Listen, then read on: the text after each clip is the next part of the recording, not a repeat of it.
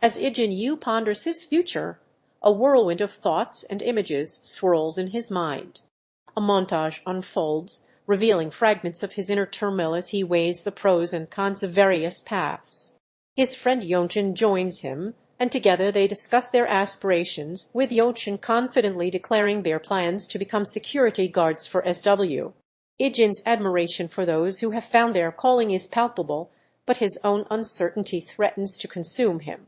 Just as he becomes lost in thought, Yeonchin interrupts, addressing him by name with a dash of humor, snapping Ijin back to reality. As Ijin Yu, aka Code 1, attempts to rally his teammates, a simmering frustration begins to boil over within him. Dayun's mention of Yeonchin's recent absence sparks Ijin's ire, and he lashes out at his teammate, blaming their losses on his supposed shortcomings. But as the team's dynamics begin to unravel, Ijin's own vulnerabilities surface. He confesses to struggling with self-doubt, even missing his ultimate attack a few times himself. Grandpa used words of wisdom, acknowledging that everyone has off days and is only human, offers some respite from the tension. Meanwhile, Ijin's jealousy towards those who have already found their path in life becomes increasingly palpable as he struggles to find his own place within the team. As Ijin Yu receives a mysterious summons from his grandfather, he's suddenly drawn into a conversation with his sister Dayun that reveals more than just casual small talk. Dayun's inquiry about Yeonchin's absence sparks tension and concern in the air as she implies there's something amiss. The siblings' discussion soon turns to worries about Hyokyun and Yi Hyun's well-being, casting a shadow of uncertainty over their safety. As the conversation unfolded between Ijin and Dayun, it became clear that their discussion about Yi Hyun was more than just small talk. Ijin's nonchalant tone towards Yi Hyun's slow pace caught Dayun off guard, but she didn't let her surprise slide. She revealed a shocking fact: V. Dehyun's grandfather is the chairman of Jihin Motors. The revelation sent ripples through their conversation, and Ijin's expression changed from indifference to curiosity. Dayun continued to share more about Yi Hyun's family background, revealing that he comes from a wealthy Keeball family and is actually the youngest sibling. This new information starkly contrasted with Yi Hyun's laid-back style, which made him stand out even more. As their conversation came to a close, Dayun posed an intriguing question: what does Ijin plan to do after graduation? The answer would have to wait as the scene faded to black, leaving viewers eager for more. As high school graduation looms, Ijin Yu has a clear goal in mind: securing a job to alleviate the financial burdens that have long plagued his family. Driven by a sense of responsibility towards his grandfather, who's shouldered the load due to his younger sister Dayun's needs, Ijin sets out to maximize his earnings. But when he shares this aspiration with Grandpa Yu, he's met with an unexpected and fiery reaction, one that reveals a previously unseen side of their complex relationship. For the first time, Ijin witnesses his grandfather's anger towards him, throwing into sharp relief the underlying tensions and unspoken emotions that have been simmering beneath the surface. As Ijin's emotions swirl in turmoil, he finds himself at a crossroads, unsure of what to do next. The words of Yeonchin echo in his mind, reminding him that he still has time to consider his true desires. But as he ponders his options, Ijin's thoughts are suddenly interrupted by the urgent need for guidance. He calls out for his grandfather, Grandpa Yu, seeking wisdom and clarity in the midst of his inner conflict. As Ijin stands with his grandfather, the air is thick with emotion as they prepare for their goodbyes. The older man scribbles a note, the words "see you later" scrawled in hasty handwriting, before handing it to Ijin with a warm smile. His concern for his grandson's safety is palpable, and he urges him to return home quickly. Meanwhile, Ijin's siblings chime in, their youthful energy infectious as they tease their grandfather about wanting lunch again. Grandpa Yu's words of wisdom ring out, contrasting the modern-day notion that children neglect their elders with his own experiences, highlighting the deep bond between Ijin and his family. As the two part ways, it becomes clear that this is a moment that will stay with them forever. As Grandpa Yu sat in contemplation, his eyes gazed into the distance, reflecting on the passage of time and the inevitable departure of his grandchildren from their nest. He couldn't help but comment on how big Ijin and Dayun had grown, their futures unfolding before them like a canvas waiting to be painted. The thought of seeing them go down their own paths filled him with a sense of sadness, yet he took pride in Ijin's growth as a legally adult person, acknowledging the inevitability of his grandchildren leaving to pursue their own lives. Time flew by, and Grandpa Yu couldn't help but feel nostalgic for the passing years, knowing that the memories they had created would be etched in his heart forever. As the darkness is pierced by the soft whisper, "Oh, you're still awake," a subtle drama unfolds. Ijin's gentle surprise reveals his sister Dayun to be wide awake, her eyes watching him with an air of quiet understanding. The conversation that follows weaves a poignant tapestry of their shared past, recalling the struggles they faced as children, from the hardships imposed by their grandfather to the resilience they developed in the face of adversity. As the discussion shifts to their present situation, Ijin's concerns about their uncertain future are tempered by Dayun's unwavering optimism, striking a chord that resonates deeply between siblings. The tender moment that follows, marked by Ijin's gratitude towards his sister for being strong, serves as a testament to the unbreakable bond between these two individuals, forged in the crucible of hardship and strengthened through their reliance on each other. As Ijin and Yeonchin sat down for a heart-to-heart conversation, the topic of their future dreams took center stage. Ijin's inquiry, initially phrased as "How do you want to live your life?" sparked a candid discussion about their aspirations. Yeonchin clarified his understanding, apologizing for any misinterpretation due to his struggles with words. Ijin reassured him that he wasn't trying to put pressure on his friend, but rather wanted to explore their shared desires since they'd never had such a conversation before. With the air cleared, Yeonchin opened up about his own hopes and dreams, acknowledging that some aspects of his life had already come true. Meanwhile, Ijin revealed his deepest desire, to live the life he's currently living, regardless of what the future may hold. As the memories of his carefree childhood with Sister Dayun flood his mind, Ijin's longing for a simpler life grows more pronounced. Standing before a window, he gazes out at the world beyond, his expression a poignant mix of yearning and sorrow. His whispered desire echoes through the silence, to live among his family, free from the burdens of his past. The haunting voice of his younger self resurfaces, echoing the innocent plea to be able to live and stay together as a family. As Ijin's thoughts are interrupted by this flashback, the montage that follows reveals the complex web of relationships within his family: Grandpa Yu, Yeonchin, Hyokyun, Yi Hyung, and even Mad Dog. The images blur together, a kaleidoscope of memories and emotions. And yet, as the scene comes to a close, Ijin stands alone, his determination etched on his face like a beacon guiding him towards a future where he can finally find peace and belonging among those he loves. As the story unfolds, a bold declaration echoes through the air: "Mad Dog." But where is he? The answer becomes clear as his absence reveals itself, accompanied by an ominous warning: he's already fled the scene. The eerie message hangs in the air like a challenge, leaving us wondering what has transpired behind Mad Dog's hasty departure.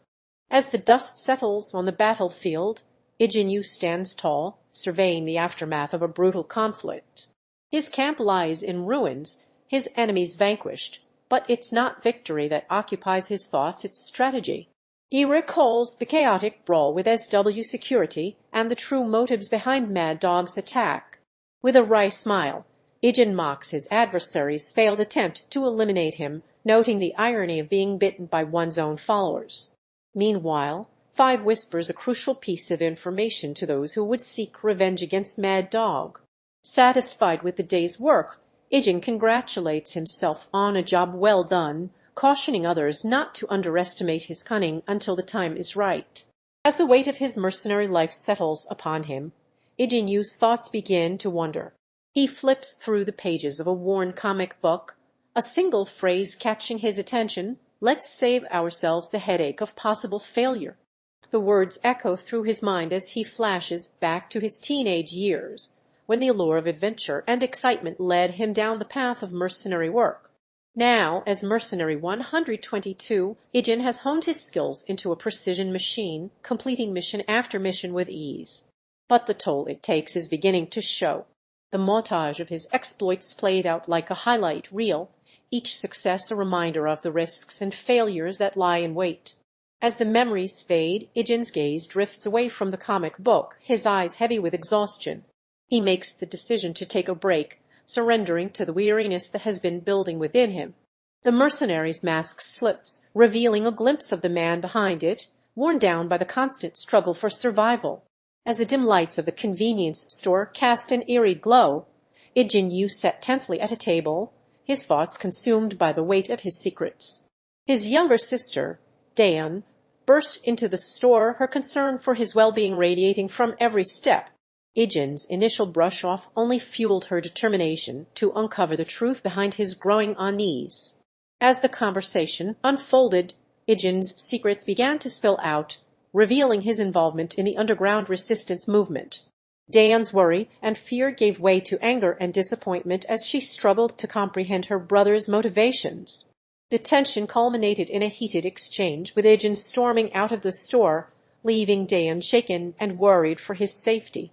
As the darkness of night envelops him, Ijin Yu, code-named One, dashes through a winding alleyway, desperately trying to shake off his relentless pursuers.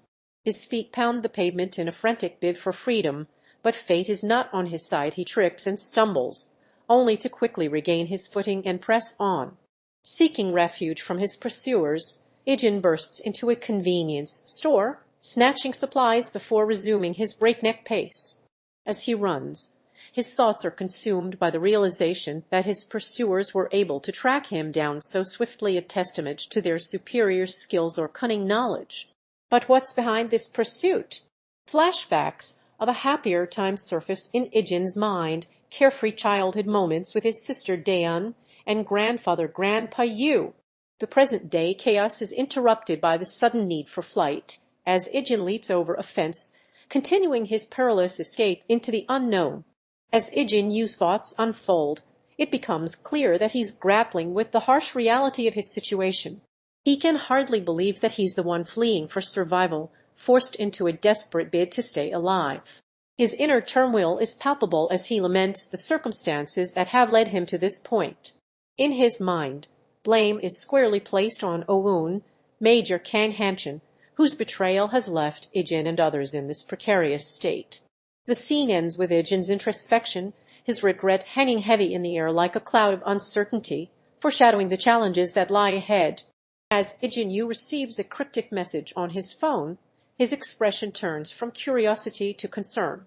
The enigmatic invitation to meet at a convenience store near his home sparks his unease, and he swiftly silences his device to keep the mysterious encounter under wraps. With caution etched on his face, he approaches the store, where the owner nods in recognition, hinting at a connection between them. As Ijin enters, he scans the surroundings with a keen eye, his senses on high alert, awaiting the unknown purpose of this clandestine meeting. As night falls, Ijin Yu sends a late-night text to his younger sister Dayun, apologizing for the hour and inquiring about her bedtime preparations.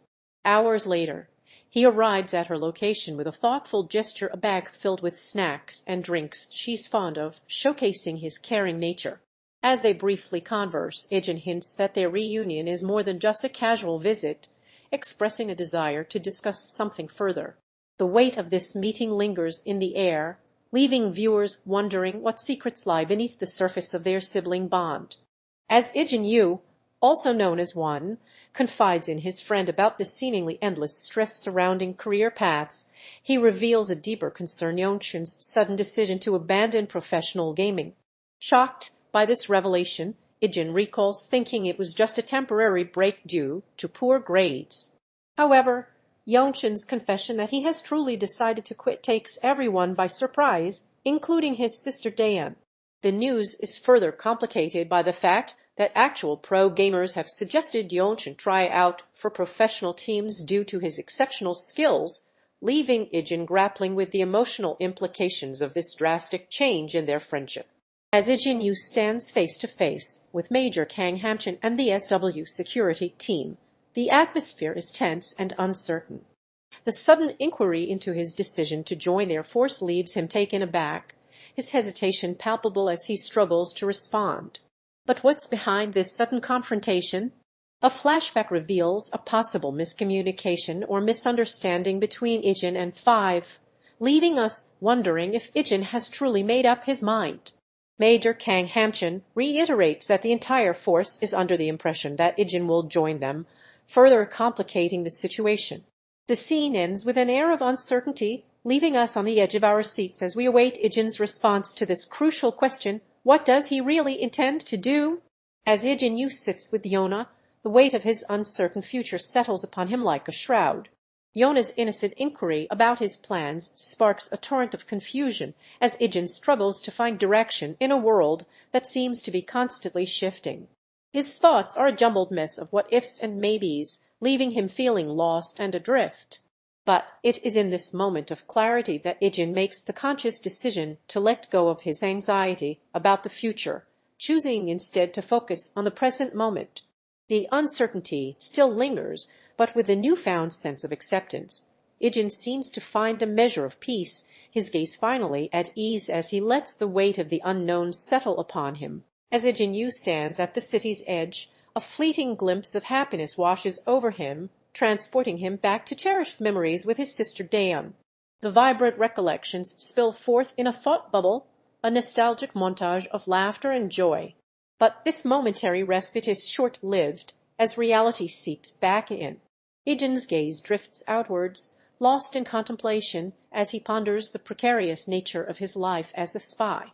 He reflects on his current situation, embracing the raw emotion behind his words. "I am so happy and owed to the simple pleasure of being alive and present." Yet this introspective moment is brutally interrupted by the harsh realities of his existence as he candidly admits, "With my life right now acknowledging the ever-present threat that looms over him." As Ijin Yu watches from a distance, chaos erupts as Oatwo razes Mad Dog's camp to the ground. In the midst of the destruction, Mad Dog manages to escape, but it becomes clear that he was targeted by assassins seeking revenge. The destruction of his camp now leaves him vulnerable and exposed, inviting potential threats to strike at any moment.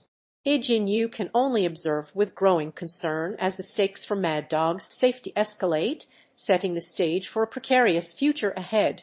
As the dust settles, Ijin Yu, codename 1, stands firm against the onslaught of the SW security team. Mad Dog's unwavering determination is palpable as he refuses to yield, hinting at a future confrontation that will test his resolve and strength. The air is thick with tension as this battle-hardened leader prepares for what may come next, his unyielding spirit setting the stage for a dramatic showdown. As Ijin Yu sits alone in a dimly lit room, his thoughts wander to the sacrifices he's made for his mission and the people he cares about. He's willing to give up everything, even his own life, if it means achieving his goals. The shadows surrounding him only add to the somber mood as he reflects on his past, a flashback sequence revealing glimpses of his relationship with younger sister Dayun. But this nostalgic trip is short-lived, and Ijin returns to the present, his determination renewed. With his thoughts still reeling from the weight of his decisions, the scene fades to silence, leaving us wondering what's next for this enigmatic character. As the silence is broken by an unwelcome presence, Ijin's frustration boils over as she demands to know who has been lurking in her space for so long. Her tone turns confrontational as she probes the intruder's intentions, making it clear that they shouldn't have disturbed her without permission. But amidst this outward display of annoyance, Ijin's thoughts betray a deeper unease as she wonders if she has truly completed her training for the day. As the day unfolds, Ijin Yu, or codename 1, finds himself lost in thought, struggling to recall a crucial detail. He turns to his younger sister Dayun, seeking help to jog his memory, asking if she remembers what he told her to remember earlier. The conversation takes an unexpected turn as Ijin's forgetfulness becomes apparent, causing him to misplace the task at hand, picking up apples at the market. His grandfather Yu chimes in, offering assistance, but not before Ijin's forgetful nature is exposed once more, leading him to ask for help with a crucial errand he had previously forgotten. As Ijin Yu, codenamed 1, initiates a conversation with an unknown individual, their intentions become clear. They are searching for someone to share romantic or intimate moments with. The inquiry begins with a casual question about recent crushes, specifically seeking out someone they genuinely like and might consider dating. Though the specifics of their discussion remain ambiguous due to the fragmented nature of their exchange, it's evident that Ijin is eager to explore this aspect of their life. As Ijin Yu stands steadfast, his younger sister Dayun bursts onto the scene, determined to shake him out of his rigid routine. She pleads with him to take a break from his studies and responsibilities, insisting that he's too young to be burdened by such weights. But Ijin remains unmoved, convinced that his dedication is not a waste of time. Dayun's frustration grows, culminating in a sharp "UDH never," but Ijin continues on his way, lost in thought as the weight of his duties settles back onto his shoulders. As Ijin Yu ponders the notion that he has a right to feel anything for anyone, his introspection is suddenly disrupted by Major Kang Hamshin's arrival. The captain briefs him on his next mission, but Ijin Yu's reluctance to continue as a soldier becomes apparent. He asks if it's possible to opt out of the mission, and Five, lurking in the background, observes the scene unfold. As tensions rise, Ijin Yu's thoughts turn inward, questioning whether he truly has the right to harbor feelings for anyone given his dangerous profession. The weight of his responsibilities hangs precariously over him, threatening to upend his emotional stability. As Ijin ponders the promise of a new hangout spot, he shares his thoughts with Mina, seeking insight into the rumors circulating about Jae-hyung's intentions. Mina reveals she hasn't heard anything concrete, and her words spark a growing sense of unease in Ijin as he begins to question the true purpose behind this mysterious gathering place. As Ijin Yu treks through the forest, his eyes scan the surroundings with a mix of determination and longing.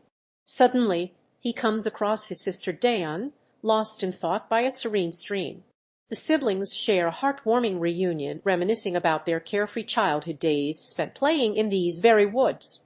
But their tender moment is short-lived, as Major Kang Hanshin and two SW security team members burst into the scene, seeking Ijin's expertise for an impending mission. Dayun's gentle persuasion convinces Ijin to join the team, assuring him she'll be safe and capable of taking care of herself.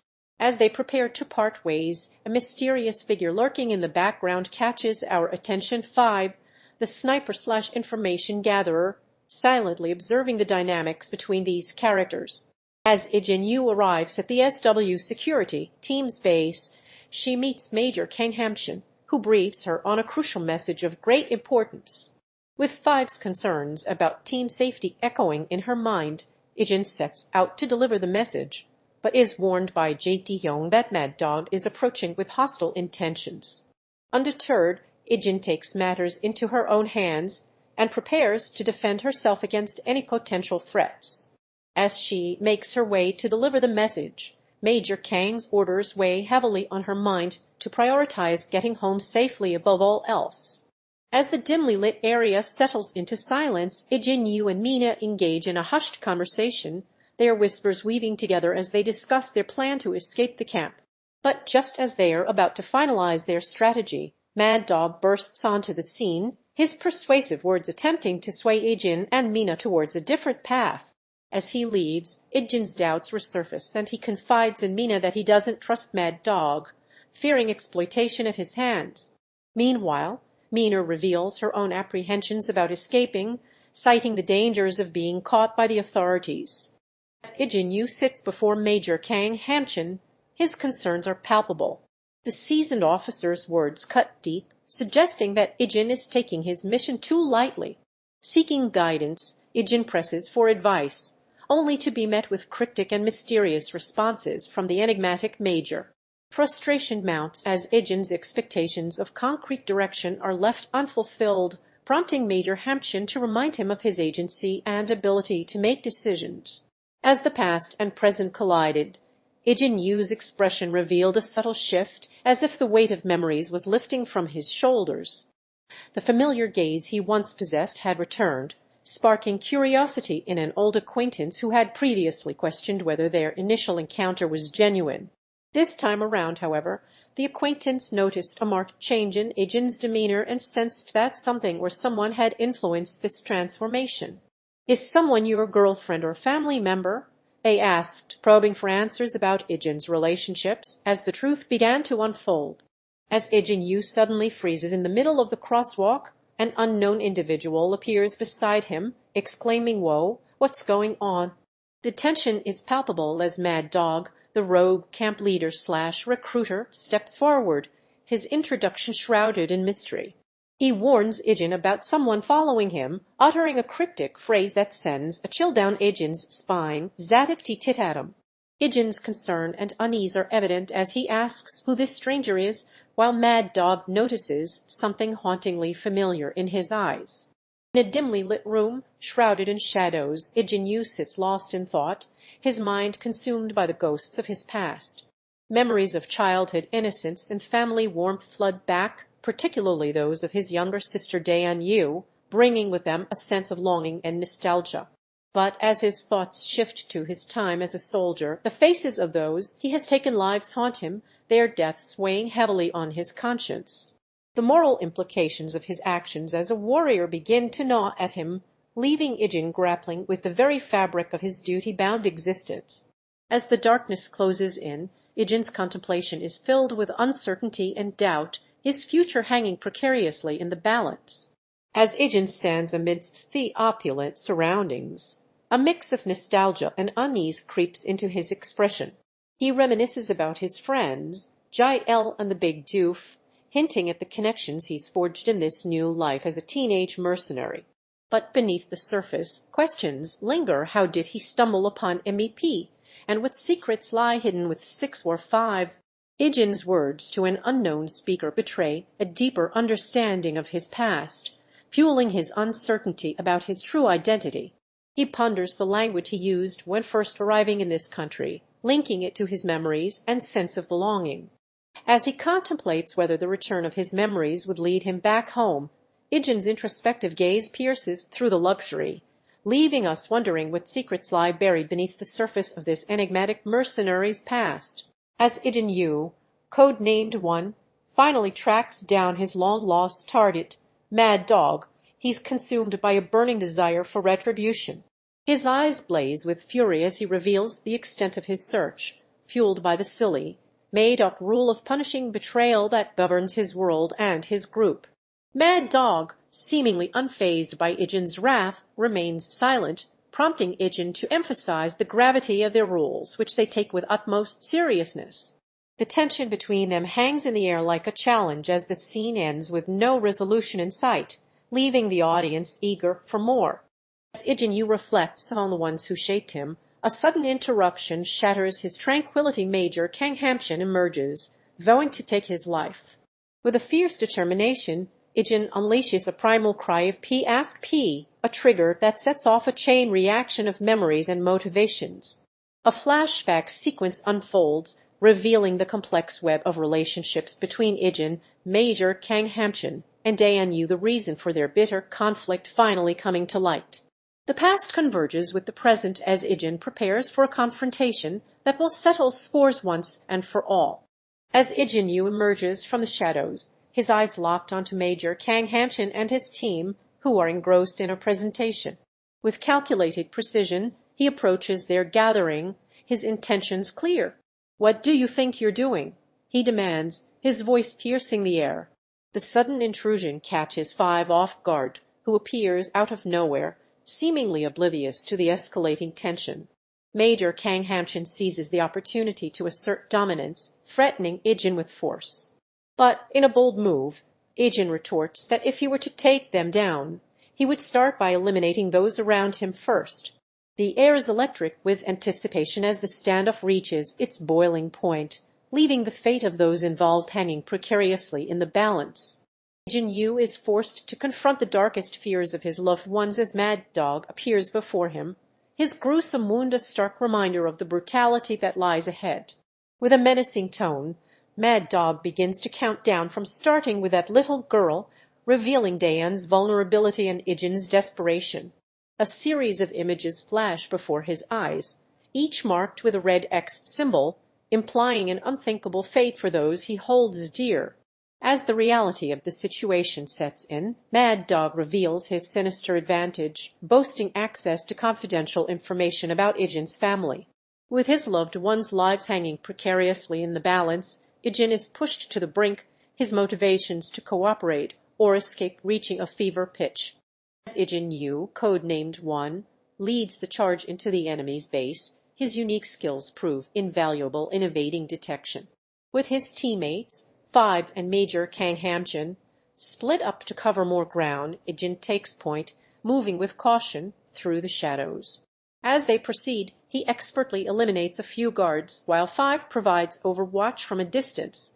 Meanwhile, Major Kang Hamjin attempts to hack into the base's mainframe, but is caught by an enemy soldier and forced to fight. Dayun Yu joins the battle, using her agility to disarm the soldier and take him down. As Ijin Yu stared at the message on his phone, a sense of unease crept over him. The words, the numbers to pure lead seemed to sear themselves into his mind, leaving him reeling and trying to make sense of their cryptic meaning. Just as he was starting to piece together the puzzle, Major Kang Hanshin burst in with news that sent Ijin's heart racing. The numbers were planning something big, and it involved him taking the lead. The sudden shift from confusion to concern was palpable as Ijin struggled to comprehend the scope of their plan, his mind racing with questions and fears. As Ijin Yu, codenamed One, stands face to face with Major Kang Hamjin, the air is thick with tension and unspoken accusations. The Major's outrage and disappointment are palpable as he confronts Ijin about the deaths of their comrades during a previous mission. Ijin defends himself by downplaying the emotional impact, citing that they were all trained to kill and it's not personal. But the Major refuses to back down, bringing up their shared experiences in a difficult mission where Ijin led their team. The conversation takes a dark turn as Major Kang Hamjin questions how Ijin could have led them if he wasn't capable of making tough decisions, leaving Ijin scrambling to deflect attention by blaming his own lack of combat skills being exposed during the mission. As Ijin Yu, codename One, gazes into the depths of his own guilt-ridden past, he's consumed by the weight of responsibility for the lives lost. The memory of those tragic events still haunts him, and with a heavy heart, he confesses that it might as well have been his own hand that took their lives. His frustration boils over as he's reminded of the ale shared with Five, now a constant reminder of his regret and anger. In a desperate bid for redemption, Ijin offers to owe a favor, hoping to make amends for his past transgressions. But amidst this turmoil, one thing is clear: Ijin will not hesitate to put himself in harm's way, but those closest to him are off limits, a declaration that speaks volumes about the depth of his emotions. As Ijin stands before his sister, Dayun, and Major Kang Hamjin, he asks if he has any right to ask for a favor, his words heavy with the weight of past secrets. He reveals that the person he saw earlier is none other than his younger sister, whom he hasn't seen in 10 long years since their reunion, the memories flooding back like a tidal wave. Ijin introduces Dayun as family, emphasizing her connection to him just like Major Kang Hamjin's connection to him, the bond between them palpable. As Dayun's presence sparks a nostalgic moment for Ijin, he becomes emotional, reflecting on the past and the relationships that have shaped his life. The scene ends with an unresolved moment of contemplation from Ijin, the weight of his emotions still lingering in the air. Ijin Yu's gaze is fixed on a point before him, his frustration boiling over into a string of expletives. But suddenly, a creeping sense of unease takes hold, and he utters a low-toned warning. The atmosphere around him begins to shift, the air thickening with an ominous energy as a series of unsettling images unfold. As Ijin Yu stood alone in the empty room, his thoughts drifted back to a moment that had shaped him into the person he is today, his encounter with Major Kang Hamjin. The air was thick with tension as Major Kang suddenly appeared before him, their conversation crackling with an undercurrent of complexity. Ijin revealed he'd been tracking Major Kang's movements for some time, hinting at a deeper connection between them than initially apparent. As they discussed the mission objectives and goals, a flashback transported them to a bar where their paths had crossed in the past, sharing a drink and revealing the threads that bound them together. The The present conversation resumed, with Major Kang shedding light on his intentions for the future, but Ijin's concerns about loyalty and duty hung in the air like an unspoken challenge, leaving their awkward silence hanging precariously between them. As Ijin Yu walked down the street, he was suddenly confronted by an unknown individual, Abe, who seemed to know him all too well. With a look of concern, Abe approached Ijin and asked if he was okay, but Ijin's confusion was palpable as he demanded to know who this stranger was and why he wanted to fight him. The tension mounted as Abe revealed their connection, stating that they were comrades, leaving Ijin stunned and perplexed. His only response was a simple "what?" as the truth began to unravel, shrouding his past in mystery. As Ijin Yu navigates through the shadows, he's suddenly beset by unknown forces closing in around him.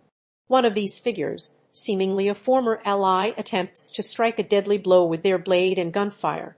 The intensity of this ambush leaves Ijin Yu scrambling to defend himself against the treachery.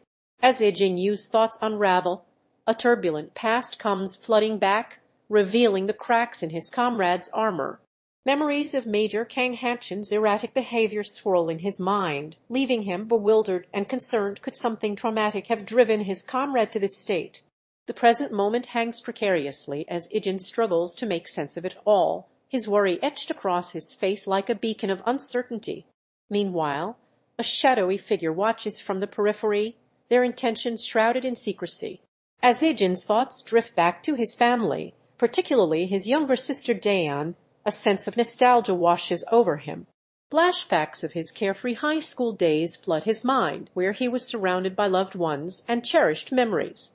But the present is a different story. Major Kang Hanshin's confrontational tone pierces through Ijin's reverie, asking if he's truly prepared for the consequences of his actions as a spy. Ijin's defenses crumble, revealing deep-seated fears and insecurities about putting his family in harm's way. The weight of responsibility hangs heavy on his shoulders as he contemplates the true cost of his mission. As the alarms and beeps pierce the air, Ijin Yu arrived at the briefing room where Major Kang Hanshin awaited him with a serious expression. The captain of the SW security team began to brief Ijin on his next mission, rescue his younger sister Dayun from the rogue camp where she had gone missing. But that wasn't all. Grandpa Yu, Ijin's family member, was being held captive by Mad Dog, the ruthless leader of the rogue camp.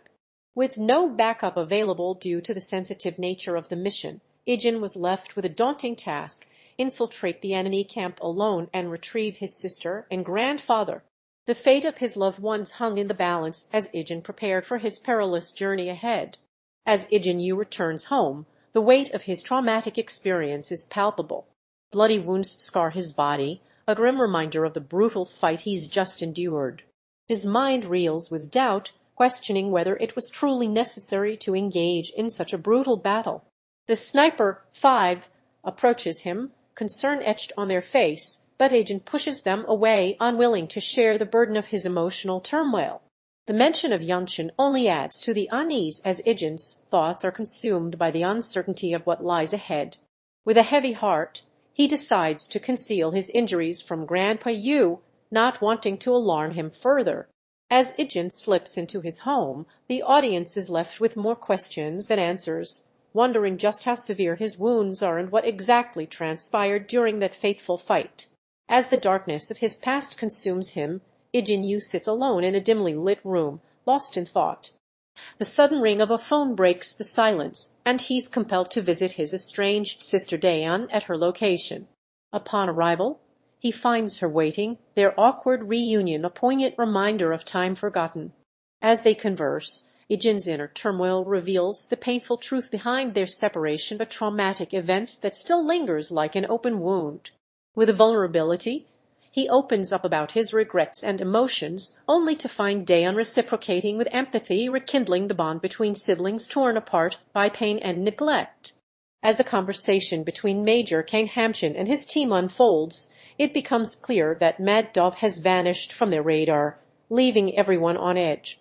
Ijin Yu, ever the composed operative, assures Major Kang Hanshin that they are not alone in their pursuit of Mad Dog, hinting at a larger web of adversaries vying for control. The discussion then takes a turn towards capturing Un and other high-priority targets, with Major Kang Hamchin advocating for a swift capture before moving on to deal with the elusive Mad Dog. Ijin Yu agrees, but his voice is laced with an undercurrent of caution, suggesting that they must address Mad Dog's presence at some point in their mission. As the sun sets on another day, a trio of friends, Ijin, his sister Dayun, and their companion Oyeon, gather together to share stories and laughter. But amidst the casual chatter, Ijin's thoughts are elsewhere, consumed by an unseen weight that burdens him. When Oyeon mentions a new hangout spot he discovered, inviting them to join in after school, Ijin's distant gaze becomes a giveaway to his troubled mind. With Oyeon's probing inquiry, the dam finally breaks, and Ijin opens up about his concerns, revealing the depths of his inner turmoil. As Ijin Yu grapples with the weight of expectation, he finds himself torn between the desire to join the elite SW team and the uncertainty that comes with making a decision that could have far-reaching consequences. His introspective nature is palpable as he struggles to reconcile his own doubts and concerns, seemingly mirrored in Yeonchin's personal struggles. The pressure to conform to the teen's expectations hangs heavy over him, as Five's direct inquiry only serves to heighten his anxiety. With chaos looming as a potential outcome if his seniors were to discover his true intentions, Ijin finds himself stuck in limbo, unsure of which path to take as the scene fades to uncertainty.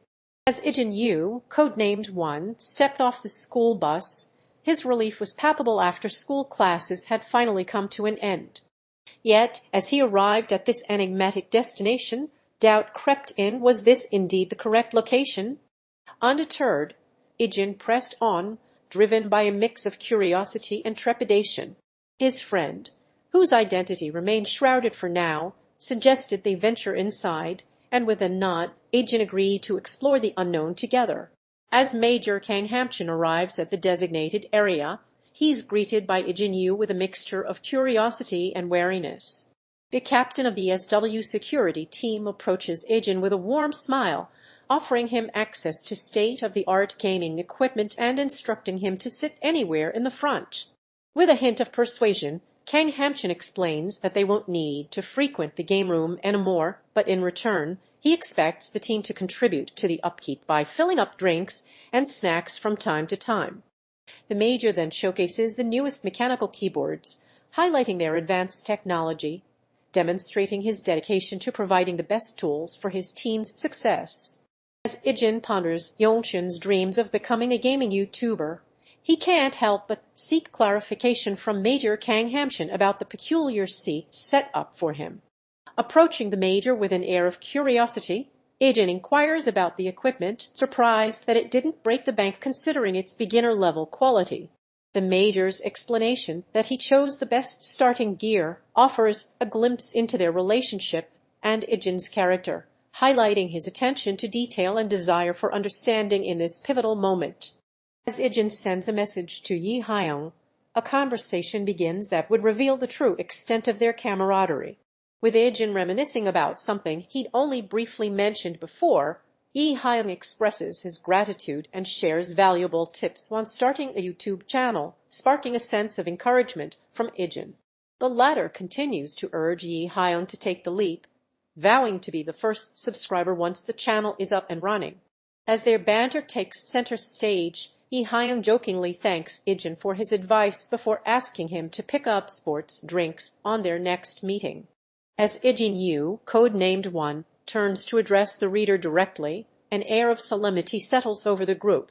With a heavy heart, he announces his intention to leave, leaving his companions in a state of uncertainty. The weight of his words hangs in the air as the others struggle to process this sudden departure. Without further ado, Ijin's statement stands as a stark reminder that some journeys must come to an end, and those left behind are left to ponder their own paths forward. As lunchtime draws near its end, a sense of unease settles over Ijin as she realizes her friend Yeonchin is nowhere to be found. Her mind begins to wander back to his recent behavior, recalling the subtle signs of depression that had crept into his demeanor. With each passing moment, Ijin's worry deepens, her anxiety growing as she awaits any sign of Yeonchin's whereabouts or well-being. As Yeonchin visits his mother at the family restaurant, She greets him warmly and thanks him for coming.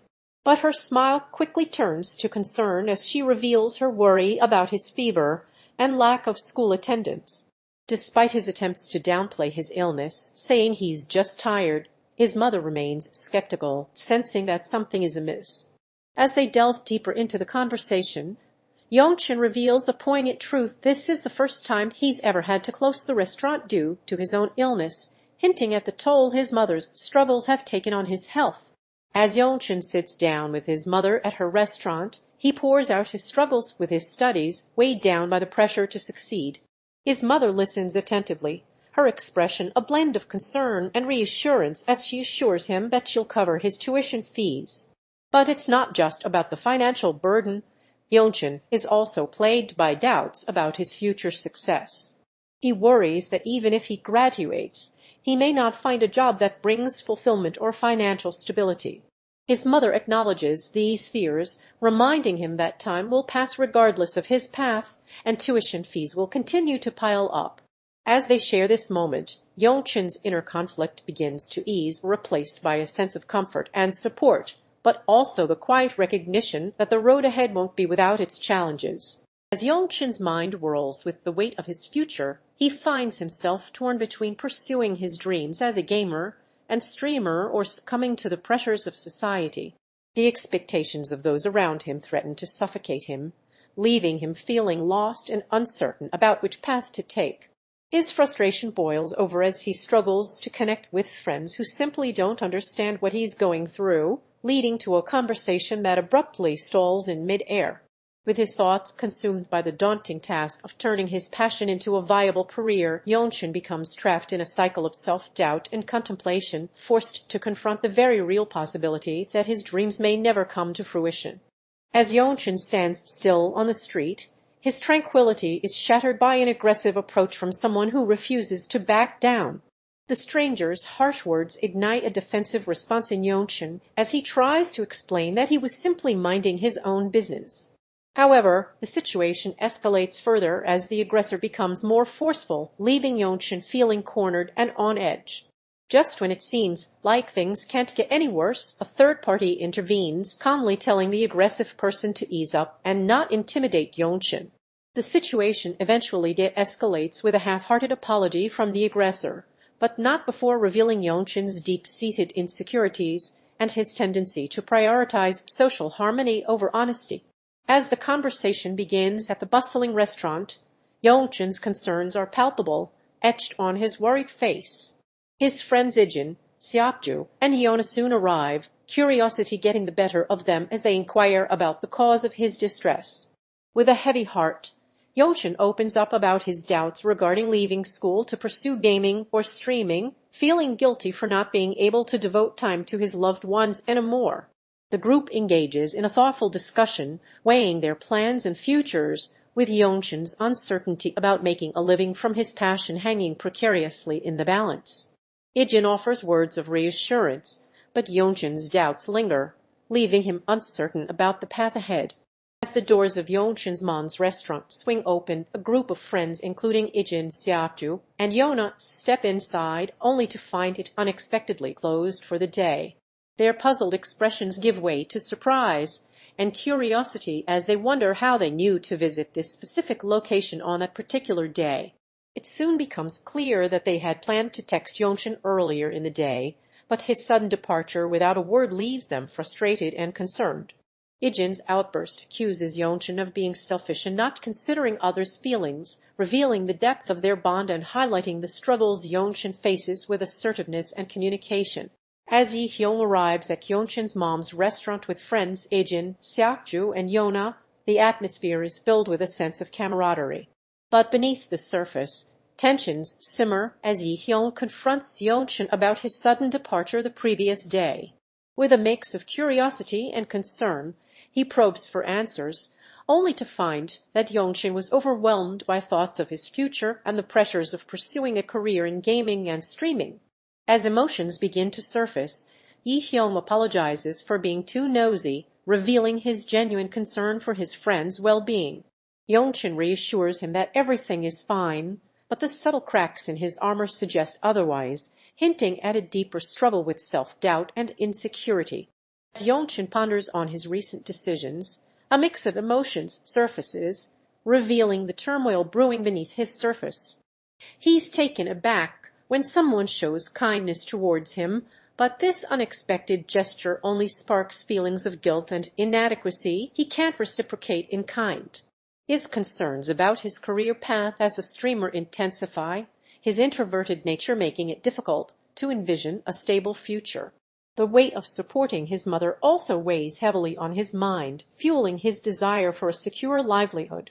Amidst these internal struggles, Yongchen confides in the reader about his academic woes and feelings of being overwhelmed, painting a portrait of a young man grappling with the pressures of adulthood. As Yongchen's friends gather at his mother's restaurant, the atmosphere is filled with warmth and camaraderie.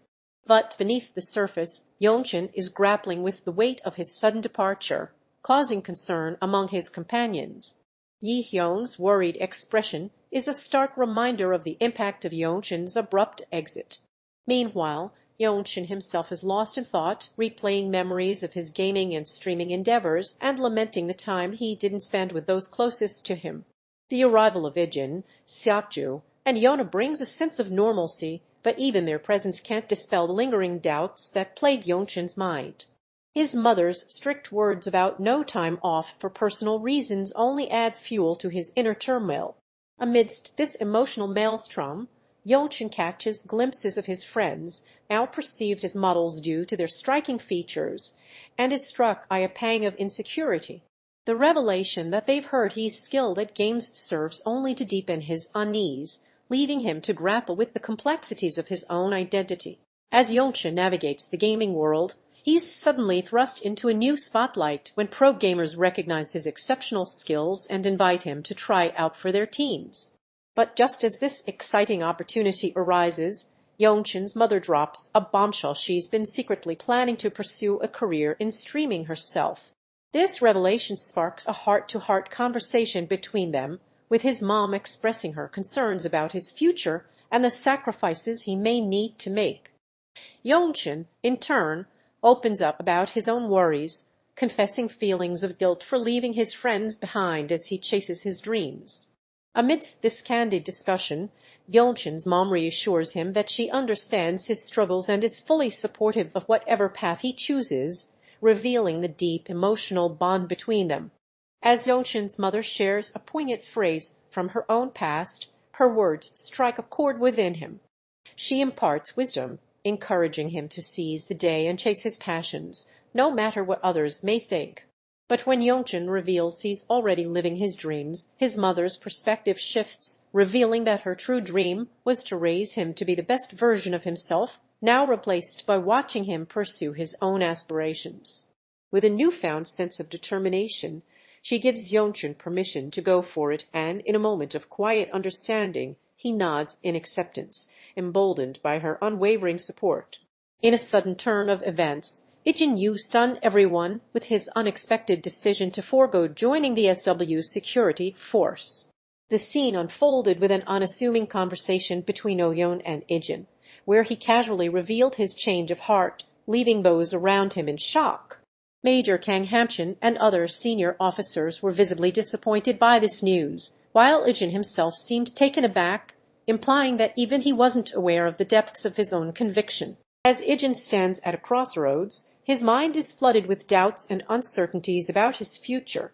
He's spent countless hours training, assuming it was only a matter of time before he joined the SW security force, but now he's forced to confront the reality that he never actually considered the option. Major Kang Hamchin's words echo in his mind, urging him to make a decision before it's too late. With his thoughts racing, Ijin is torn between his desire for clarity and the weight of uncertainty. As Ijin Yu's thoughts linger on the two fallen team members, his disappointment and anger boil over, questioning the senseless deaths in their training program. How can such high mortality rates possibly prepare them for anything? His mind wanders to whether they'll even survive this situation, the weight of uncertainty threatening to consume him. Just as despair seems imminent, Five's voice pierces through the turmoil, urging Ijin to focus on the present moment rather than worrying about an uncertain future. The interruption serves as a jolt, forcing Ijin to refocus his energies and steel himself for what lies ahead. As Ijin Yu sifts through documents at his desk, a sudden interruption jolts him out of focus. A knock at the door shatters the silence. Rising to answer it, he's greeted by Five, who hands over a message from Chairman Andrew Vorpay with an air of secrecy. The words on the page ignite a spark of curiosity and concern within Ijin as his mind begins to race with the potential implications of this unexpected development. As the weight of reality settles in, Ijin Yu's thoughts are consumed by the catastrophic implications of Chairman Andrew Vorpay's impending contract with SW. The mere consideration sends shockwaves through the corporate world, signaling a monumental shift in power dynamics that would irreparably damage their own position. The betrayal stings as Ijin recalls the once strong bonds between their company and the Vore family, now shattered by this treachery. His frustration and disappointment simmering just below the surface, Ijin seizes control of his emotions and sends a directive to Forrest, setting in motion a chain reaction that will reshape the future of SW. As the stakes reach new heights, a dramatic introduction sets the tone for a pivotal visit from the enigmatic Chairman Andrew Vorpay to Korea's SW defense factory. The command Thea T1 echoes through the air, hinting at a crucial directive that will set the wheels in motion. Meanwhile, the imminent arrival of Chairman Vorpay is revealed, with its far-reaching implications for the weapon export business hanging precariously in the balance. As Ijin Yu, code-named One, stands poised on the cusp of this high-stakes visit, the stage is set for a series of events that will reshape the future of Korea's defense industry forever. As Major Kang Hamchin orchestrates the security details for Andrew Vorpay's visit, he reveals a greater concern not about the high-profile guest himself, but his family. The captain of the SW security team discloses that Andrew's relatives have been developing an interest in Korean culture, sparking concerns about their potential impact on the situation. Meanwhile, it's revealed that they'll be arriving separately under tight wraps, and Major Kang emphasizes the importance of keeping a close eye on them for their safety. As Ijin Yu addressed Major Kang Hamchin, he posed a straightforward question: would they be joining their father in his business or not? But beneath the surface of this inquiry lay a deeper desire for Ijin and his sister Dayun to break free from the shackles of family obligations. The truth is, Ijin's heart beats with a longing for personal time, unencumbered by the weight of their father's expectations. With Major Kang Hamchin's hesitation evident, it becomes clear that this request puts him in an uncomfortable position.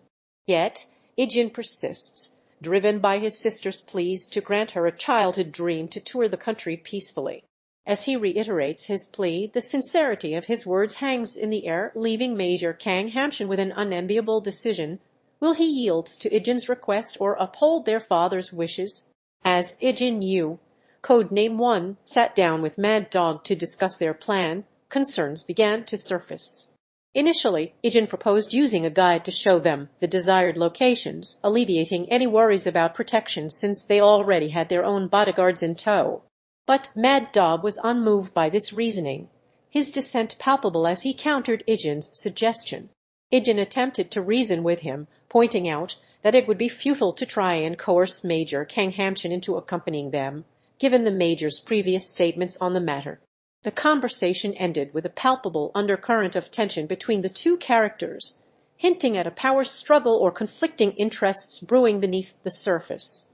As Major Kang Hamchin engages in a tense conversation with Mad Dog, the rogue camp leader and recruiter, he proposes a deal that could benefit all parties involved.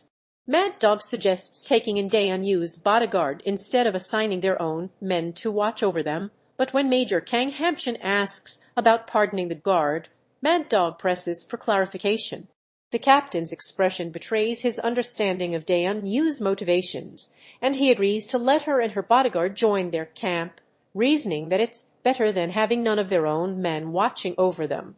With this agreement in place, Major Kang Hamchin offers to obtain the reports from Ijin, hinting at a deeper understanding between the two. As night falls, Ijin Yu and his team, led by the seasoned Major Kang Hamchin, creep towards the rogue camp under the cover of darkness. With caution, they spot patrolling guards and adapt their plan to ensure a successful infiltration. Ijin takes point, silencing a guard with precision, while 5 provides covering fire from a nearby rooftop. The team bursts into the main entrance, swiftly sweeping the area for potential threats. But what they uncover is a shocking revelation. Mad Dog holds Ijin's sister, Dayun, captive. Fury ignites within Ijin as he confronts Mad Dog, demanding her release. However, the cunning Mad Dog refuses, and a tense standoff ensues between the two adversaries. As Ijin Yu pores over a map, plotting his next move with an unseen ally, Major Kang Hamshin's voice interrupts his reverie. The question, "Don't you look close to Sophia's age?" Ijin's response is swift and matter-of-fact. He's a year younger than the enigmatic Sophia. But it's what follows that sparks curiosity. Major Kang Hamshin marvels at Ijin's rapid ascension within the SW security force, dubbing him amazing for his young age. As they converse, whispers of the rumor and necrocy of TT flutter across the conversation like wisps of smoke, leaving one wondering what secrets lie beneath the surface. As Ijin Yu, codename One, basks in the admiration of Major Kang Hamshin, it becomes clear that his exceptional skills have not gone unnoticed. The SW, a mysterious entity, had taken notice of Ijin's talents at a young age, their recognition a testament to his potential. This benevolent force has been kind to Ijin, fostering a supportive environment that allows him to flourish. As Major Kang Hamshin praises Ijin, he responds with humility and gratitude, hinting at the profound impact these influences have had on his growth as an individual. With this scene, we're introduced to the intricate web of relationships surrounding Ijin, setting the stage for his character development in the days to come. As the city map sprawls out before him, Ijin Yu, code-named One, shares his concerns with Major Kang Hamshin about the potential catastrophe unfolding beneath their feet. Chairwoman Vore's sinister plan threatens to engulf innocent civilians in its destructive grasp, and Ijin urges Major Kang Hamshin to reconsider his approach. However, the Major remains steadfast, downplaying the risks as he claims to have everything under control. Meanwhile, Dayun and Sophia enter the room, sensing the tension between the two men. As Ijin confides in them about his conversation with Major Kang Hamshin, his frustration and worry become palpable. Watched from a distance by Grandpa Yu, whose concerned gaze speaks volumes, this tense encounter sets the stage for what's to come. As Ijin Yu arrives at the designated meeting location, he is greeted by Major Kang Hamshin, who briefs him on the recent security breaches and the escalating danger to his family. Ijin's concern for his sister Dayun's safety is palpable as Major Kang Hamshin reveals an attempted assassination against her. Seeking guidance on how to protect those closest to him, Ijin turns to Major Kang Hamshin, who provides valuable insight. The conversation takes a surprising turn with the mention of Sophia's involvement in the threats against Ijin's family, leaving questions unanswered. Grandpa Yu appears, offering words of wisdom and emphasizing the importance of vigilance. Just as the meeting seems to be wrapping up, Chairwoman Vore interrupts, announcing an emergency council to address the escalating security situation, plunging Ijin into a world of uncertainty. As Ijin Yu, also known as Codename One, stands amidst the aftermath of their successful mission, they can't help but reflect on the day's events. The soothing words of someone praising Chairman Vore's appreciation for their services echo in their mind, a stark contrast to the intense moments that came before. With a sense of relief washing over them, Ijin's thoughts begin to drift back to the early morning hours when they embarked on this perilous journey. Their gaze then shifts to Sophia, whose radiant smile suggests she had an exhilarating time during the mission. Yet, as their thoughts linger, Ijin's mind begins to wander to a more poignant topic, their younger sister Dayun, whose presence is always just out of reach. As Ijin Yu reflects on his sister Sophia's vacation, he can't help but feel a mix of emotions. Initially, he worries that she won't have much fun due to only visiting tourist spots, but notes how her guide and bodyguards went the extra mile to prepare for her personal tastes, hinting at a pleasant experience ahead. His curiosity gets the better of him as he learns why Chairman Vore is so grateful for Sophia's enjoyment, which ultimately leads him to hear her story. Sophia opens up about a traumatic incident from her past that has left her with anxiety when socializing outside of her immediate family, making this trip a rare moment of comfort and freedom for her. As Chairwoman Vore, flanked by her guide and bodyguards, requests a private meeting with Ijin, it becomes clear that this is no ordinary encounter. Her initial words of gratitude for their previous interaction belie a more pressing purpose as she reveals the true nature of their discussion, a favor in private. The shift from small talk to serious business injects an air of tension and anticipation into the conversation, leaving us wondering what secrets lie beneath Vore's enigmatic smile.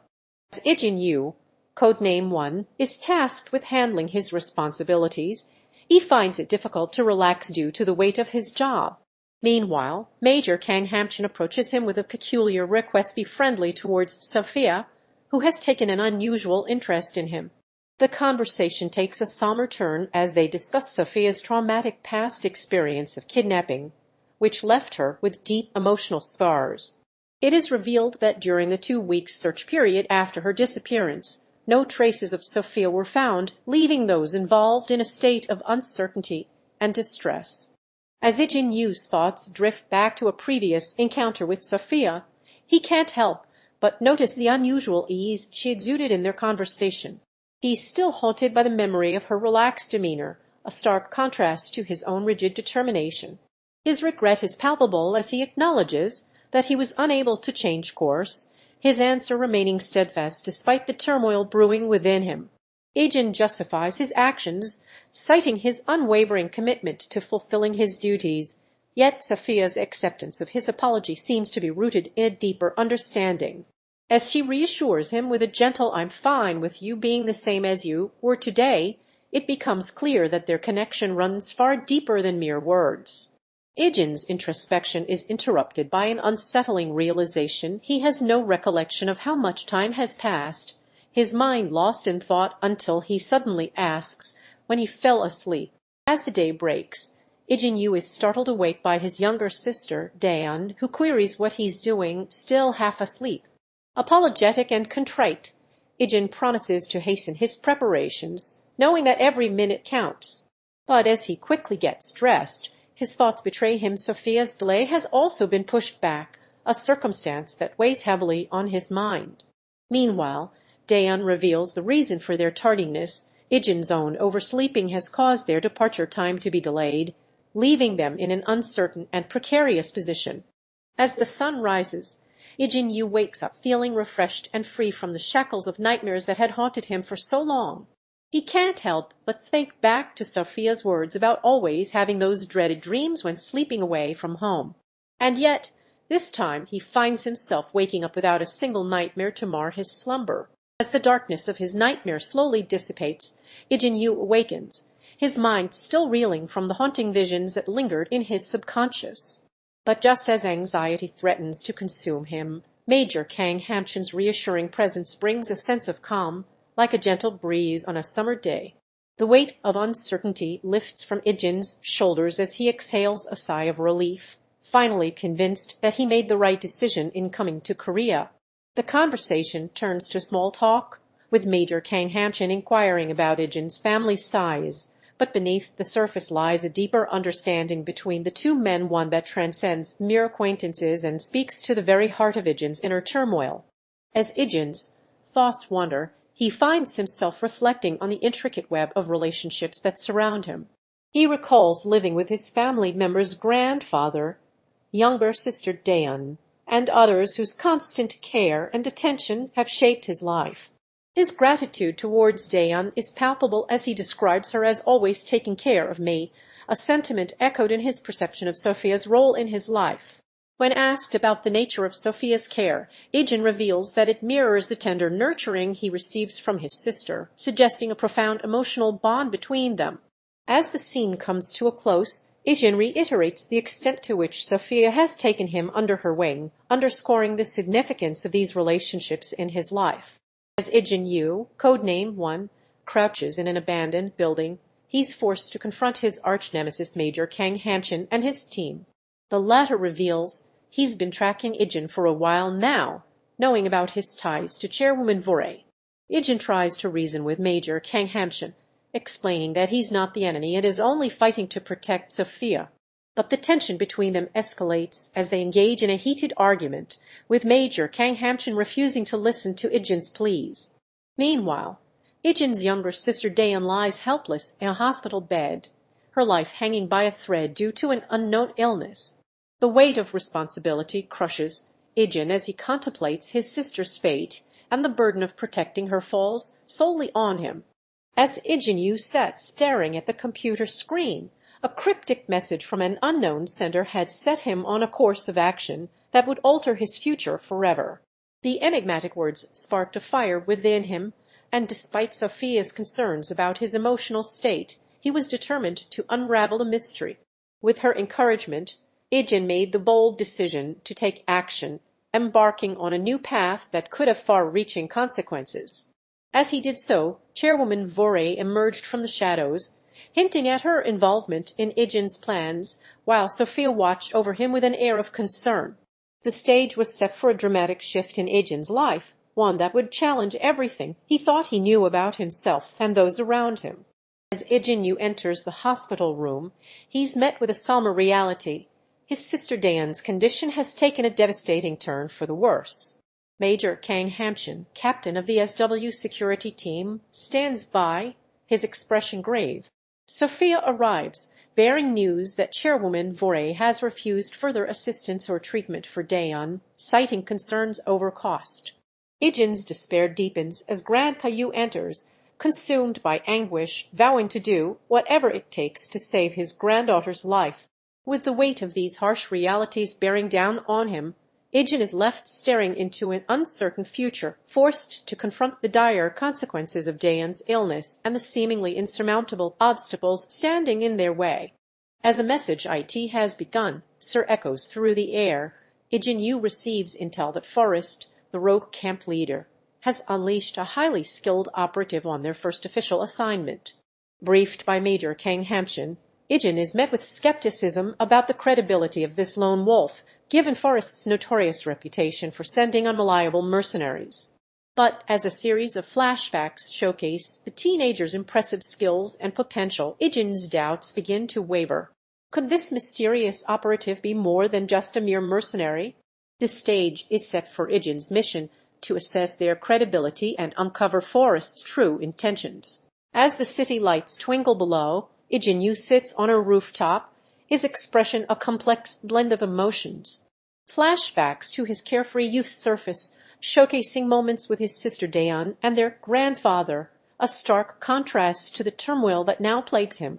The present-day scene shifts back into focus as Major Kang Hamchin's voice interrupts the reverie, delivering news of new intel on Mad Dog's rogue camp. Ijin's determination reignites, but so too do the ghosts of his past mistakes and current circumstances as a spy. His thoughts swirl, a maelstrom of regret and self-doubt threatening to consume him. As the SW security team prepares to move out, Major Kang Hamchin issues a stern reminder. Excessive force is unnecessary due to their numerical superiority. However, this cautionary approach is tempered by the revelation that only 2 members have been granted access to firearms, leaving them vulnerable in case things take a turn for the worse.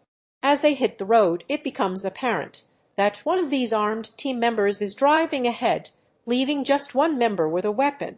The tension builds as the scene comes to a close, highlighting the precarious situation the team finds themselves in. Here's the engaging narration for the MANHWA recap video. As Ijin Yu receives his mission briefing from Major Kang Hamchin, he begins to meticulously plan his infiltration into the enemy's base. With maps in hand, he carefully examines every nook and cranny, pinpointing potential escape routes and hiding spots. But he knows that precise intel is key, so he seeks out Dayun Yu's expertise, incorporating her information about the enemy's movements and security systems into his plan. With a sniper's precision, Ijin Yu sets out to gather more intelligence by sneaking past patrols, taking out guards, and getting closer to his target without being detected. As he approaches the base, he encounters an unexpected ally in 5 who provides him with crucial information about the base's security systems, setting him up for a successful infiltration. As Ijin Yu, codename 1, approaches Major Kang Hamchin in a secluded area. Concerns are written all over his face. The two leaders engage in a tense conversation, with Ijin expressing his reservations about the plan to eliminate Mad Dog, the rogue camp leader. Major Kang Hamchin reveals he has received intel on Mad Dog's location and plans to use this opportunity to take him down, but Ijin is not convinced, citing concerns for Dayun's safety and questioning the true motives behind Major Kang Hamchin's actions. The tension escalates as Major Kang Hamchin reveals his intention to use Dayun as bait to lure out Mad Dog and eliminate both threats simultaneously, prompting Ijin to become visibly upset and threaten to disobey orders if Dayun is put in harm's way. As Ijin Yu, codename 1, takes charge, he addresses his teammates with urgency, declaring it's time to leave the treacherous situation behind.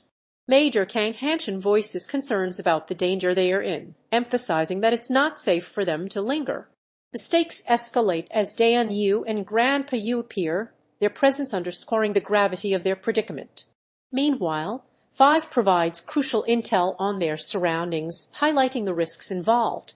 In the face of uncertainty, Ijin's leadership prevails, and the team agrees it's time to depart, with him leading the way out of harm's way.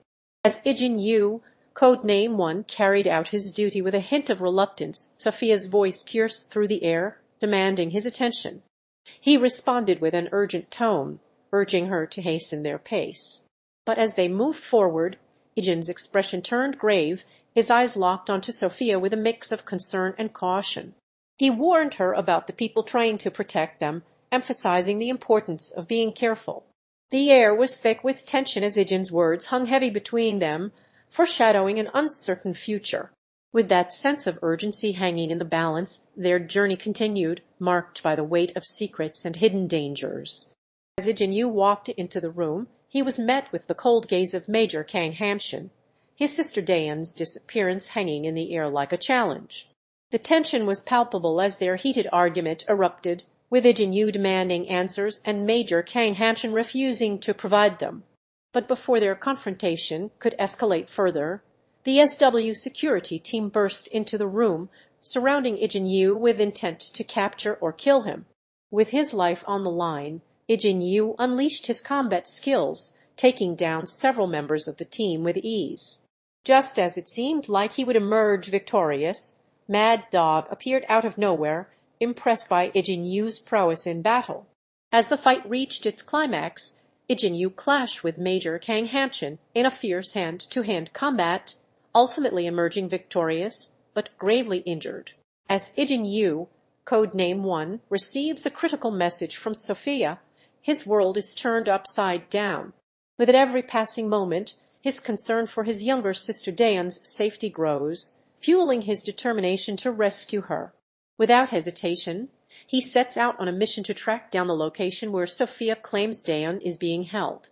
Navigating through the city with precision and stealth, Ijin avoids obstacles and takes cover as he makes his way towards the abandoned warehouse on the outskirts of town.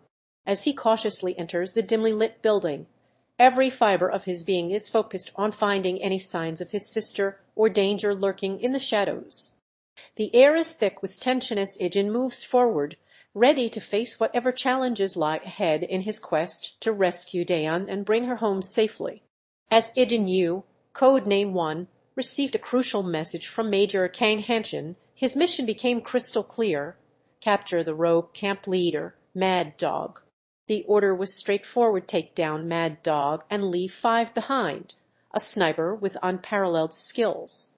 With his plan set in motion, Ijin agreed to follow orders and led his team into an ambush, taking point as they waited for their target to arrive. When Mad Dog finally appeared, Ijin sprang into action, engaging him in a brief but intense fight before giving the signal for 5 to take down their elusive foe. As Ijin Yu stands at a critical distance from the VIPs, he surveys their surroundings with calculated precision. With his eyes fixed on a map, he quickly assesses the terrain, noting a small delay in his timing that puts him approximately 200 meters away from his targets.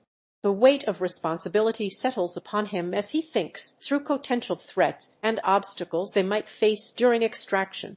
As Ijin Yu receives his mission briefing from Major Kang Hamchin, he's tasked with infiltrating the rogue camp led by Mad Dog to gather intel on their plans. Upon arrival, Ijin is introduced to Mad Dog, who seems to know more about him than he'd like to admit. As he begins to mingle with the camp's members, a shocking revelation about his past sends his world spinning out of control. A photo of his younger sister, Dayun, among their belongings sparks a fierce determination in Ijin to rescue her and put an end to the rogue camp's nefarious activities. Confronting Mad Dog, Ijin demands answers about his sister's fate, only to learn she was part of their research program before escaping. With his anger turned to resolve, Ijin decides to form an alliance with the SW security team to take down Mad Dog and his followers, marking the beginning of a treacherous mission. As Ijin Yu received the summons from Major Kang Hamchin, he was met with skepticism about his age and experience as an operative. The Major's doubts were palpable, but Ijin remained confident in his abilities, effortlessly demonstrating his proficiency in combat and tactical thinking. In a tense standoff, Ijin was ordered to showcase his marksmanship skills, which he executed flawlessly. This pivotal test not only proved Ijin's capabilities as a member of SW security, but also marked a significant milestone in his character development. As Ijin Yu, a teenage mercenary with a seasoned gaze, strolled into his latest gig, he was met with an unexpected sight: Sophia, a young girl effortlessly handling her duties as a bodyguard. Her innocent features and youthful appearance raised more than a few eyebrows, leaving Ijin puzzled by this unusual scenario. "Unbelievable," he muttered to himself, his confusion evident on his face. Sophia, sensing his skepticism, shot back with a subtle hint that Ijin's own shooting skills might not be as impressive as he thought. The two engaged in a verbal sparring match, exchanging words about each other's abilities, their banter laced with a hint of competitiveness and curiosity. As the darkness surrounds him, Ijin Yu's gaze is fixed on a mysterious message scrawled on a piece of paper. The cryptic words "CHLE" seem to hold a hidden meaning, and his mind begins to race with possibilities. Suddenly, a knock at the door shatters the silence, and Major Kang Hamchin appears, revealing that an unknown sender has been tracking Ijin Yu's codename One. As the truth begins to unravel, Ijin Yu becomes increasingly agitated, torn between confusion and unease. Flashbacks reveal a package with an enigmatic note Smog SOS and D-re, hinting at a connection to the mysterious message. The stakes are raised as Ijin Yu finds himself entangled in a web of secrets and deception, questioning his loyalties and grappling with the unknown forces closing in around him. As Ijin Yu ventures deeper into the forest, a sudden ambush awaits him at the hands of the cunning rogue camp leader, Mad Dog. Emerging from the shadows, Mad Dog taunts Ijin about his lack of close combat training, daring him to prove himself in battle. With determination burning within him, Ijin refuses to back down, unleashing a fierce and agile fight against the seasoned warrior. Despite being outmatched, Ijin's quick reflexes and resourcefulness allow him to hold off Mad Dog's attacks, showcasing his growth and resolve as he faces the harsh realities of combat. As Ijin Yu and his team, including Major Kang Hamchin, Dayun Yu, Grandpa Yu 5, 32, and 6, infiltrate the rogue camp in search of Sophia, tensions escalate with each step. The air thickens as they confront Mad Dog, the ruthless leader, who refuses to hand over Sophia, citing her valuable information about their organization. With negotiations at a standstill, Ijin's team readies for battle while Mad Dog's followers circle around them, preparing to strike. Just as all hope seems lost, Five seizes an opportunity to take out several of the enemy, buying Ijin's team a temporary reprieve. With time running out, Ijin makes a bold move, charging towards Mad Dog and demanding that he surrender Sophia. The stage is set for a high-stakes confrontation that will test Ijin's resolve and leadership. As Ijin Yu stood lost in thought, a sudden interruption shattered his reverie. An unknown kid, seemingly out of nowhere, launched a surprise attack that left him reeling. The initial underestimation was palpable as Ijin struggled to keep pace with the young assailant's unexpected combat prowess. As he weathered the onslaught, Ijin's thoughts turned to their initial meeting, where he had mistaken the kid for a newbie sent for field experience. But now it became clear that this individual was far more capable than initially suspected, forcing Ijin to reassess his impression and acknowledge a newfound respect for their abilities. As Ijin Yu sits alone in a quiet room surrounded by maps and equipment, he's met with the weight of his past and the uncertainty of what's to come. Memories of his childhood with Sister Dayun flood his mind, a fleeting glimpse into a time before the complexities of his present.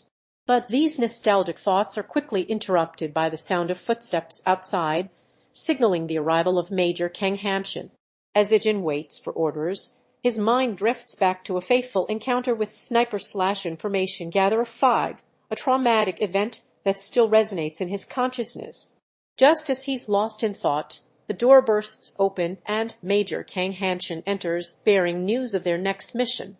As Ijin and his team regrouped, the tension was palpable as they awaited backup to turn the tables on their pursuers. Approached by his teammates, Ijin revealed their plan to wait for reinforcements instead of risking further chaos in a desperate bid to outrun their foes.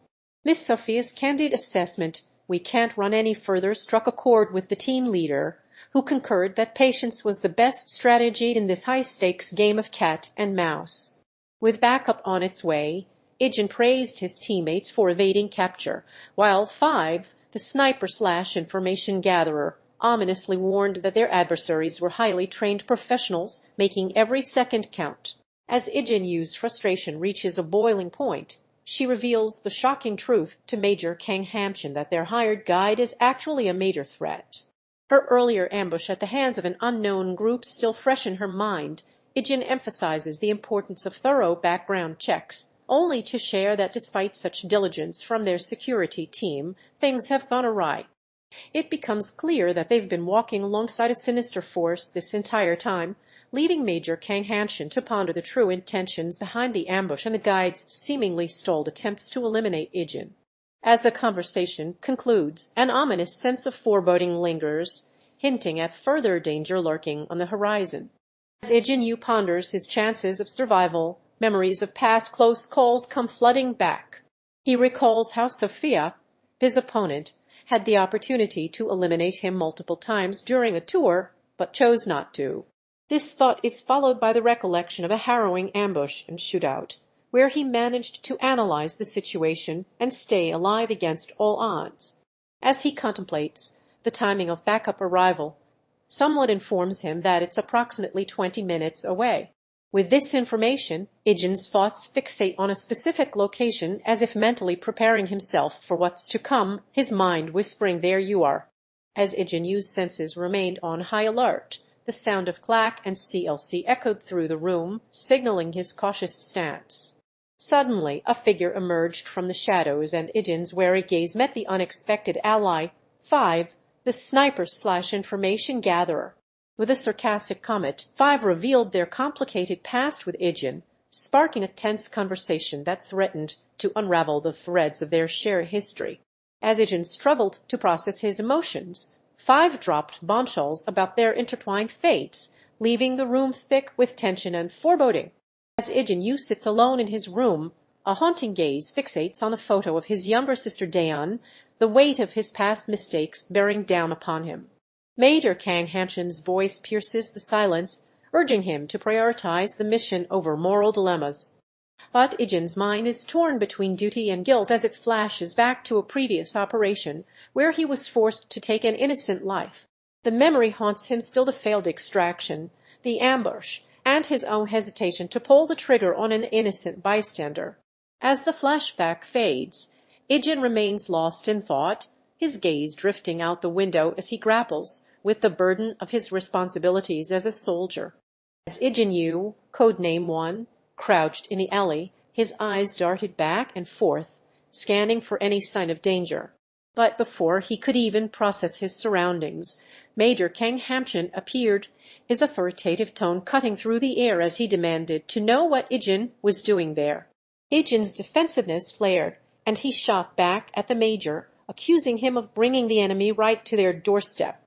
The Major's measured response only fueled Ijin's paranoia as he began to suspect that someone was secretly working against him.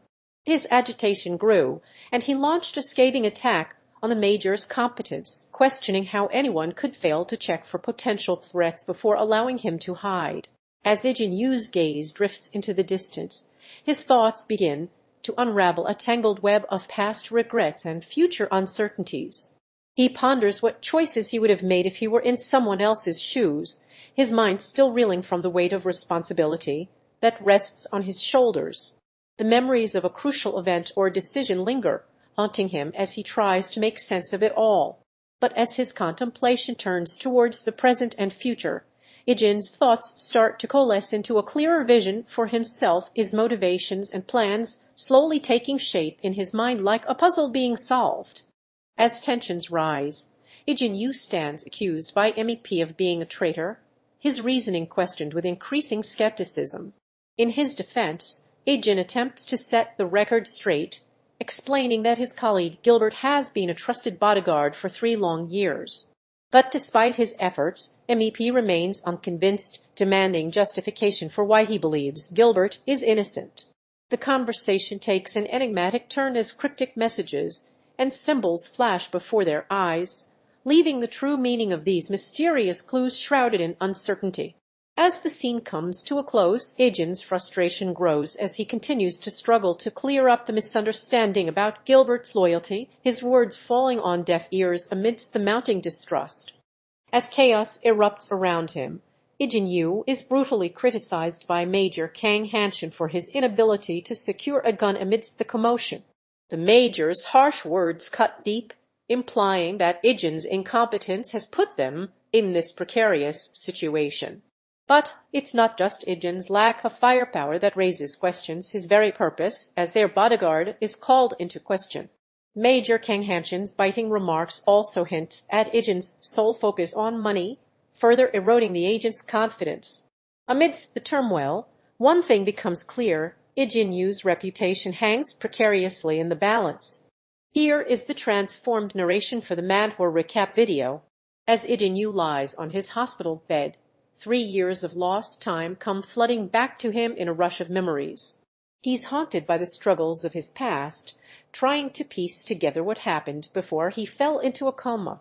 As reality slowly comes back into focus, Ijin is met with a shocking new world outside his window, modern skyscrapers and cars whizzing by, a stark contrast to the life he once knew. The weight of time passing without him settles heavily on his shoulders, leaving him lost in thought as the present collides with the past. As a conversation between Ijin and Major Kang Hanshin unfolds, a crucial plan to attack the enemy is revealed. The scene begins with a flashback that sets the tone for the intense discussion to come, reminding Ijin of an important message that will have far-reaching consequences. As they talk, Ijin's true identity as more than just a regular bodyguard is slowly unraveled, piquing Major Kang Hanshin's curiosity and leaving him wondering who Ijin really is. With this enigmatic statement hanging in the air, the scene ends on a cliffhanger, setting the stage for what promises to be an explosive and unpredictable future. As Ijin Yu sat reading the newspaper at home, his tranquility was disrupted by his sister Dayun's sudden appearance. She announced that a group of strangers had arrived at their doorstep, including Major Kang Hanshin and other agents. The unexpected interruption led Ijin to meet with the mysterious Major, who revealed he had come to recruit him for the elite SW security team due to his exceptional skills. Initially hesitant, Ijin eventually agreed to discuss the details with Five, a skilled sniper/information gatherer. As their meeting concluded, Ijin and Major Kang Hanshin parted ways, leaving Ijin uncertain about his decision to join the team. As Ijin Yu's finger hesitates on the trigger, a sense of unease settles over him. They caption this KID isn't normal flashes across the screen, hinting at the turmoil brewing beneath his surface. As his thoughts unfold, the weight of his decision becomes apparent. Is he willing to take the lives of Dayun and her brother to protect others? The doubts creep in, and Ijin's resolve begins to waver. The once certain aim now falters, replaced by a look of conflicted uncertainty. As Ijin stands before a dilapidated house, Memories of his childhood flood his mind. Suddenly, Major Kang Hamshin interrupts the reverie, announcing an urgent mission briefing at the SW security team headquarters. With his thoughts still lingering on the past, Ijin meets Five, who warns him about the looming threat of Mad Dog and his group. As they part ways, Ijin's gaze falls upon Gilbert, a bodyguard watching from afar, sparking concern in his mind. The scene then flashes back to a poignant moment of Ijin's childhood, where he hunted with his grandfather in the forest, filling him with a sense of responsibility towards his family and home. In the present, Dayun's innocent inquiry about their past prompts Ijin to share memories of being a hunter like his father, emphasizing the importance of protecting those he loves. As Ijin Yu's team frantically scans their surroundings, it becomes clear that they are surrounded by enemies with no visible means of escape. Ijin's eyes narrow as he assesses the situation, his voice firm and commanding as he tells his team they have nowhere to hide and must come up with a plan quickly. The sniper/information gatherer suggests hiding in the corner, but Ijin swiftly corrects them, emphasizing the futility of such an attempt. Gilbert attempts to take on their captors, only to be subdued, leaving Mad Dog to taunt Ijin, reveling in their apparent hopelessness. As Ijin Yu, codenamed One, gazes directly at us, his words cut through the tension. That's not what's important right now. His attention swiftly shifts from whatever critical matter is at hand to ensuring his own safety above all else. In a flash, he sets his sights on escape, prioritizing self-preservation over understanding the unfolding events. Meanwhile, his younger sister Dayun's innocent query, "Are you scared?" serves as a poignant reminder of Ijin's vulnerability and fear in this precarious situation. As Ijin Yu's eyes scanned his surroundings, a sense of unease settled in. His mission was to escape, and Major Kang Hamshin's words echoed in his mind, "Focus on getting out alive." But just as he began to formulate a plan, Mad Dog appeared, piercing him with an unsettling gaze. The revelation about his past sent Ijin reeling, his thoughts racing back to the mercenary who had saved him long ago. As Ijin Yu sat in the briefing room, he was about to embark on a new mission, one that would take him deep into enemy territory. Major Kang Hamshin entered, his expression grave, and began to explain the details of the operation. The rumors were clear. There was a potential threat to Dayun's safety, and Ijin's priority was to protect her above all else. Five chimed in with additional intel, revealing that Mad Dog, a rogue camp leader, might be involved in the danger looming over his sister. With each question answered and objective clarified, Ijin's determination grew.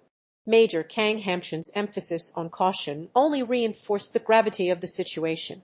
As the briefing concluded, Ijin nodded, ready to face whatever lay ahead, with his sister's safety at the forefront of his mind.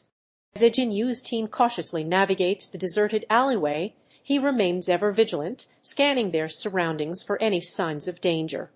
But before they can proceed, a sudden ambush by rogue soldiers led by Mad Dog disrupts their mission. With his sister Dayun's life hanging in the balance, Ijin springs into action, employing his combat skills to take down multiple attackers while protecting her from harm. Meanwhile, Five appears on the rooftops, providing critical cover fire for the team as they fend off the onslaught. As the fight intensifies, Ijin cleverly disables some of the enemy's weapons and takes out several more with his precision combat training. Despite being outnumbered, he refuses to back down, focusing his efforts on rescuing Dayun from the clutches of Mad Dog's men. With time running out, Ijin concocts a plan to utilize Five's sniper skills to eliminate the remaining attackers and secure their sister's safe release. As Ijin Yu stands before a vast map, he receives crucial intel from Major Kang Hamshin, setting the stage for his next move. The mission briefing reveals that they are targeting a rogue camp led by Mad Dog, but Ijin's attention is elsewhere on his sister Dayun's whereabouts. With a mix of concern and determination, he inquires about her involvement in the operation. The revelation that she's being held captive at the rogue camp sends Ijin into high gear, preparing him for the rescue mission ahead. In a high-stakes game of cat and mouse, Teenage Mercenary Ijin Yu, known as codename One, squares off against an unknown opponent, putting his skills as a hunter to the ultimate test. With confidence in his abilities, Ijin declares he's ready for the battle to begin, only to be met with swift and calculated counterattacks from his elusive foe. As the fight rages on, Ijin's superiority is challenged, and doubts creep in: can he truly take down this formidable opponent? The outcome hangs in the balance as the two skilled adversaries clash in a heart-pumping game of wits and physical prowess. As Ijin Yu, disguised as a prisoner, is led into the hidden underground facility by Major Kang Hamchin, he's about to uncover the truth behind the rogue camp's sinister plans. Mad Dog, the enigmatic leader, greets him warmly and reveals his intentions, using Ijin's skills for his own gain in exchange for information on their enemies. Despite initial hesitation, Ijin remains calm, asking probing questions about the camp's operations and gathering intel on their plans. But as Mad Dog becomes agitated, revealing he's been monitoring Ijin's every move, a sudden vision of Ijin's younger sister Dayun appears, warning him of an impending danger that prompts him to re-evaluate his situation. As Ijin Yu, codename 1, receives a high-stakes briefing from Major Kang Hamchin, the weight of responsibility settles upon him.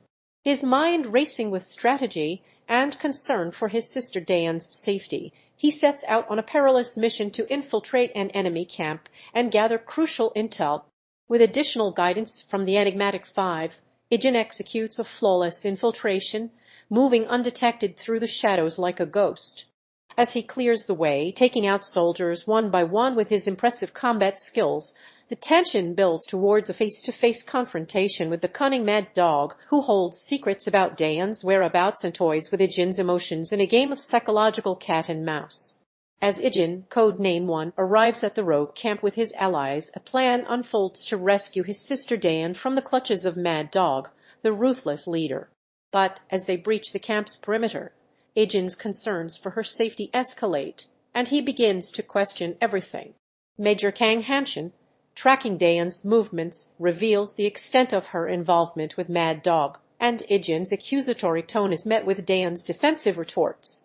Just as tensions reach a boiling point, Five interrupts the argument, producing incriminating evidence that exposes Dayun's true loyalties. The revelation shatters Ijin's world, leaving him reeling from the betrayal of his own sister. As Ijin Yu, codename 1, stands amidst the chaos of battle, he's forced to confront a disquieting reality. His once formidable skills now seem woefully inadequate against an unexpected foe, Mad Dog. The memories of his past combat experiences in the notorious North Korean prison camp flood back, where he was praised for his exceptional abilities. Yet, here and now, Ijin struggles to keep pace with Mad Dog's unrelenting ferocity, leaving him frustrated and bewildered by the ease with which he's being bested. As Ijin Yu reads the newspaper, his eyes scan the headlines, one story catching his attention: Mad Dog, the rogue camp leader, is on the run. But before he can process this information, a cryptic message from Five sends him into a tailspin. The mysterious sniper requests a meeting at a specific location, where Ijin arrives to find himself face to face with the truth about Mad Dog's betrayal. With evidence of treachery in hand, Ijin is left to ponder his next move, his expression a mix of concern and uncertainty as he weighs the consequences of this revelation. As Ijin's chaotic day comes to a close, he takes a moment to reflect on the events that have transpired, and his gratitude is voiced towards someone who has aided him, none other than Major Kang Hamchin. Initially, Ijin had written off their conversation as just another employee's words of wisdom, but as he ponders further, he begins to realize the true significance behind those words. The more he thinks about it, the more he understands that there was something beneath the surface, a hidden meaning that only became clear with hindsight. With this newfound understanding, Ijin is left contemplating the implications, his thoughts consumed by the weight of Major Kang Hamchin's subtle yet profound statement. As Ijin reflects on the shocking betrayal of their trusted bodyguard, the weight of Sophia's anguish becomes palpable. The revelation that the bodyguard was coerced by kidnappers into working against them only adds to the complexity of emotions, leaving Sophia feeling lost and struggling with trust issues after 3 years of close companionship.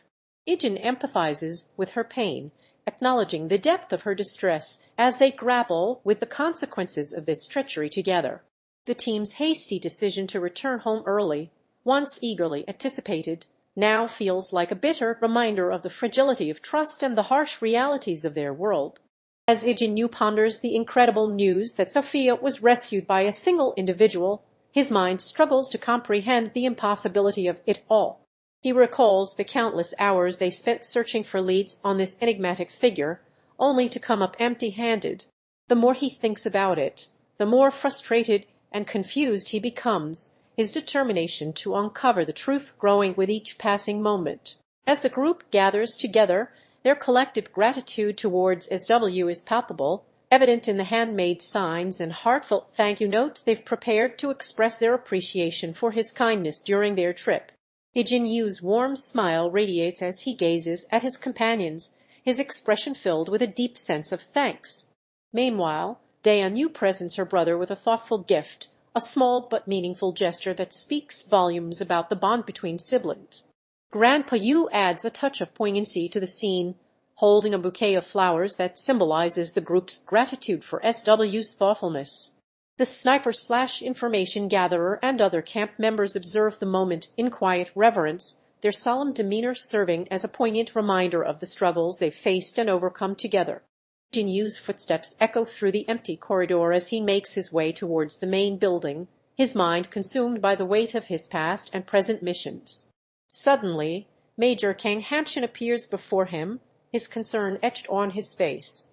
Ijin opens up about his struggles, revealing the emotional toll of being a sniper, while the Major shares his own stories of hardship, offering words of encouragement to help ease the burden. However, their poignant conversation is interrupted by the arrival of Dayun Yu and Grandpa Yu, casting an uneasy atmosphere over the gathering. As the scene comes to a close, Ijin's gaze lingers on the Major, hinting at a deep-seated conflict brewing within him, leaving his next move uncertain. As Ijin Yu's eyes locked onto his younger sister Dayun, a wave of relief washed over him, followed by a beaming smile.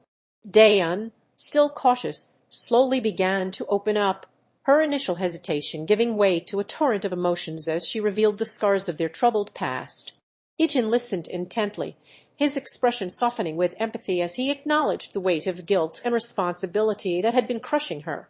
With a gentle touch, he reassured Dayun that they would face the harsh realities together, promising to always be there for her. As the siblings shared a tender moment, their bond strengthened, a beacon of hope in the midst of turmoil. As Ijin Yu stepped off the plane and onto Korean soil, a mix of relief and gratitude washed over him. His journey had finally come to an end, but little did he know that his arrival would set in motion a chain reaction that would change everything. A figure emerged from the crowd, their expression unreadable, and greeted Ijin with a single word, A. The air was thick with tension as this enigmatic individual handed Ijin an address card bearing a cryptic message. As Ijin's eyes scanned the card, his brow furrowed in concern.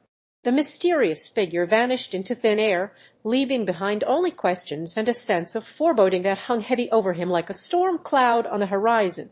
As the team celebrates their successful mission, Ijin's enthusiasm is short-lived as he's approached by an enigmatic figure who reveals a startling truth: his peers don't expect him to share his bonus with them. The unknown character hints that the real intention is for Ijin to join the team after graduation, leaving our protagonist feeling frustrated and confused about the team leader's motives. With tensions simmering beneath the surface, it becomes clear that even the chairman may be pulling the strings from behind the scenes, casting a shadow of uncertainty over Ijin's future. As the team leader called for a halt, Ijin Yu's exceptional skills were once again on full display, leaving even the most seasoned operatives stunned. Not only had he proved himself to be a formidable fighter, but his positive influence on the rest of the group was undeniable. Their teamwork and training intensity had noticeably improved since his arrival. In fact, it was clear that Ijin's impact extended far beyond mere combat prowess, as he inspired others to strive for greatness alongside him. With the mission at an end, Major Kang Hanshin suggested heading home, marking a successful conclusion to this pivotal moment in their journey together. As Ijin Yu's eyes widened in surprise, his younger sister Dayun stepped into view, her arrival unannounced and unexpected. Apologizing for neglecting their familial bond, Dayun revealed she had never been interested in the family business, a stark contrast to Ijin's own dedication. Noticing the striking resemblance between Dayun and their grandfather, Grandpa Yu, Ijin couldn't help but comment on the uncanny similarity. The scene then abruptly cuts away, leaving the audience with more questions than answers about what lies ahead for this sibling duo.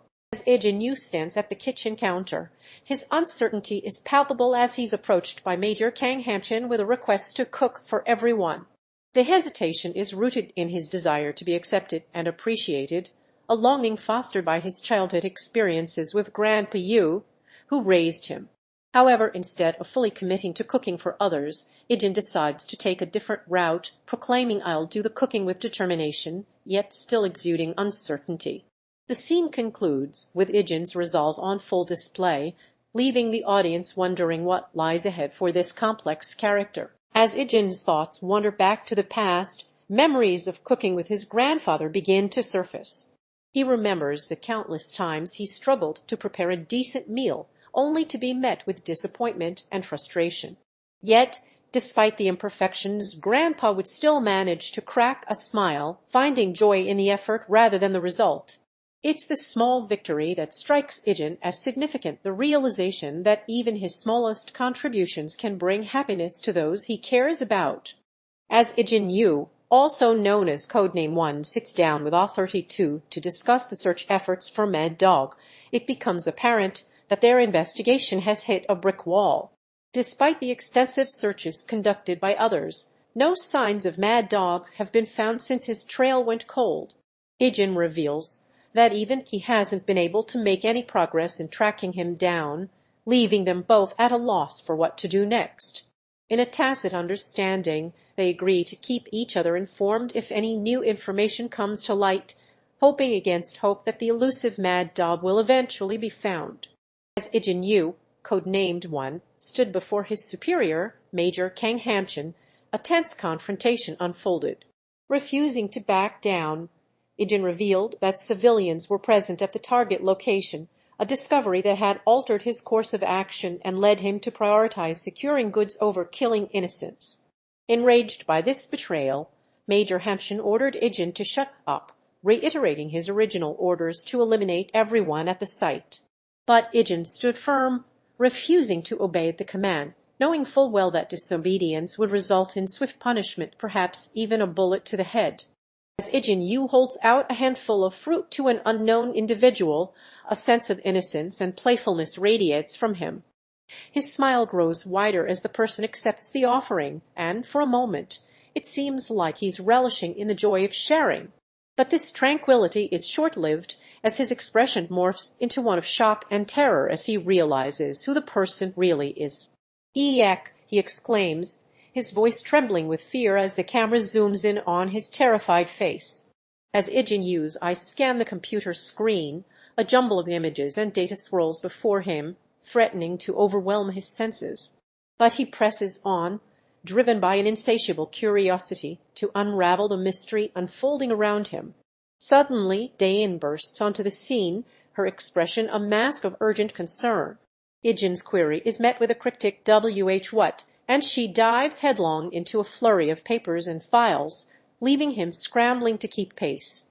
Despite his efforts to assist, Dayun remains resolute in her mission, her brow furrowing further as she searches for anything that might shed light on the chaos. The air is thick with tension as Ijin's questions are met with increasingly frantic gestures, until finally Dayun uncovers what she's seeking, a document bearing an enigmatic code or message. As Ijin Yu's eyes betray his turmoil, he's confronted with the question that pierces his guarded exterior: why does he bear so many scars? The inquiry comes from an unknown entity, later revealed to be Ask Me, whose interest is piqued by the cryptic markings on Ijin's body. With hesitation, Ijin begins to unravel the tangled threads of his past, unleashing a torrent of emotions that threaten to consume him. A flashback sequence unfolds, revealing the dark episodes that have left their mark on Ijin's psyche and physical form. The weight of his experiences still lingers as he's seen reflecting on the traumas that continue to haunt him. As the scene returns to the present, Ask Me remains a steadfast listener, bearing witness to Ijin's vulnerability as he slowly begins to open up about the struggles that have defined his life. As Ijin gazed at the haunting image on his device, the weight of the recent plane crash came crashing down on him once more.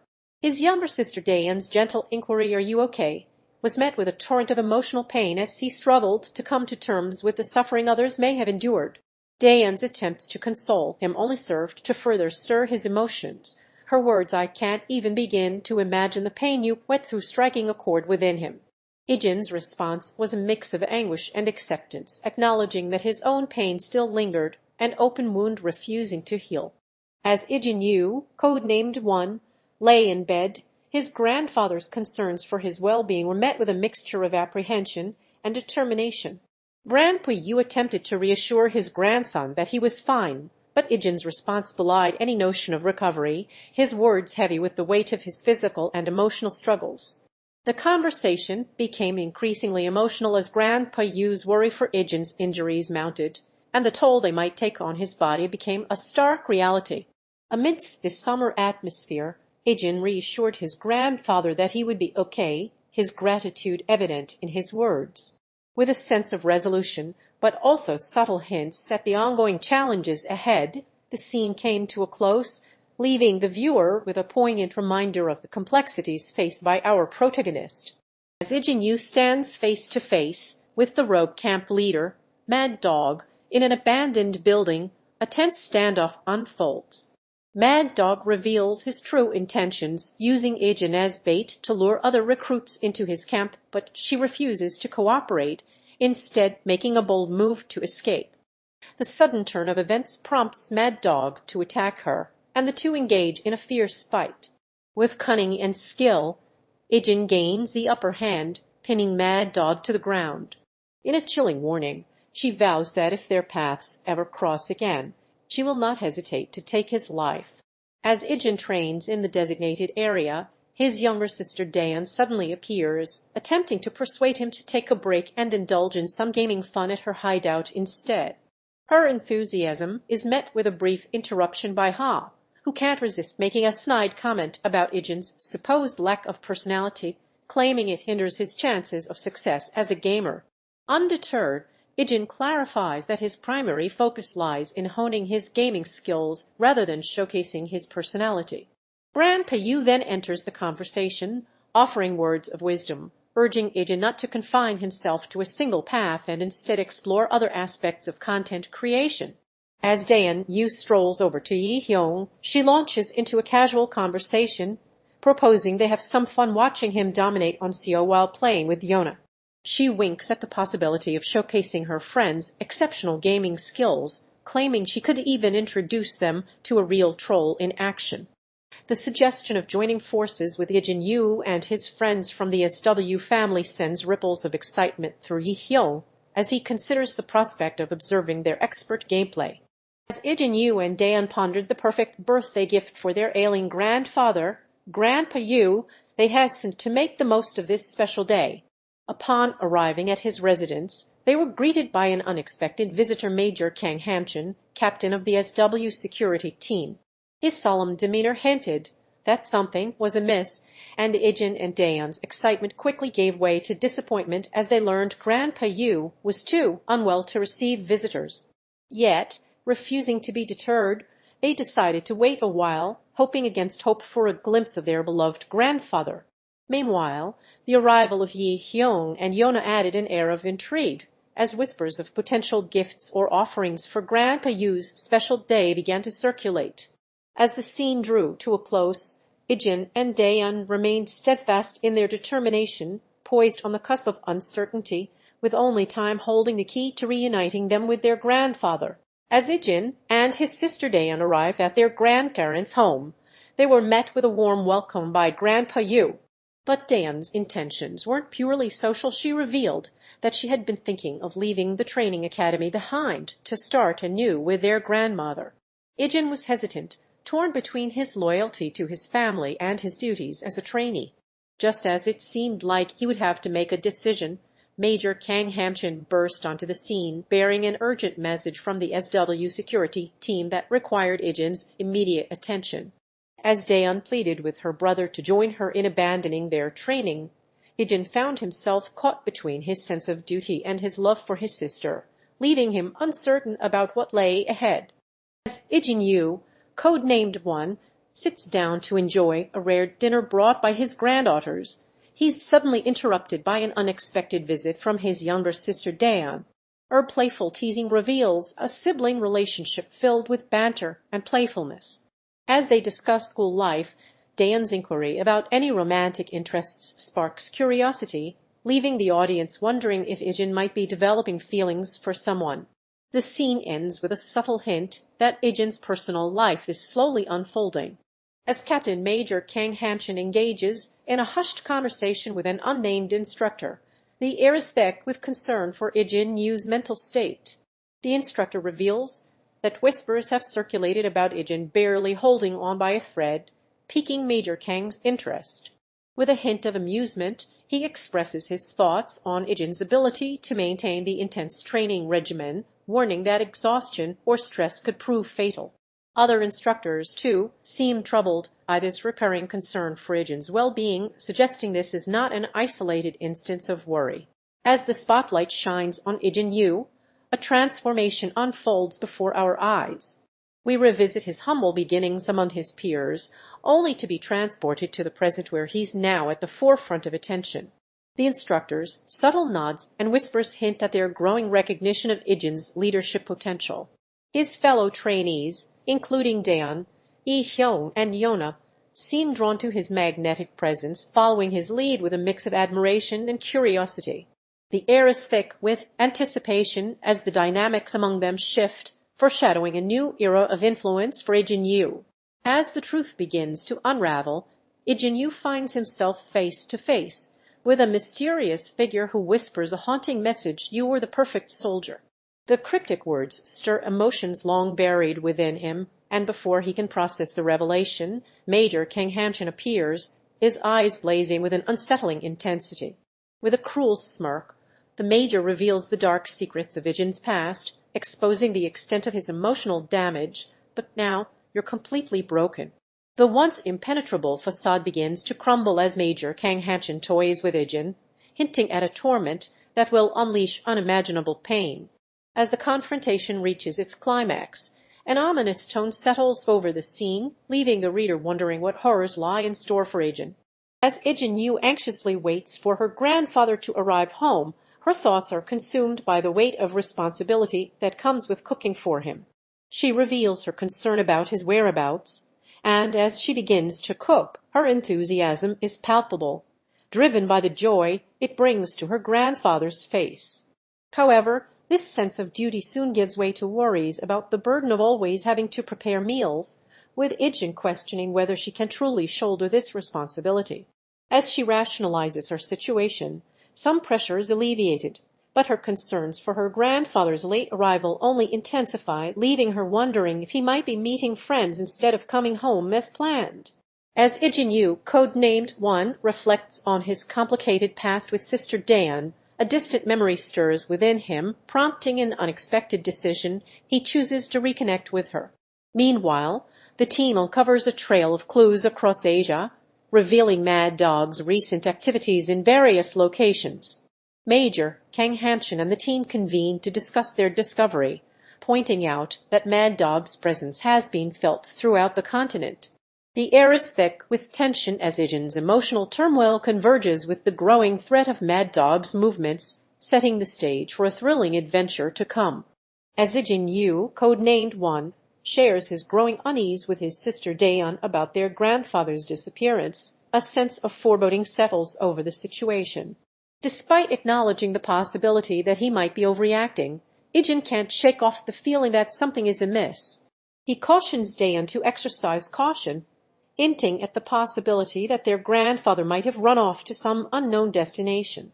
With his sister agreeing to take precautions, Ijin decides to take matters into his own hands and sets out to search for their missing patriarch at the bus stop, leaving Dayun behind to wonder about her grandfather's safety.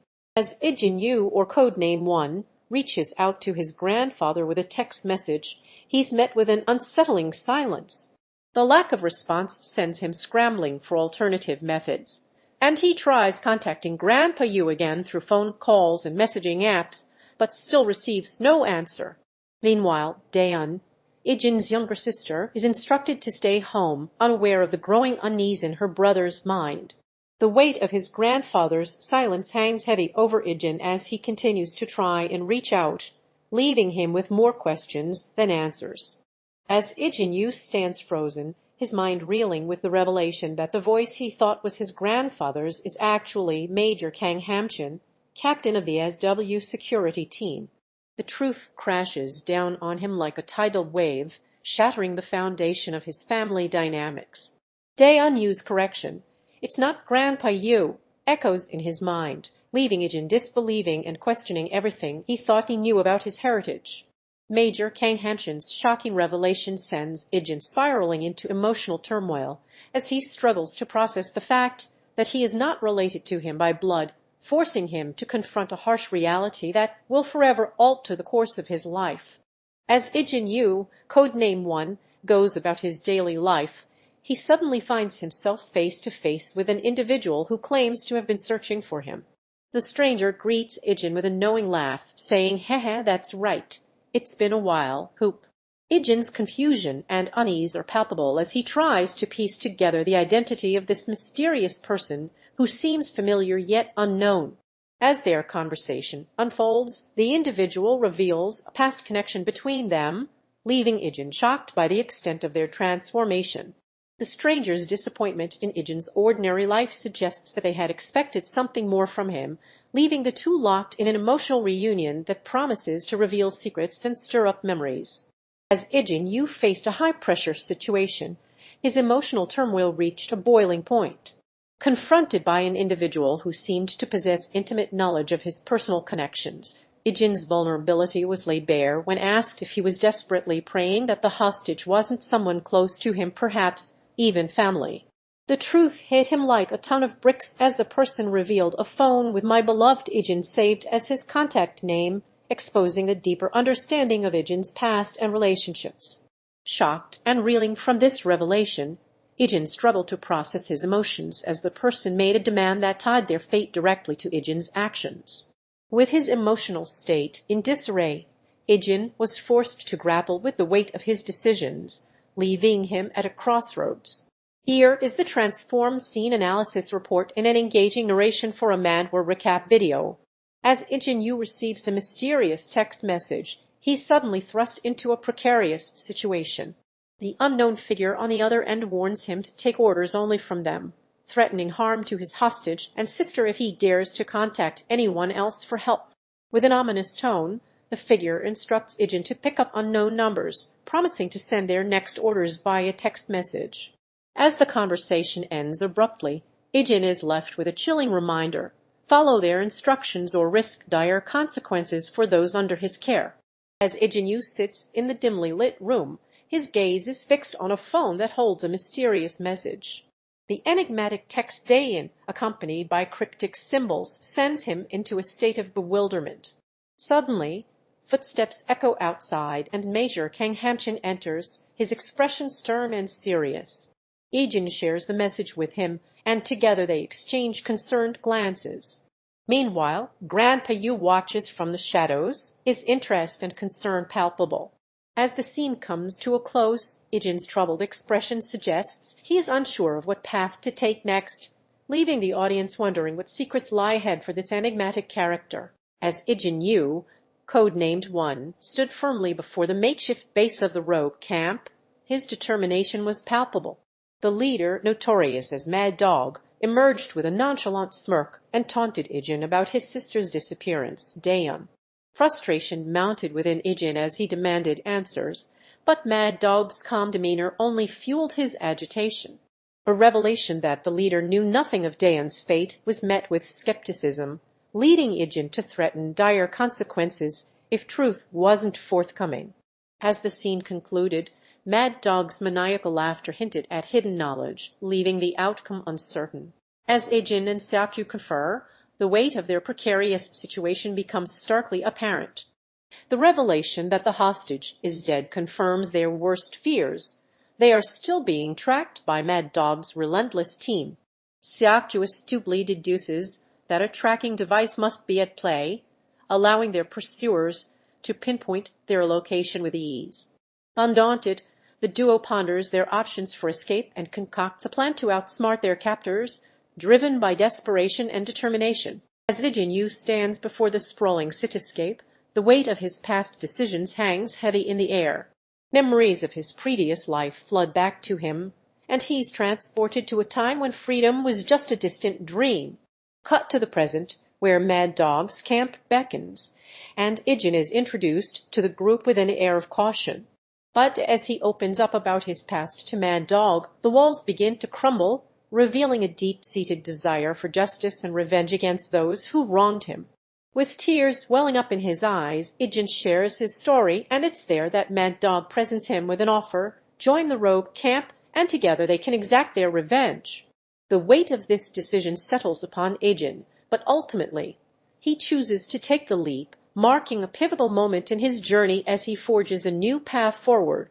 As Ijin Yu arrives at the designated location, a mysterious figure greets him with an air of expectation.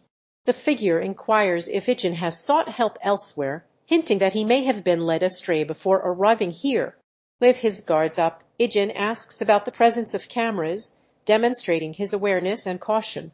The figure responds by offering Ijin a reward for being punctual, but this gesture is swiftly followed by a warning not to come any closer. Despite the ominous tone, Ijin's curiosity gets the better of him, causing him to take an ill-advised step forward, only to be met with a swift smack in the face.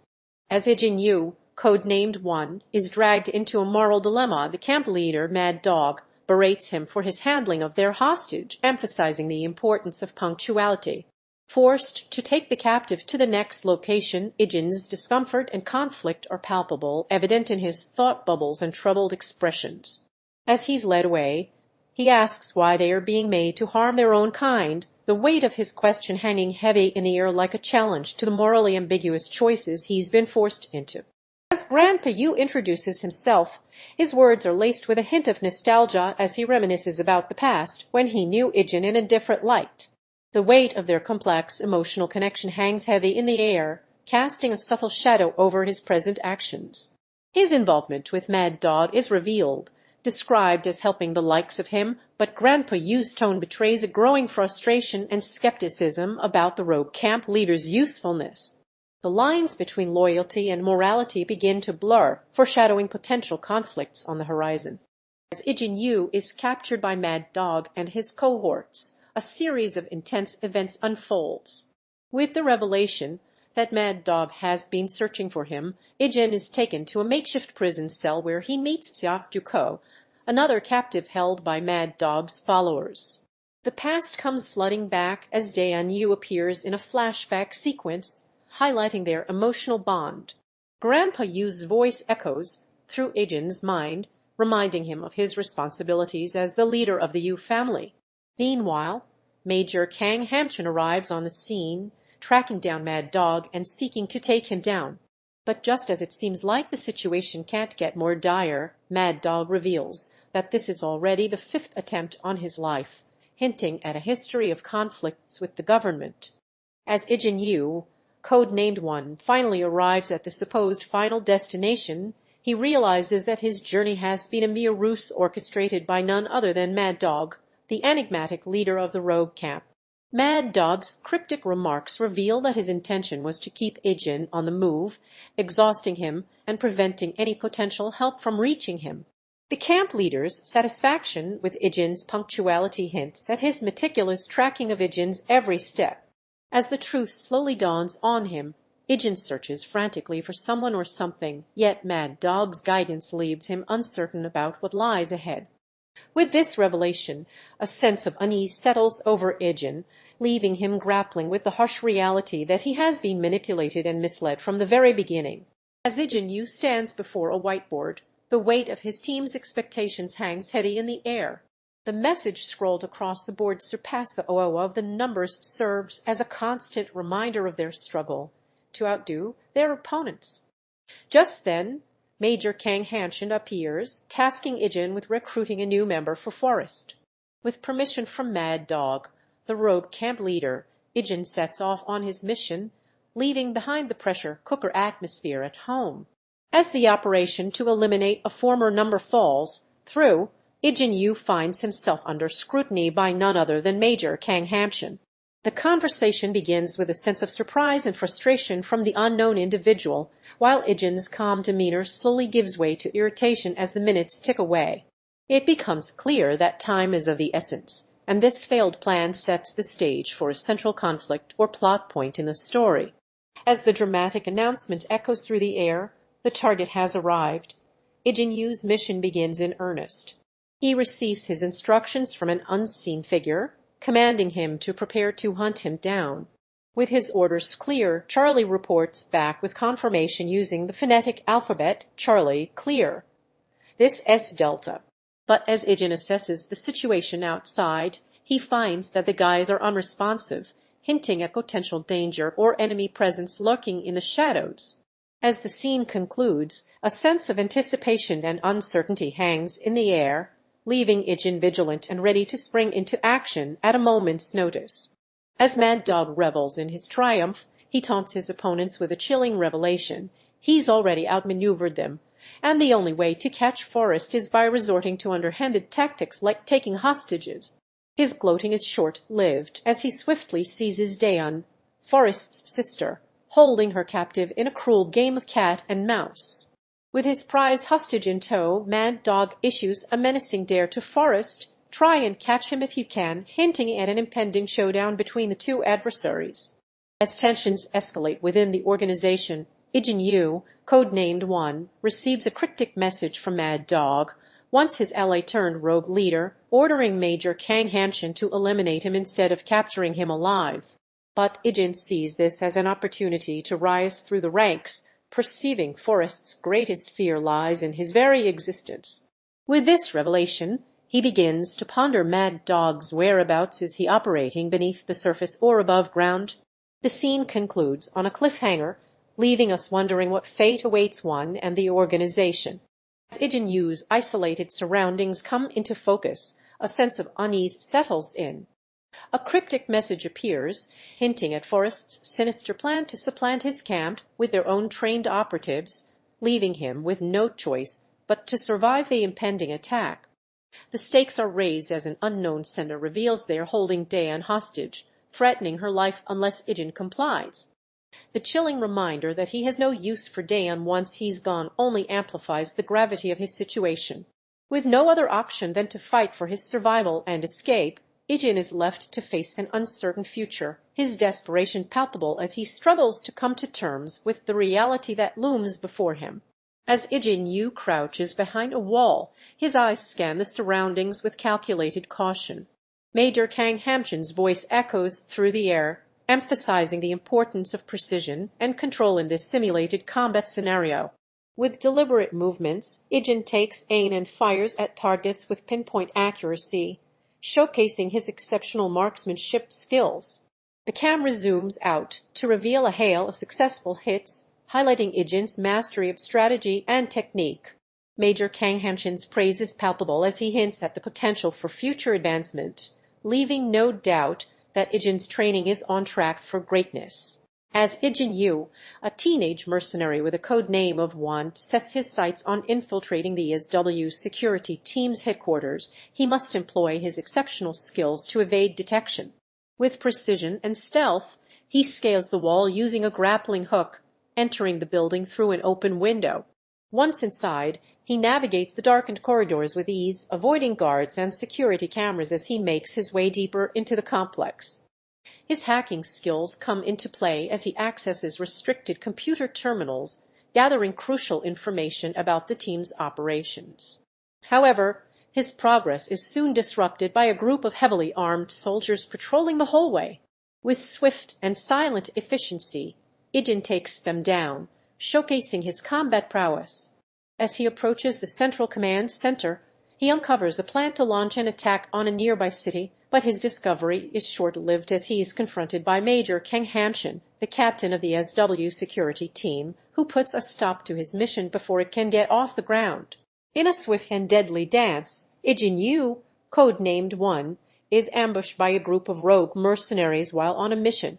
With his senses on high alert, he moves stealthily through the shadows before suddenly facing off against multiple attackers wielding guns and blades. Using his combat training and agility, Ijin quickly takes down each mercenary one by one, leveraging objects in his surroundings to gain an upper hand in the intense battle. Despite being outnumbered, Ijin remains focused and determined, eliminating each opponent with precision and speed until, finally, he emerges victorious after a grueling fight, having taken out all of the rogue mercenaries. As night falls, Ijin Yu, codenamed One, creeps into an abandoned factory, his determination to take down Mad Dog and his gang evident in every step. He moves cautiously, eye-scanning the dark and dusty environment for any signs of danger, using his enhanced senses to navigate the treacherous terrain. As he pushes deeper into the factory, a warning scrawled on the wall catches his attention, a message from Mad Dog's gang cautioning against trespassers. Undeterred, Ijin presses on, his agility allowing him to dodge and weave through the shadows. But just as it seems he's alone in the abandoned warehouse, Bat appears out of nowhere, his menacing expression leaving no doubt about the danger that lurks within these walls. The two engage in a tense standoff before Bat vanishes into thin air, leaving Ijin to wonder if this was all just a hallucination or something more sinister. As Ijin Yu, codenamed One, receives crucial intel about the target's whereabouts on Beatwo, he swiftly shares the information with Charlie and gives orders to descend into the underground tunnels, tasking Delta to aid in the capture. The team springs into action, navigating through the dark passages as they race against time to corner their elusive quarry. However, as they press on, Ijin's confidence begins to waver, his doubts growing louder as he wonders if they've made a grave mistake. As Ijin Yu, posing as a mercenary, approaches the abandoned factory, he moves with calculated precision, avoiding detection by potential guards. He slips inside, navigating through the dark and dusty corridors with ease, his training and experience guiding him through the shadows. As he searches for clues, Ijin stumbles upon a hidden room, revealing files and documents related to Mad Dog's operation, including plans to infiltrate the SW security team. But just as he thinks he's gained an advantage, an unknown assailant appears, revealed to be 6, the enigmatic former number. The two engage in a brief struggle before Ijin gains the upper hand and disarms his opponent. Continuing his search, Ijin uncovers a crucial piece of intel, a message from Mad Dog revealing his plan to recruit new members for his operation using social media platforms. Ijin Yu stands alone on the rooftop, his gaze lost in the city's skyline as a maelstrom of emotions rages within him. Flashbacks of happier times with Dayun flood his mind, memories of laughter and playful moments between siblings now tinged with bittersweet longing. The scene shifts to reveal Ijin's tumultuous past as a mercenary, fleeting glimpses of battles and missions flashing before his eyes like warning signs. Suddenly, the sound of a ringing phone pierces the air, shattering the fragile peace. As he answers, the caller's probing questions about his past ignite a fierce struggle within him to recall details of a long-forgotten mission or the mysterious voice on the other end. The tension builds as Ijin's agitation grows, until finally he hangs up the phone and turns back to face the city, his thoughts consumed by the weight of his current existence. As Ijin Yu sits in deep contemplation, the tranquility of nature surrounding him seems almost palpable. His thoughts drift back to a bygone era, when laughter and warmth filled his childhood moments with his sister Dayun. The bittersweet memories flash before his eyes, a poignant reminder of the past. But as suddenly as they appeared, these recollections fade away, interrupted only by the gentle chirping of birds in the present day. As Ijin Yu, codenamed One, prepares for an impending mission, he finds himself reflecting on the weight of his responsibilities and the people affected by his actions as a mercenary. As he packs his bag with various supplies and equipment, his thoughts are interrupted by the distant sound of gunfire, a harsh reminder of the dangers that come with his job.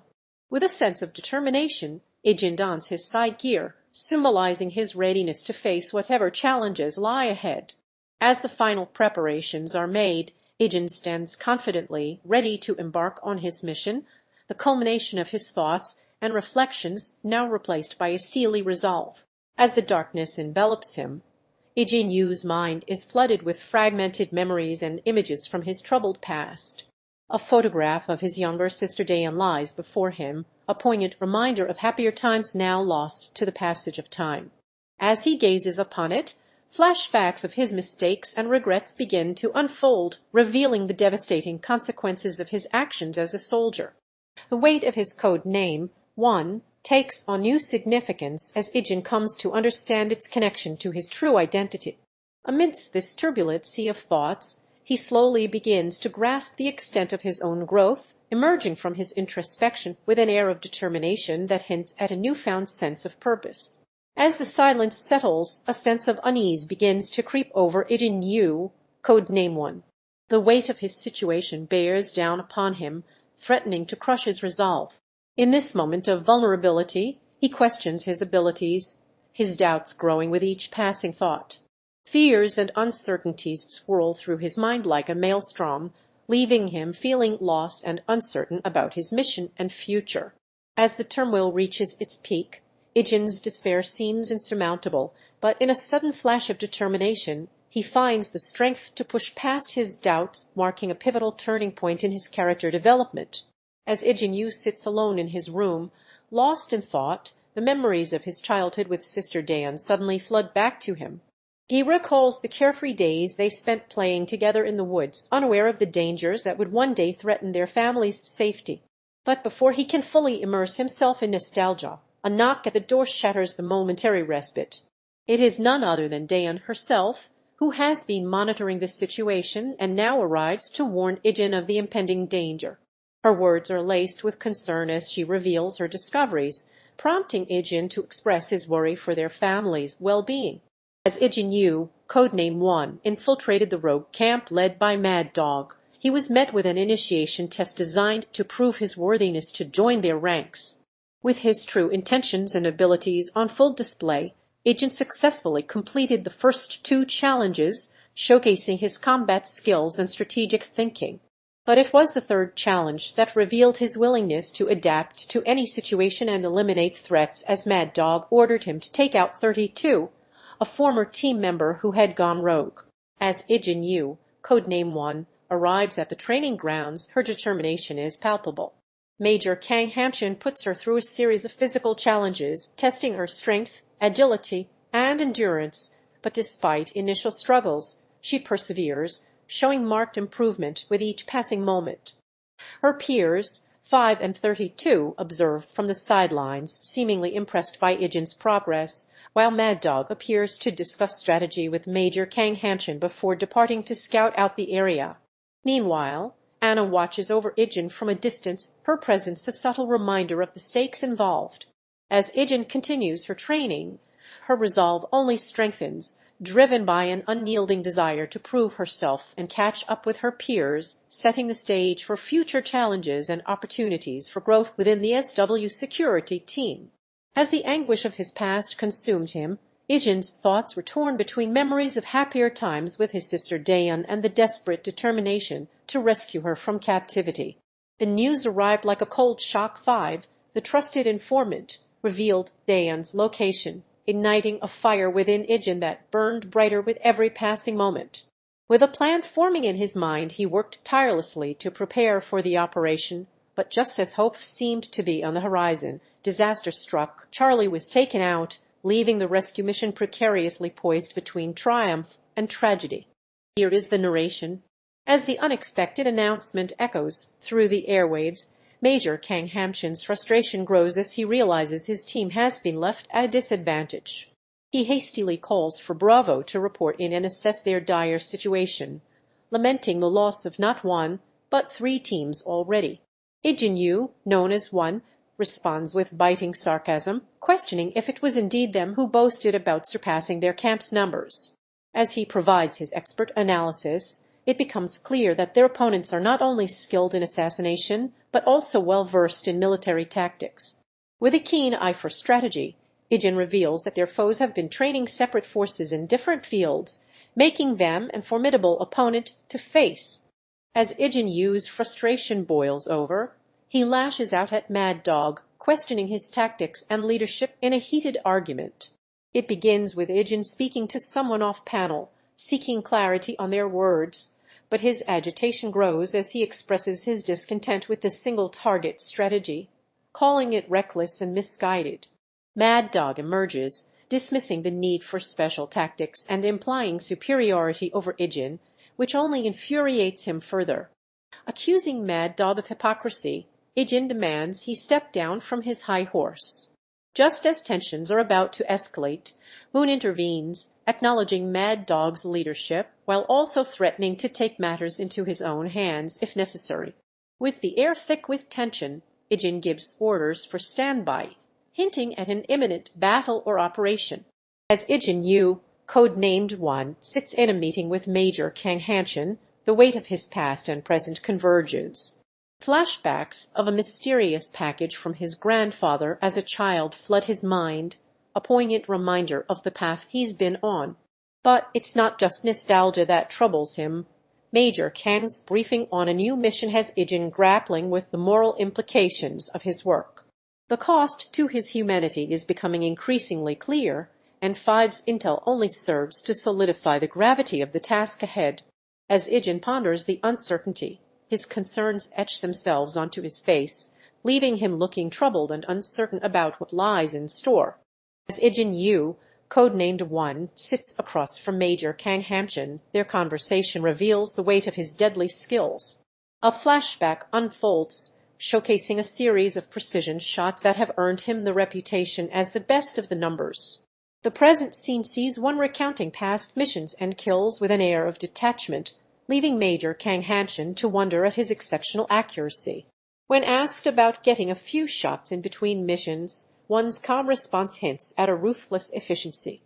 As their conversation concludes, One's expression remains unreadable, raising questions about the motivations behind his actions and the true depth of his emotions.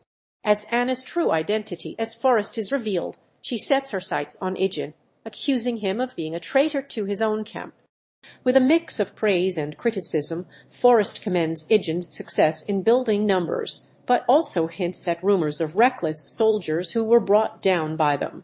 The accusation hits Ijin hard, and he reacts with surprise and offense, the tension between them palpable as they stand locked in an unspoken standoff.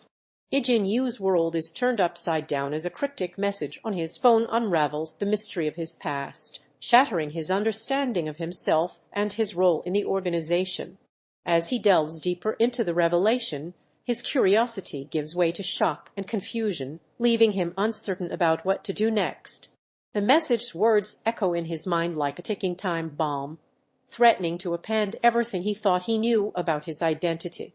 With his expression frozen in stunned silence, Ijin stands at the crossroads of chaos, his future hanging precariously in the balance. As Major Kang Hanshin and Ijin Yu converged at the designated meeting point, their tense atmosphere was palpable.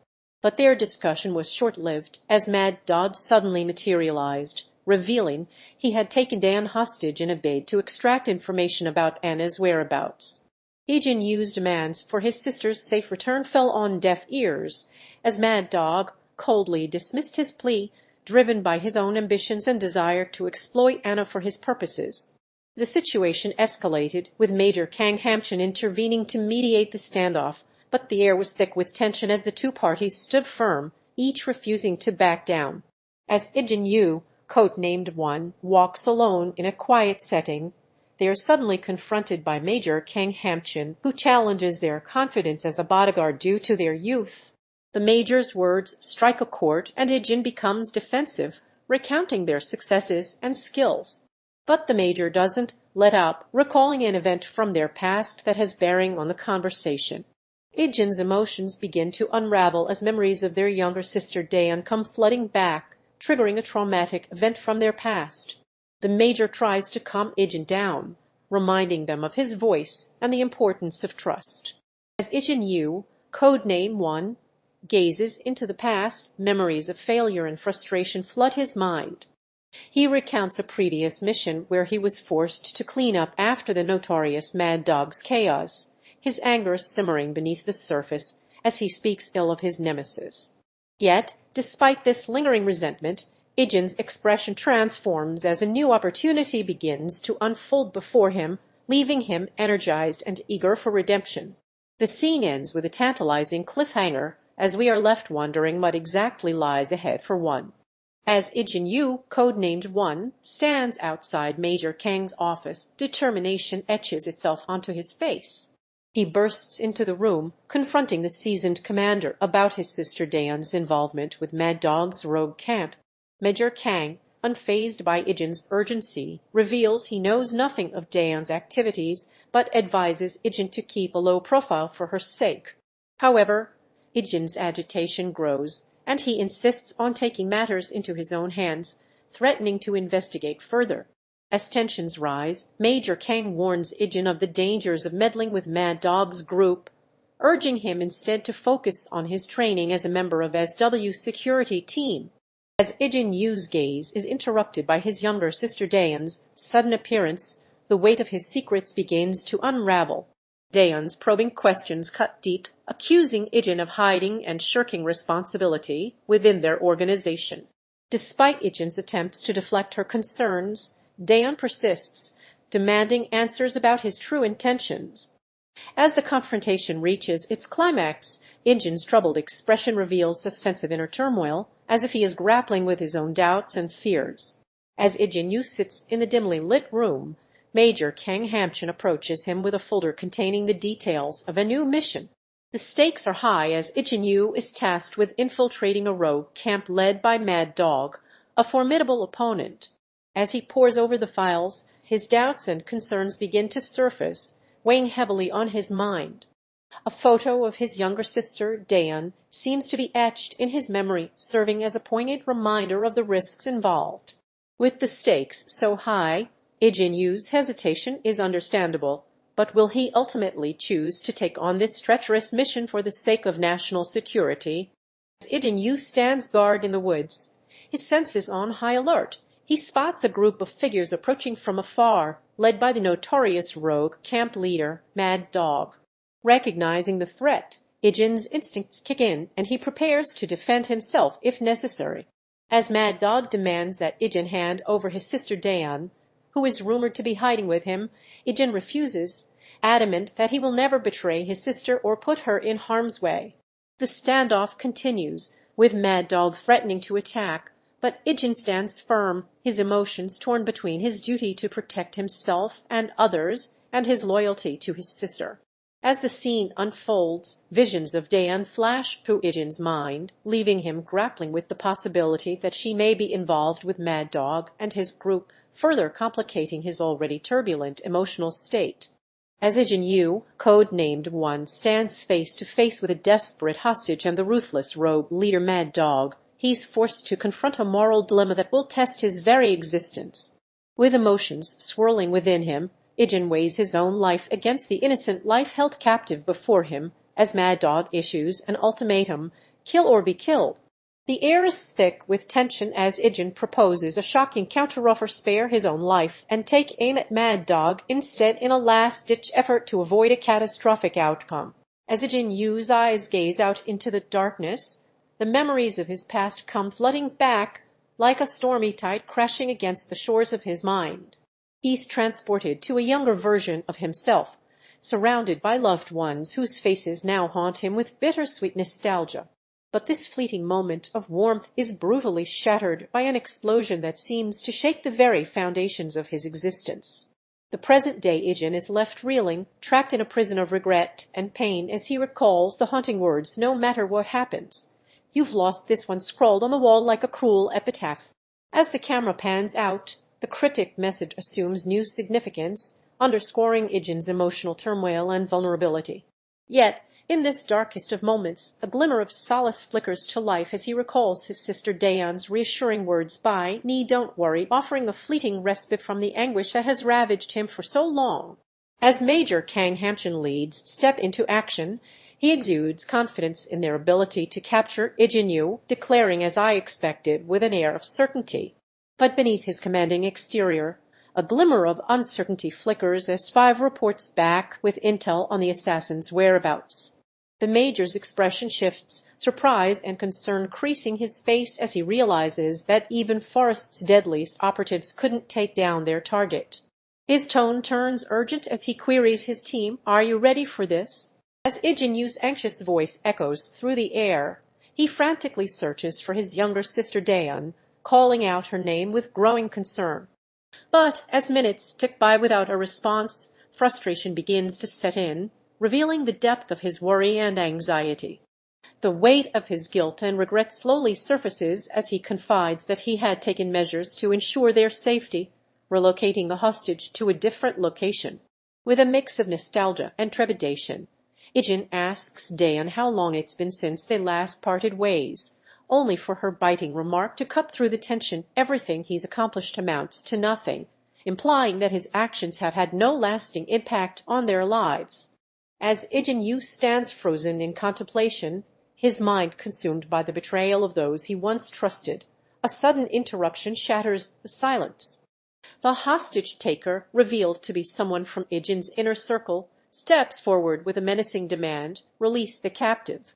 Ijin's refusal sparks a heated exchange as the hostage-taker reveals their sinister intentions to inflict unimaginable suffering upon Ijin by slaughtering his loved ones before his very eyes. The taunts pierce Ijin's emotional defenses, goading him into a frenzy of anger and helplessness. With each passing moment, the tension builds, threatening to unleash a maelstrom of emotions as Ijin's rage reaches a boiling point. As Ijin Yu's thoughts are consumed by the daunting reality of abandoning his sister Dayun, a storm of emotions brews within him. Frustration and anger boil over as he grapples with the unfairness of being forced to live in hiding while others enjoy normal lives. Just as his turmoil reaches a boiling point, Mad Dog appears, taunting Ijin with threats that cut deep not only against Dayun but also against their own grandfather, Yu. The rogue leader's ruthless words leave Ijin shattered and helpless, the weight of his responsibilities crushing him beneath its relentless pressure. As Mad Dog suddenly appears before Ijin Yu, the air is charged with tension. With an air of menace, Mad Dog demands to know what Ijin Yu is doing there, his voice low and even. Ijin Yu's eyes widen in surprise and fear as he tries to process the situation, his movements hesitant and unsure. Mad Dog's warning not to try anything funny hangs like a thread in the balance, his words dripping with menace as he brandishes an unseen weapon, making it clear that he is willing to use force if necessary. The atmosphere crackles with tension as Ijin Yu's uncertainty grows, his eyes darting nervously about as he weighs his options. As Ijin Yu, code-named One, meets with Major Kang Hanshin in a clandestine location, the weight of their plan to infiltrate the rogue camp hangs heavy in the air. Despite his reservations, fueled by the still unresolved mystery of his sister Dayun's disappearance, Ijin is reassured by Major Kang that every effort will be made to bring her back safely. As they delve into the intricacies of their strategy, Ijin's uncertainty begins to dissipate, replaced by a sense of determination as he agrees to push forward with the mission. As Ijin Yu reflects on past events, a sense of unease settles over him. Suddenly, he's confronted by Forrest, who criticizes his plan, accusing him of holding a man hostage and calling it amateurish. Ijin becomes defensive, arguing that his intention was to gain leverage over their enemies, but Forrest remains unimpressed. The tension is palpable as Lei appears on the scene, seemingly aware of what's transpiring, yet choosing not to intervene. As the standoff comes to an end, Ijin's thoughts continue to swirl, questioning the true nature of his plans and motivations. As Ijin Yu's life becomes increasingly carefree, a sudden flashback montage transports him back to happier times with Dayun Yu. But just as he's reminiscing about his past, two formidable foes appear: 5, the sniper/information gatherer, and 32, the former number and combat expert. Their stern reminders of Ijin's forgotten enemies serve as a stark contrast to his current carefree demeanor, prompting him to brush off their warnings with a flippant comment. However, the scene takes a dramatic turn as it becomes clear that one of these enemies is an elite from Forrest's camp, emphasizing the gravity of the situation. The appearance of 6, the enigmatic former number who previously faked his death, adds further weight to Ijin's complacency, warning him that every living enemy poses a greater danger. Meanwhile, Grandpa Yu's words of disappointment and concern serve as a wake-up call for Ijin, hinting at the challenges and conflicts that lie ahead. As Ijin Yu stands face to face with Mad Dog, a sudden remark about his lip leaves him off balance, his defenses momentarily breached. Mad Dog seizes this opening, accusing Ijin of being scared and goading him into a defensive posture. But the truth is revealed when Mad Dog drops a bombshell. He knows where Dayun, Ijin's younger sister, is being held captive.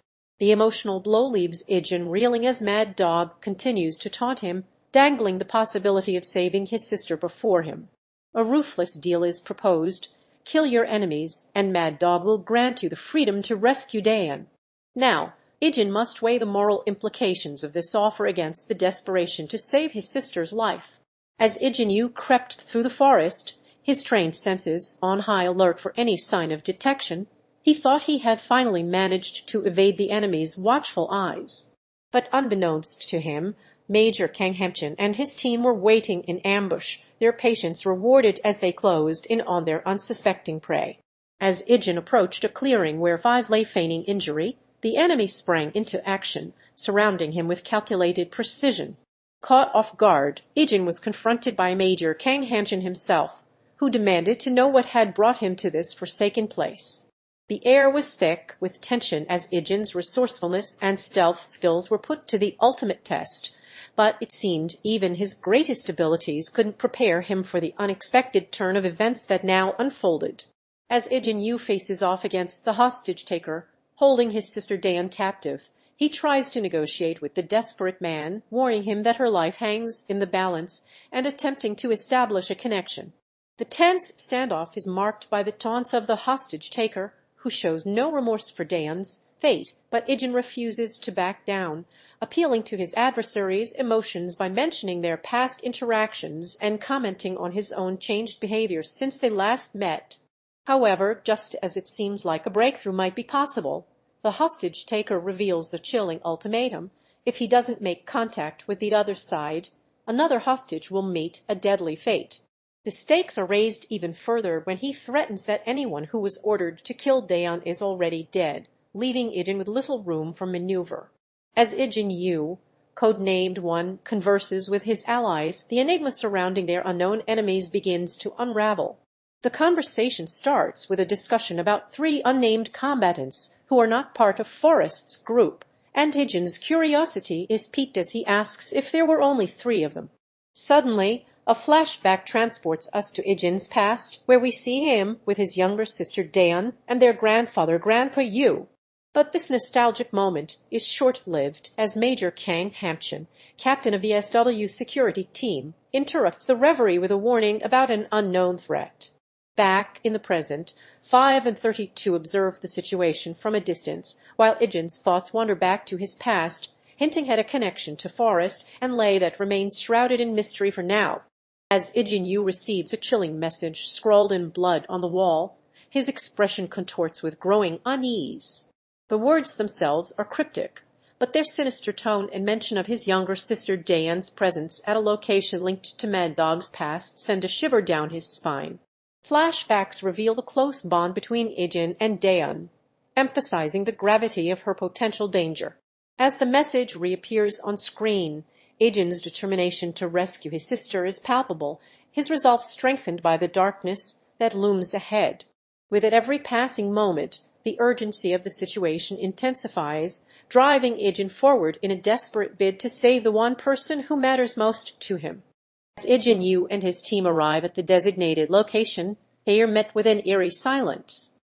But it's not the absence of noise that catches their attention, it's the stark contrast between what they expected to find and what lies before them. Instead of lifeless bodies, they are confronted with telltale signs of a brutal gunfight, blood-stained walls, shattered glass, and discarded shell casings. It becomes clear that someone has been here before them, leaving no trace of the carnage that once unfolded. With Ijin's guidance, his team begins to survey the area, piecing together the intensity of the battle from the scattered evidence. As they examine the crime scene, it's evident that this was no ordinary conflict. The sheer ferocity of the fight speaks volumes about the stakes at play. As Ijin Yu, codename 1, delves into the mystery surrounding his family's well-being, he's met with a mix of relief and uncertainty. His inquiry about Sister Dayun reveals that she was left reeling from the incident, with her memories clouded by unconsciousness. Grandfather, thankfully, escaped with only minor injuries. Yet, Ijin's own experiences remain shrouded in mystery. Major Kang Hamshin senses there is more to Ijin's past than his mercenary days and vows to dig deeper. As the truth begins to unravel, it seems inevitable that Ijin will be forced to confront the secrets he's kept hidden, including the events that have shaped him into who he is today. Ijin Yu's pursuit of truth led him down a winding path of clandestine meetings and cryptic conversations. His conversation with younger sister Dayun Yu served as a precursor, hinting at the significance of their impending meeting with Grandpa Yu. This revelation was swiftly followed by a tense encounter with Major Kang Hamshin, where they dissected the situation, weighing potential threats against their next move. The enigmatic 5 and battle-hardened 32 shared crucial intel about the rogue camp leader, Mad Dog, further illuminating the treacherous landscape Ijin Yu faced. A flashback to his conversation with 6, a mysterious figure shrouded in secrecy, provided an additional layer of complexity as he received guidance on navigating this labyrinthine world. Ultimately, Ijin Yu's deliberations culminated in a decisive decision. He would prepare for confrontation and take action against the forces threatening his existence. As Ijin Yu makes his way through the space, a seemingly unharmed figure emerges, leaving Major Kang Hamshin and Dayun to exchange concerned glances. The Major's initial inquiry, "Are you okay to be walking around like this?" hints at a sense of unease, as if he suspects something is amiss. Dayun's direct question, "Are you all right?" further amplifies their concern for Ijin's well-being. And yet, the scene ends with Ijin's response left unspoken, leaving us to wonder what secrets he may be hiding behind his enigmatic silence. As Ijin Yu sits bound and gagged, Major Kang Hamshin stands over him, demanding answers about Forrest's whereabouts. But Ijin's mind begins to wander back to a flashback, with 6 revealing glimpses into his troubled past. Meanwhile, in the present, the Major's attempts at intimidation fall flat as Ijin remains steadfastly silent, his determination unwavering.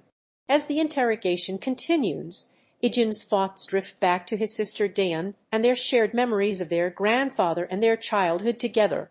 As the air is charged with anticipation, Ijin Yu receives a direct summons, his fate hanging precariously in the balance. The ominous tone is palpable as he's called upon to reveal secrets, the tension building with each passing moment. Major Kang Hamshin waits patiently, an imposing figure radiating authority and power. And yet, amidst this sense of foreboding, the credits roll, signaling a possible transition or conclusion to the scene. This stage is set for a potentially dramatic confrontation, with Ijin at its very center. As Ijin Yu recounts his past to Major Kang Hamshin, the truth begins to unravel.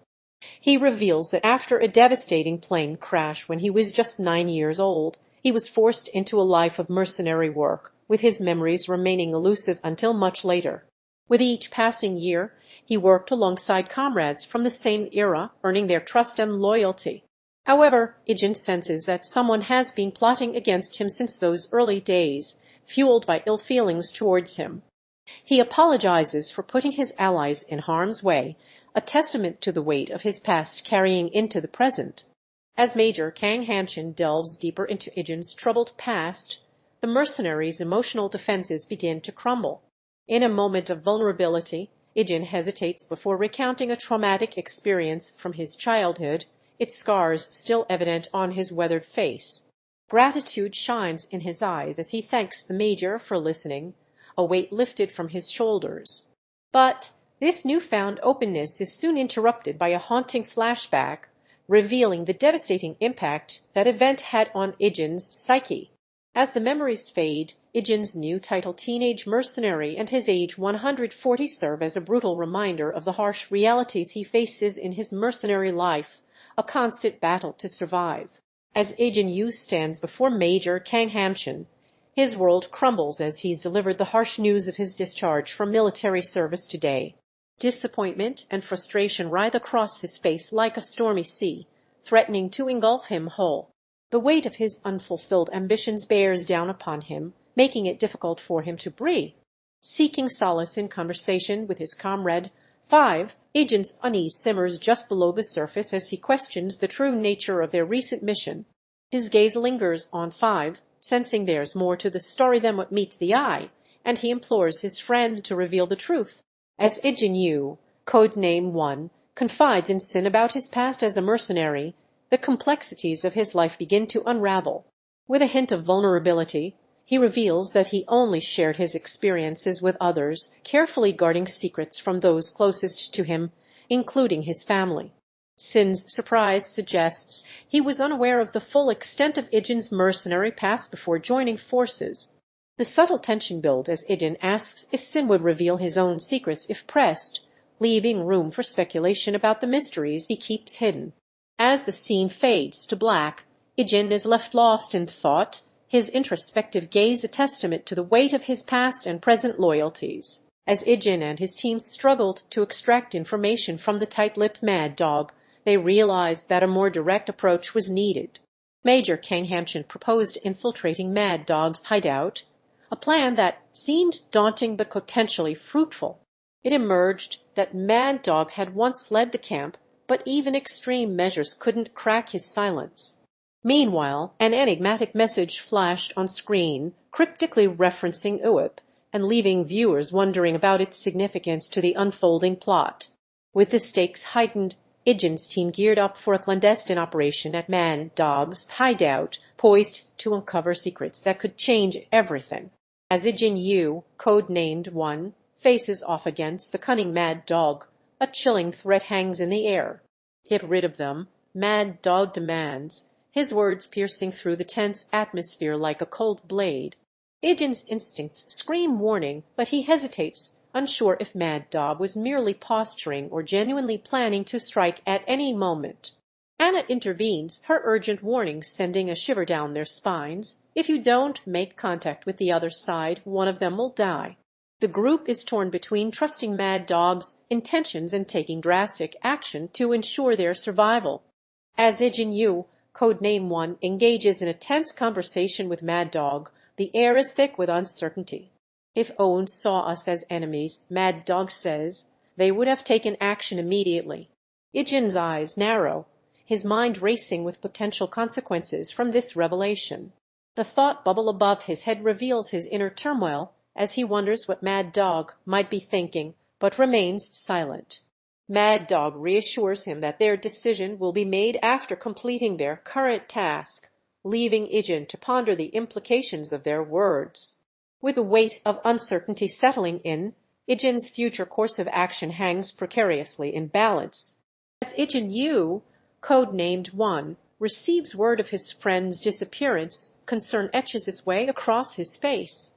The informant's cryptic report Mad Dog and Anna have vanished without a trace sparks an investigation to uncover the truth behind their abrupt departure. With two plausible scenarios playing out in his mind, Ijin weighs the possibility that someone within their ranks betrayed their trust or if external forces, such as enemy attacks, are at play. The search for answers begins as he delves into the mystery of Mad Dog's and Anna's disappearance. As Ijin Yu, codenamed 1, receives a cryptic message from his grandfather, he's propelled into action with a sense of urgency. The weight of time bearing down on him, he sets off towards his grandfather's location to retrieve his younger sister Dayun. But he knows he's not alone in this endeavor, as the danger posed by Mad Dog and the rogue camp leader looms large, threatening to disrupt their plans at every turn. As Ijin Yu's thoughts turn inward, he reveals a sense of regret and longing for a different outcome. His recent experiences have left him grappling with the weight of missed opportunities, acknowledging that by the time they arrived at the scene, it was already too late to change the course of events. The person beside him inquires about his family's well-being, and Ijin reassures them that everyone is safe, though shaken by the ordeal.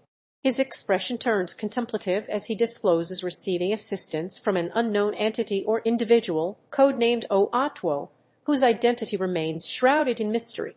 The conversation takes a surprising turn when Ijin mentions another person who lent a helping hand, describing them as that jerk in a tone that hints at a complex relationship. As Ijin Yu confronts Major Kang Hanchin, the truth behind his mission begins to unravel. With a knowing glint in his eye, Ijin reveals that he's aware of the supposed casualties only to shatter the illusion with a devastating revelation. Those wounded were never killed, and Major Kang himself appears stunned by this revelation. The tension mounts as Ijin expresses concern for his sister's safety, now that others know about their family connection, and wonders if he can trust Major Kang to read his intentions correctly. As the scene fades to black, Ijin's unease grows, leaving viewers on edge, unsure of what lies ahead. As Ijin Yu ponders the true intentions of Mad Dog and Forrest, a revelation dawns on him. They are not holding his family hostage to extort concessions, but rather seeking his attention for their own purposes. The notion that Mad Dog wouldn't have initially saved his family if he meant to take them hostage sparks this epiphany in Ijin. He concludes that if Mad Dog has business with him, they would come to him directly, no need for intermediaries. With this newfound understanding, Ijin tasks Forrest with keeping a close eye on Mad Dog, who agrees without hesitation. As Ijin reflects on the slow spread of their enemy's reputation and the importance of staying vigilant, a surprise revelation rocks his world. Mad Dog has joined forces with Forrest, explaining the sudden boldness that had been building. As Ijin's gaze falls upon the ravaged landscape, he can't help but tally the heavy toll of their relentless battle, a grim reminder that their situation is far from stable. The weight of his comrades' losses settles heavily on his shoulders, and he dares not underestimate the enemy's next move. With an air of foreboding, Ijin senses the impending arrival of more reinforcements, a harbinger of a desperate struggle to come.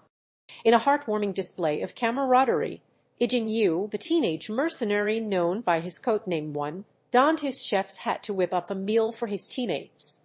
Following a recipe video as his guide, he presented his dish with pride to Major Kang Hanchin, who was impressed by its appearance.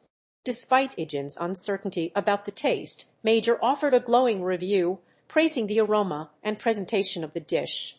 As they sat down to enjoy their culinary creations together, Ijin revealed that this was actually his first time cooking, showcasing his eagerness to learn and please those around him.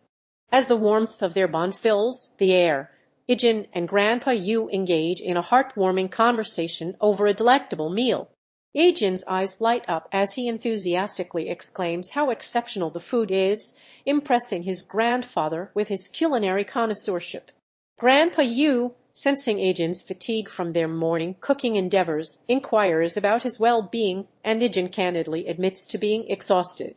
In a display of wisdom and encouragement, Grandpa Yu advises Ijin to occasionally venture into new recipes, even if they don't always yield perfect results. Ijin wholeheartedly agrees, promising to keep his grandfather's preferences in mind and to make an effort to satisfy his cravings. As Ijin pored over the maps and planning documents, Major Kang Hanchin's words echoed in his mind like a warning shot across the bow. "You're heading into treacherous waters," the Major cautioned, his eyes grave with concern.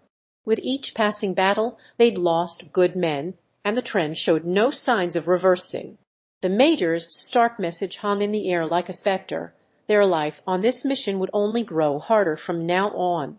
Ijin's gaze drifted back to the documents, his thoughts consumed by the weight of those words as he contemplated the uncertain road ahead. As Ijin Yu, codenamed One, is confronted by the ruthless Mad Dog in his cell, a tense standoff ensues. Mad Dog, with a calculating gaze, taunts Ijin about wasting his time, goading him into revealing any information he might possess. But Ijin remains resolute, refusing to budge under pressure. The psychological games escalate as Mad Dog hints that no one will come to rescue Ijin and that he'll eventually crack under the weight of fear and pain. Ijin's facade begins to show signs of wavering, a glimmer of uncertainty creeping into his resolve. As Ijin Yu confronts Mad Dog, he refuses to make it easy for him, demanding answers about the events that unfolded on Dayun. But Mad Dog is quick to taunt him, offering a painless death if he can answer one question correctly. Undeterred, Ijin Yu presses on, asking about the numbers who died on that fateful day, only for Mad Dog to reveal his betrayal and cold-blooded murder of the innocent numbers. The revelation sparks anger and determination in Ijin Yu, who refuses to back down, instead demanding to know who was responsible for the massacre. As Ijin Yu, code-named One, stands before him, Mad Dog reveals the true extent of his intentions and the purpose of their training exercises. With a sudden shift in tone, he questions Ijin's understanding of who was responsible for the other's demise, leaving Ijin stunned by the revelation that even Mad Dog is surprised by their ability to trust each other during these simulations. Mad Dog then candidly confesses that his primary concern was not the survivors' feelings or emotions, but rather their efficiency as a cohesive fighting unit, with the sole focus on predicting how they would survive, improve in combat skills, and work together seamlessly. As Ijin Yu, codenamed One, stands face to face with the enigmatic Mad Dog, a confrontation unfolds that probes the depths of their troubled minds. The rogue camp leader reveals that those who couldn't fight due to Oun had secretly reached out to him, sparking Ijin's curiosity about the motives behind this sudden revelation. With cold calculation, Mad Dog asks the critical question, why do they all insist on trusting Uip?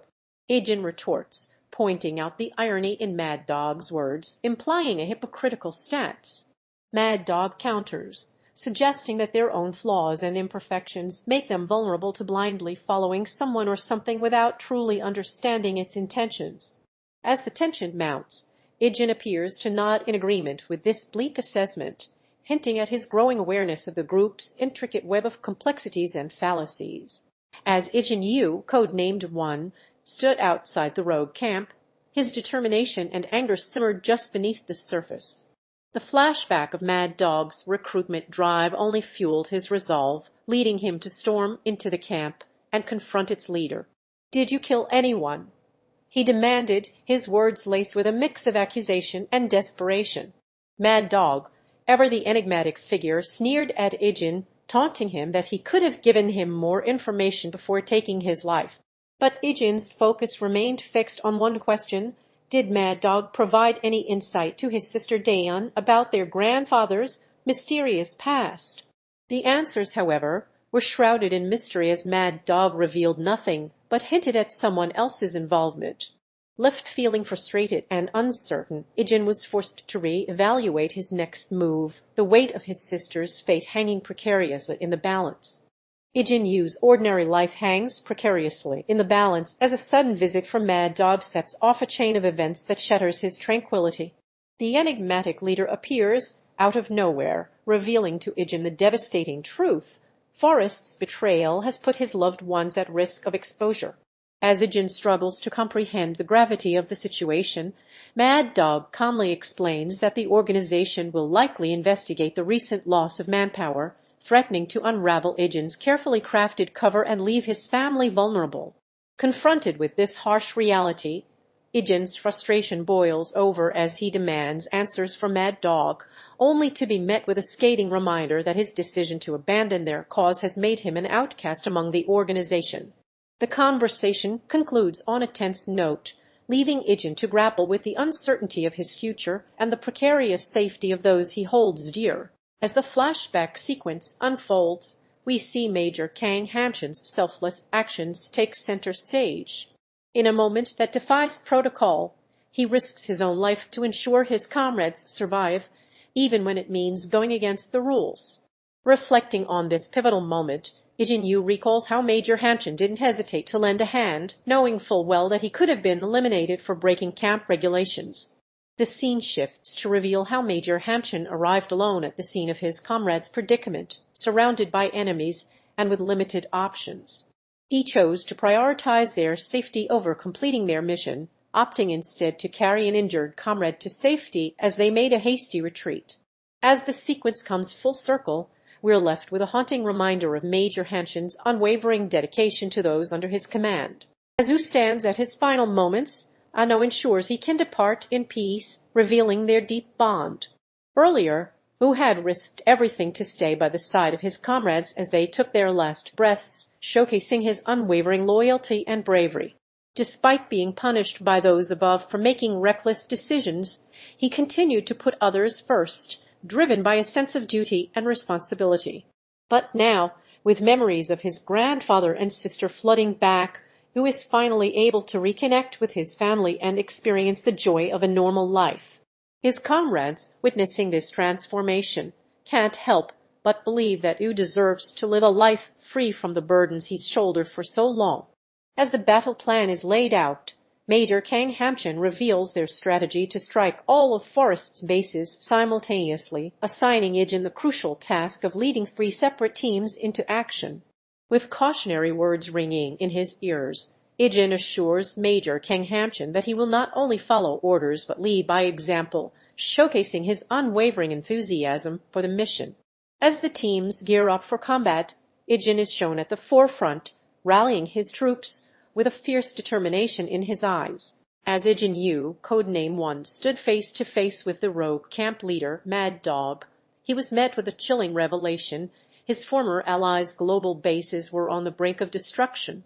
Mad Dog's plan, cleverly designed to spread chaos across the world, would make it impossible for Ijin to escape. With a sinister grin, Mad Dog taunted Ijin about the life of betrayal he had led, daring him to prove that it was all worth it. The air was thick with tension as Ijin's fate hung precariously in the balance, and the stakes were raised with an implied threat that left little room for escape or compromise. As Dayun Yu arrives at the SW security team base, her concerns for their family's well-being become increasingly evident, prompting Major Kang Hamchin to intercept her initial attempts to meet with Ijin. However, upon revealing their grandfather's disappearance and suspecting Mad Dog's involvement, Dayun's urgency garners sympathy from Major Kang Hamchin, ultimately allowing her to see her brother. The tension surrounding their family's situation serves as a poignant reminder of Ijin's multifaceted role within his own life, as both a member of the SW security team and a key figure in his familial relationships. As Ijin Yu stands before a whiteboard, the weight of his new mission settles upon him. Major Kang Hamchin's briefing reveals a critical and high-stakes operation infiltrating Mad Dog's camp to gather information on their plans. With 5, a seasoned sniper and information gatherer, by his side, Ijin learns that teamwork will be essential for success.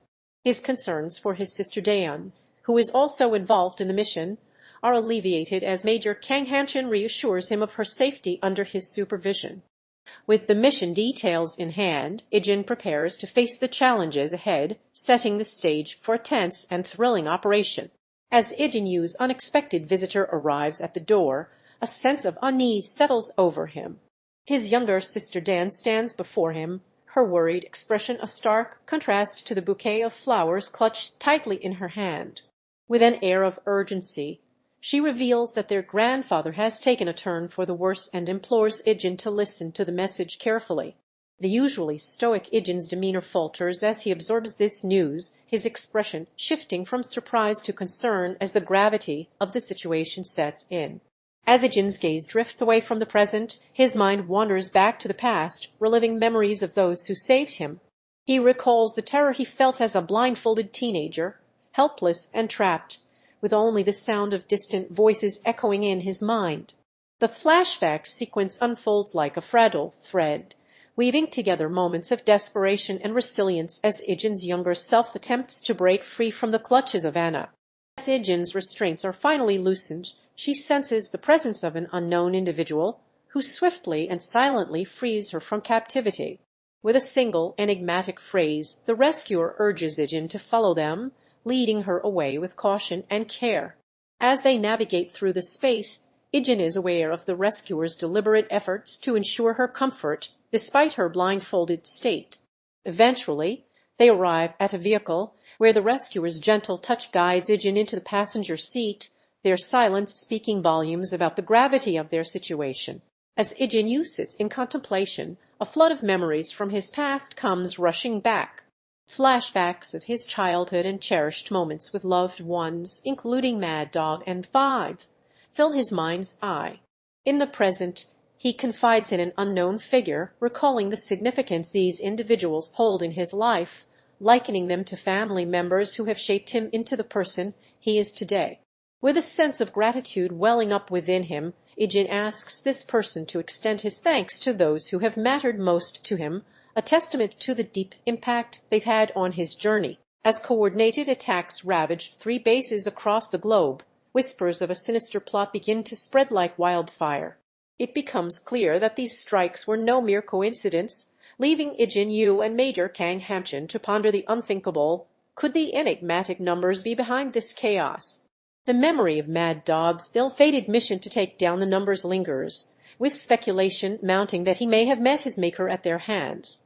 If Anna and Mad Dog were both silenced by the numbers, it would serve as a chilling warning to anyone foolish enough to aid their enemy. As the dust settles, a stern instruction echoes through the corridors of power. Keep a watchful eye on the numbers, for they may be plotting something far more sinister than just a series of attacks. As Ijin Yu strolls through his daily routine, a chance encounter with a stranger sets off an intriguing exchange. The mysterious individual approaches him with a calm demeanor, cautioning Ijin not to take any action just yet. But instead of probing for more information, the stranger makes a bold request. They ask Ijin to share his phone number. Ijin, however, remains steadfast in his refusal, citing that he only shares his contact details with those he trusts. The stranger's inquiry is met with a firm rejection, and as they part ways, Ijin appears unfazed by the brief interaction, leaving the audience wondering what secrets lie beneath the surface of this enigmatic character. As Ijin's eyes flutter open, a flood of memories from his childhood with Dayun wash over him, transporting him back to happier times. The present moment is abruptly interrupted by Major Kang Hamchin's arrival, bringing the weight of reality with him. With their plans for the day laid out, a subtle undercurrent of tension becomes palpable as Ijin's concerns about being replaced as team leader surface. But it's his reaction to Dayun that reveals the true depth of his insecurities, as Major Kang Hamchin's probing questions elicit a defensive response from the troubled agent. As Ijin Yu's anxiety becomes palpable, his unknown interlocutor, perhaps none other than the cunning Mad Dog, seems to fan the flames of his worries. Just as things are escalating, Dayun bursts into the conversation, her concern for her brother plain on her face. She tries to soothe Ijin's frayed nerves, reminding him that impulsive decisions aren't exactly his style. But when Ijin asks if she's worried about something, Dayun's response only seems to fuel his agitation. As the conversation draws to a close, Ijin becomes increasingly agitated and frustrated, his deeper concerns simmering just beneath the surface. As Ijin Yu, codename 1, went about his day, a keen observer watched him from the shadows. Yona's gaze followed Ijin with an intensity that couldn't be ignored, her emotions palpable as she navigated her affections for him. Meanwhile, Major Kang Hamchin confronted someone who seemed perturbed by Yona's constant attention towards Ijin, revealing that their interest in each other was no secret to others. The conversation revealed a telling detail. Yona's energy levels fluctuated wildly depending on Ijin's presence, highlighting the profound impact he had on her emotions. As Ijin Yu confronts Yona about making assumptions about his feelings for her, a mix of emotions plays across her face: uncertainty, vulnerability, and perhaps a hint of longing. Her admission that she's not good with this kind of situation only adds to the tension, as Ijin expresses his disappointment that she isn't more confident in expressing her emotions. The underlying dynamic between these two characters is palpable, with Ijin seemingly aware of Yona's feelings for him. This revelation sparks a moment of introspection for Ijin as he contemplates the unexpected turn of events. In a dimly lit room, Ijin Yu sits surrounded by remnants of his troubled past, his gaze fixed on a worn photograph. The echoes of his childhood haunt him as flashbacks unfold, revealing moments of pain and guilt, the death of his father, the weight of responsibility, and the anguish that has become his constant companion. Just as he begins to confront these demons, Major Kang Hamchin arrives, offering words of comfort but ultimately meeting with a cold reception. As the Major departs, Ijin is left alone once more, consumed by memories of his sister Dayun and the events that have led him to this point. As Ijin's eyes scanned the message on his tablet, a mix of concern and determination etched itself across his face. The revelation that his younger sister Dayun was being held captive at a specific location sparked a fire within him, driving him to take immediate action. With a calculated glance around the area, he moved with stealthy precision, his every step deliberate in its purpose. As Ijin Yu, codename 1, sits across from Yonasin, their conversation takes a turn into the depths of his troubled heart. With hesitant words, he responds to her inquiry about his relationship status, leaving no doubt that uncertainty clouds his feelings. Yona's persistence pushes him to confront the reality of his engagement, revealing cracks in his resolve and foreshadowing potential conflicts that may soon come to fruition. As Yonasin arrives at the training grounds, her frustration with Ijin's slow progress is palpable. But Ijin, unfazed by her impatience, insists that he hasn't been waiting around for anyone. Yet, Yona's words are laced with sarcasm as she reveals her true intentions and emotions. She accuses him of lying, hinting that she knows more about his thoughts than he lets on. The tension builds as she asks how it feels not having to think about the company, suggesting that she is no longer burdened by its responsibilities. Ijin's response, revealing a turmoil he's been suppressing, now gone, leaves Yona with a sense of relief, her concerns alleviated. As tensions simmered between Ijin Yu, the enigmatic figure with an air of confidence, and Yonasin, whose mysterious past was slowly unraveling, Grandpa Yu stepped in to mediate their conversation. The scene began with Ijin's dismissive denial of any involvement in a particular discussion, his disinterest palpable as he remained tight-lipped. But Yona wouldn't let the matter drop, prodding him about his popularity among women, her own intentions unclear. Ijin's nonchalant confirmation only fueled the fire, revealing his unwavering self-assurance. Just as things seemed to be escalating, Grandpa Yu's timely intervention brought a new layer of complexity to the table. Yona's true identity as Andrew Voorhees' daughter, adding depth to her already intriguing connection with Ijin. As Ijin Yu engages with Yona in a candid conversation, a subtle undercurrent of unease begins to surface. Yona expresses her reservations about confessing her feelings, suggesting it might be for the best that she hasn't yet taken the leap. But what catches Ijin's attention is Yona sharing a revealing discussion she had with Andrew Voorhees' son, in which he confessed his doubts about deserving genuine emotions from anyone. This sparks Ijin's curiosity as he wonders if this means Andrew's son is already entangled with someone else. As the conversation concludes, Ijin finds himself pondering the possible implications of these words and the uncertainty that now hangs in the balance. As Ijin Yu's mind wanders, he finds himself torn between conflicting impressions of Yonasin. Initially, her youthfulness leaves him with a mixed feeling, but it's her inner turmoil that truly piques his interest. His thoughts soon become consumed by the possibility that she might be intentionally ignoring him, leaving him feeling upset and vulnerable. The prospect of another suitor in her life only adds to his emotional distress as he begins to wonder if Yona is seeing someone else or perhaps has a lover waiting for her back in a foreign country where she resides. As the scene fades away, Ijin's thoughts remain unresolved, leaving him stuck in a web of conflicting emotions. As Ijin Yu, or codename 1, stands frozen in concern, Yona approaches him with an air of worry etched on her face. "What's wrong?" she asks, her tone laced with urgency. But before Ijin can respond, he blurts out a revelation that leaves Yona perplexed. He sees someone. Her frustration boils over as she demands focus from Ijin, only to be met with a distracted expression. In a moment of introspection, Ijin's thoughts transport him back in time, recalling a memory or vision that seems to hold significance for his gaming abilities. However, this lapse in attention proves costly as he misses the opportunity to unleash his ultimate attack. Yona's reprimand is swift and firm, criticizing Ijin's lack of seriousness and cautioning him against letting distractions affect his performance in critical situations. The dynamic between the two gamers suggests a strong bond and mutual investment in each other's progress, raising questions about their team strategy and individual growth as they navigate this high-stakes game.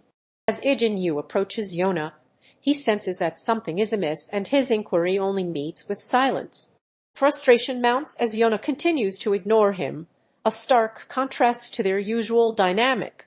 Meanwhile, Jin engages in conversation with someone else, leaving Ijin feeling left out and disconnected from the one person who should be sharing his concerns. But just as the tension reaches a boiling point, Yona's hearing suddenly returns, sparking a flurry of questions and emotions in Ijin. His anger and perceived manipulation boil over into an explosive outburst as the truth behind Yona's sudden regaining of her senses begins to unravel. As Ijin Yu sits lost in thought, memories of his past encounter with Dayun begin to resurface. He reflects on their interrupted gathering, wondering why someone had to leave early, and how that moment has left an indelible mark on his mind. His thoughts drift back to a poignant conversation they shared where this person expressed uncertainty about deserving love. Ijin's contemplation grows deeper as he weighs the pros and cons of revealing his true feelings to Dayun. The silence is palpable as he grapples with the complexity of his emotions, seeking guidance from Yonasin's wisdom in an attempt to untangle the knots that bind him to this enigmatic figure. As Ijin Yu and his sister Dayun stroll through the serene park, reminiscing about cherished childhood memories, a subtle sense of urgency creeps into their conversation. It begins with whispers of their grandfather's final words, now solely entrusted to Ijin, who begs his sister to keep the secret safe from prying eyes. Dayun's curiosity is piqued, but Ijin remains tight-lipped, emphasizing the gravity of silence as they walk alongside the tranquil lake. As the weight of responsibility settles upon her, Dayun hesitantly agrees to maintain secrecy, though her doubts linger in the air. With this heart-to-heart conversation, Ijin solidifies his position as a guardian of secrets, demonstrating his unwavering dedication to protecting their family's legacy and the bond he shares with his sister. As Ijin Yu scans the surroundings, his eyes land on Yonasin, and he approaches her with an air of casualness. His question is direct, "Are you seeing anyone?" The conversation that follows is left to our imagination, but it's clear that Ijin Yu's interest in Yonasin's love life is piqued. His reactions, captured in a series of expressions on his face, hint at the complexity of their relationship or personal dynamics. As Ijin Yu, or code name 1, and his younger sister Dayun stop by a convenience store for a quick bite to eat, the siblings seize the opportunity to bond and share their thoughts. Ijin suggests the impromptu pit stop, which initially prompts some hesitation from Dayun due to her concerns about her brother's well-being. However, Ijin reassures her that he is hungry and fine, and they proceed into the store together. As they browse the available snacks and drinks, a store employee or owner, Ryu, greets them with a question about whether they need any assistance. As the story unfolds, we are introduced to Yonasin, the granddaughter of SW's powerful chairman, amidst a web of intrigue and corporate machinations. It becomes clear that SWP has been expanding its business ventures into the lucrative military industry, a move that will have far-reaching consequences. Meanwhile, Ijin Yu discovers that Yonasin is his classmate, setting the stage for an unexpected connection between these two individuals from different worlds. As Ijin Yu's laughter echoes through the air, he's lost in a carefree moment with Yonasin. Grandpa Yu watches with an amused expression, seemingly pleased by the scene unfolding before him. Meanwhile, Dayun Yu can't help but comment on her brother's exuberance, to which Yonasin playfully teases Ijin, warning him not to get too carried away. As the playful banter continues, Ijin and Yona share a light-hearted moment, their bond growing stronger with each passing second. As the mysterious client outlines the details of the job, Ijin Yu, aka Code 1, listens intently, his keen mind already processing the plan to infiltrate the heavily guarded facility. Donning a disguise as Pete, he blends in seamlessly with the surroundings, allowing him to slip past security cameras and guards with ease. With precision and skill, he hacks into the computer system, retrieving the sensitive information at the heart of the mission. But just as he's about to make his escape, Ijin is confronted by a group of mercenaries led by Mad Dog, who reveals that he's been double-crossed by their client. Without hesitation, Ijin takes down the mercenaries with calculated efficiency, emerging victorious and in possession of the crucial data. This opening scene sets the tone for Ijin's character, showcasing his exceptional mercenary skills and hinting at the conflicts to come. As Ijin Yu stands before his grandfather's grave, the weight of nostalgia and regret settles upon him. The spirit of his grandfather, still carrying the same stern expression, scolds Ijin for not changing his ways, a piercing rebuke that cuts deep into his soul. With a heavy heart, Ijin apologizes for his lack of progress, acknowledging the truth in his grandfather's words. As they converse, the anniversary of his grandfather's death serves as a poignant reminder of Ijin's own neglect, and he expresses remorse for not visiting more often. The questions that follow are laced with sincerity, as Ijin seeks to understand his grandfather's current state and perhaps find some measure of redemption in their relationship.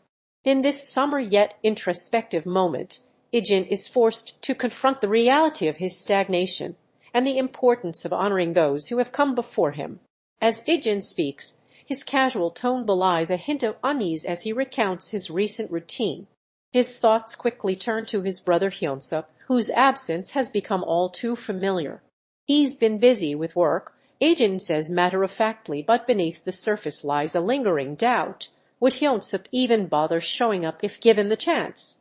Dayun, Ijin's younger sister, listens intently before politely excusing herself, and Ijin agrees to part ways, leaving the weight of their brother's absence between them. As Ijin Yu stands drenched outside, Mad Dog's words cut through the rain-soaked air, addressing him for waiting idly in the downpour. "You should have waited in the car," Mad Dog sneers, revealing an unsettling familiarity with Ijin's plan, hinting at secrets yet to be uncovered. Just as tensions begin to escalate, TRL interrupts, pointing out the obvious: Ijin's soaked clothes a testament to his prolonged exposure to the elements. But it's Mad Dog's sudden hostility that sends shivers down the spine as he berates Ijin with a venomous little brat, casting doubt on his true intentions and setting the stage for a dramatic showdown to come. Ijin Yu, alias 1, finds himself in a precarious situation when caught by a shop owner for pilfering a moped.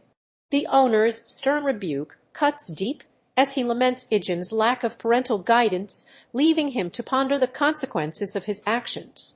In a surprising turn of events, the shop owner demands restitution by assigning Ijin to work at his shop, starting tomorrow. As Mad Dog appears in a rundown alley, he unleashes a verbal assault on Ijin Yu, criticizing his sluggish pace and inability to adapt to the unforgiving world. The rogue camp leader/recruiter ridicules Ijin's slow movements, labeling him the old man's sorting trash. Meanwhile, Ijin stands frozen, lost in thought as he gazes down at his hands, his eyes betraying a deep sense of regret and uncertainty. Mad Dog's relentless barrage of insults pierces through the air, leaving Ijin dejected and uncertain about his place in this harsh reality. As Ijin Yu and Major Kang Hamshin drive through the neighborhood, they notice a resident struggling to sort trash in the rain. Without hesitation, Ijin gets out of the car, much to the dismay of his companion, who disapproves of this detour from their duties. The grateful resident thanks Ijin for his assistance, explaining that prompt action is necessary to prevent a future mess. Ijin counters that taking a short break won't harm anyone and highlights the importance of community cleanliness. Just as the conversation subsides, Yuar suddenly appears, causing chaos in the midst of this tranquil scene. As Ijin Yu ponders his troubled life, he can't help but think of Major Kang Hanshin's unwavering support, which has been a constant source of comfort for him. His gratitude towards the Major is palpable as he thanks him for always being there to lend a helping hand, although he's curious about the Major's sudden absence. It seems that Ijin had returned to his hometown recently, attending to some personal matters that had been pending. But before he can delve deeper into his thoughts, the tranquility is disrupted by an unexpected arrival, Mr. also known as Mad Dog, who inquires about everyone's well-being, bringing a sense of unease to the situation. As Ijin Yu, codename 1, arrived at his grandfather's residence, he was met with a somber tone. Grandfather Yu revealed the unexpected truth. He had suffered a serious injury to his back, requiring several days of rest. Ijin's initial concern quickly shifted as he reassured his grandfather that he would be fine with some downtime. Grandfather Yu then passed on a crucial piece of advice. When breaking the news to Dayun, Ijin must do so in a way that wouldn't frighten her. With a solemn promise to handle this delicate task, Ijin departed, carrying the weight of his responsibility. As Ijin finally escapes the confines of school, he breathes a sigh of relief. But his respite is short-lived, as Major Kang Hanchan approaches him with Dayun in tow. The Major reassures Ijin that there's no need to thank him for keeping an eye on Grandpa Yu, downplaying the effort as mere duty. Ijin inquires further about their involvement, only to be met with clarification from both Major Kang Hanchan and Dayun. It's simply a polite gesture when they happen to pass by. As Ijin Yu gazes at his grandfather, a nostalgic glint sparkles in his eyes, transporting him back to a bygone era when he was still a young man. His grandfather, noticing the distant look, begins to reminisce about their shared experiences with his own grandfather, weaving a tapestry of memories that bridged the generations. Ijin clarifies that despite their physical differences, they share an unbreakable bond through the stories passed down from Grandpa Yu's family. The conversation takes a sudden turn when Ijin suggests heading downstairs to try out the restaurant, only for Grandpa Yu to dismiss the idea with a hint of skepticism, questioning how a high school student like Ijin could possibly afford such luxuries. As Ijin Yu, also known as Codename 1, clocks in for his part-time job at SW's security, his friend Sai can't help but remark on the lucrative compensation package. But before they can even get started, Ijin receives a sudden message that requires him to rush to the shop immediately.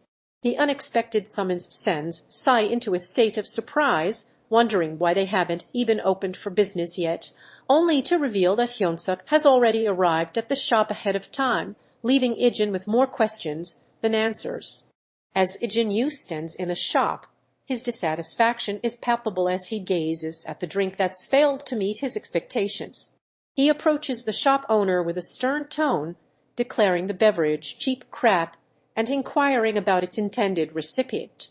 The apologetic shop owner tries to make amends, but Ijin Yu remains unimpressed, instead dictating how he should be served by laying out the most expensive items available. The shop owner hesitantly complies with his demands, attempting to placate the displeased customer. In the end, Ijin Yu appears satisfied, yet still visibly annoyed, leaving a lasting impression on the shop owner and setting the stage for future interactions. As Aushik arrives at Dushik's location, he wastes no time inquiring about his well-being, only to be met with a scathing critique of his employee training methods. The tension is palpable as Dushik demands to know what brings Aushik to his doorstep, and it becomes clear that this visit has ulterior motives. With a confident smile, Aushik reveals his true intentions. He needs to borrow money to fund his latest business venture, which he claims will be a surefire success. As Dushik arrives at Aushik's location, his desperation and disappointment are palpable as he begs for financial aid.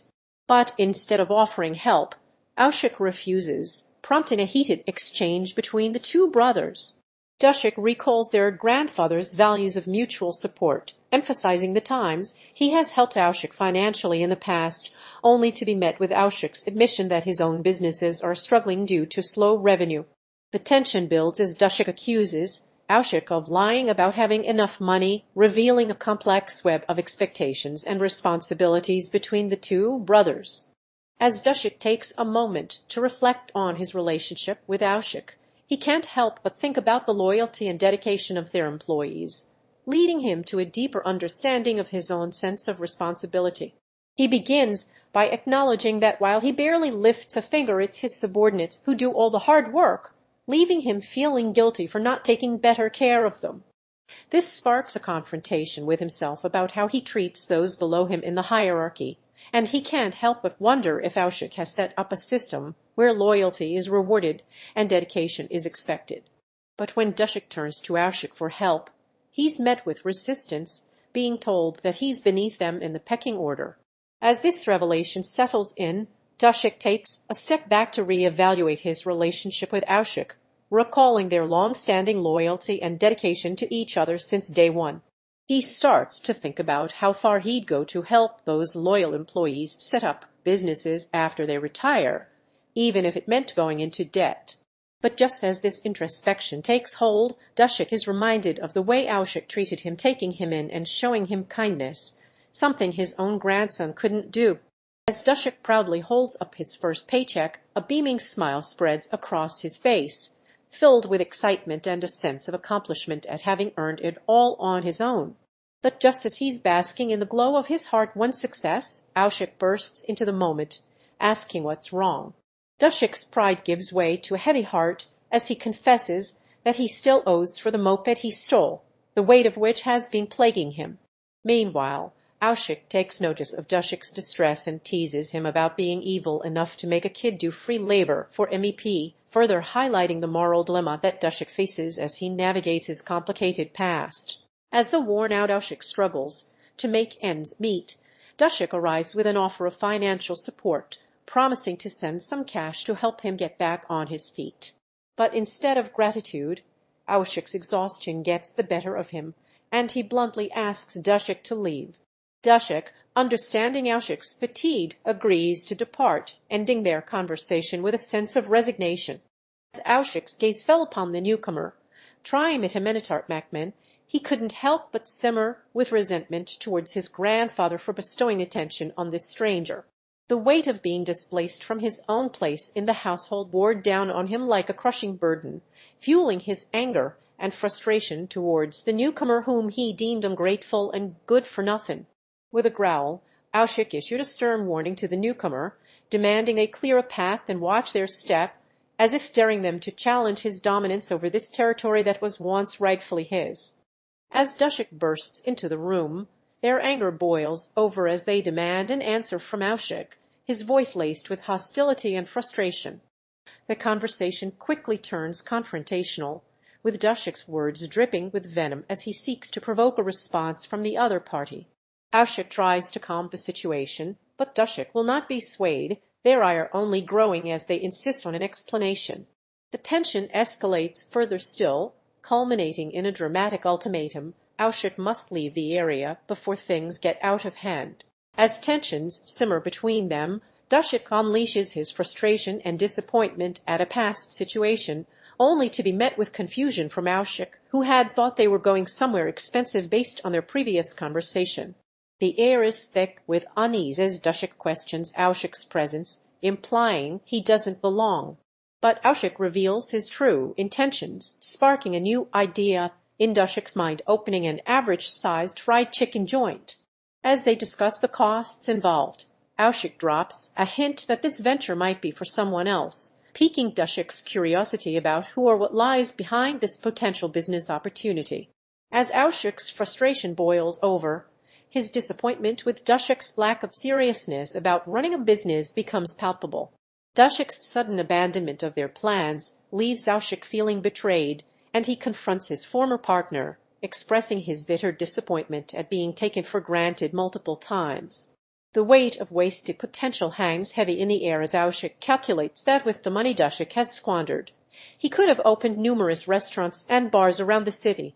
Meanwhile, a concerned Urim reaches out to Aushik through a message, only to receive a resigned response from Aushik, hinting at his acceptance of the situation despite his evident distress. As tensions simmer beneath the surface, Dashik finally reaches his breaking point with Aushik's relentless begging for money. Confronting his brother about his shameless behavior, Dashik refuses to budge, citing his own frustration and exhaustion from always being asked to bail him out. But Aushik, desperate to pay off mounting debts, reveals that he has borrowed money from friends and acquaintances, leaving him with no other choice but to turn to others for help. Undeterred by Dashik's refusal, Aushik vows to find another way to get the cash, his determination and desperation palpable as he faces a bleak financial future. As Aushik's concerns simmered just below the surface, he turned to Dashik with a mix of apprehension and desperation in his eyes. "Should I ask Urim for some more money?" he asked, his voice laced with uncertainty. But before Aushik could even finish his sentence, Dashik's response sent shockwaves through their fragile relationship. "I wasn't kidding when I said I'd send you petty cash," he revealed, his words dripping with a lack of trust that cut deep. Aushik's anxiety spiked as he struggled to respond, his mind racing with the implications of Dushik's admission. But just as it seemed like the conversation couldn't get any more tense, Dushik brought up the elephant in the room, Aushik's failure to answer the boss's calls, a betrayal that threatened to shatter their bond once and for all. As Aushik tried to downplay the situation with a hasty "about that," the weight of his uncertainty hung heavy in the air, a palpable reminder of the chasm growing between him and Dushik. As Dushik is abruptly ordered to shut it and follow Aushik's lead, he looks unenthused and reluctant to comply with the mysterious request. Without hesitation, Dushik trails behind Aushik as they navigate through a series of uncertain events. The purpose of this meeting remains shrouded in mystery, leaving both Dushik and the reader in a state of uncertainty. As they arrive at their destination, Aushik whispers something cryptic into Dushik's ear, leaving the outcome of their encounter hanging precariously in the balance. As Aushik's frustration boils over, he unleashes a scathing rebuke at Dushik for ignoring his calls and refusing to repay him.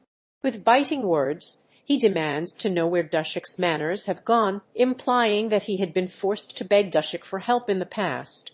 But just as it seems like Aushik is about to explode, Dushik reveals a surprising twist.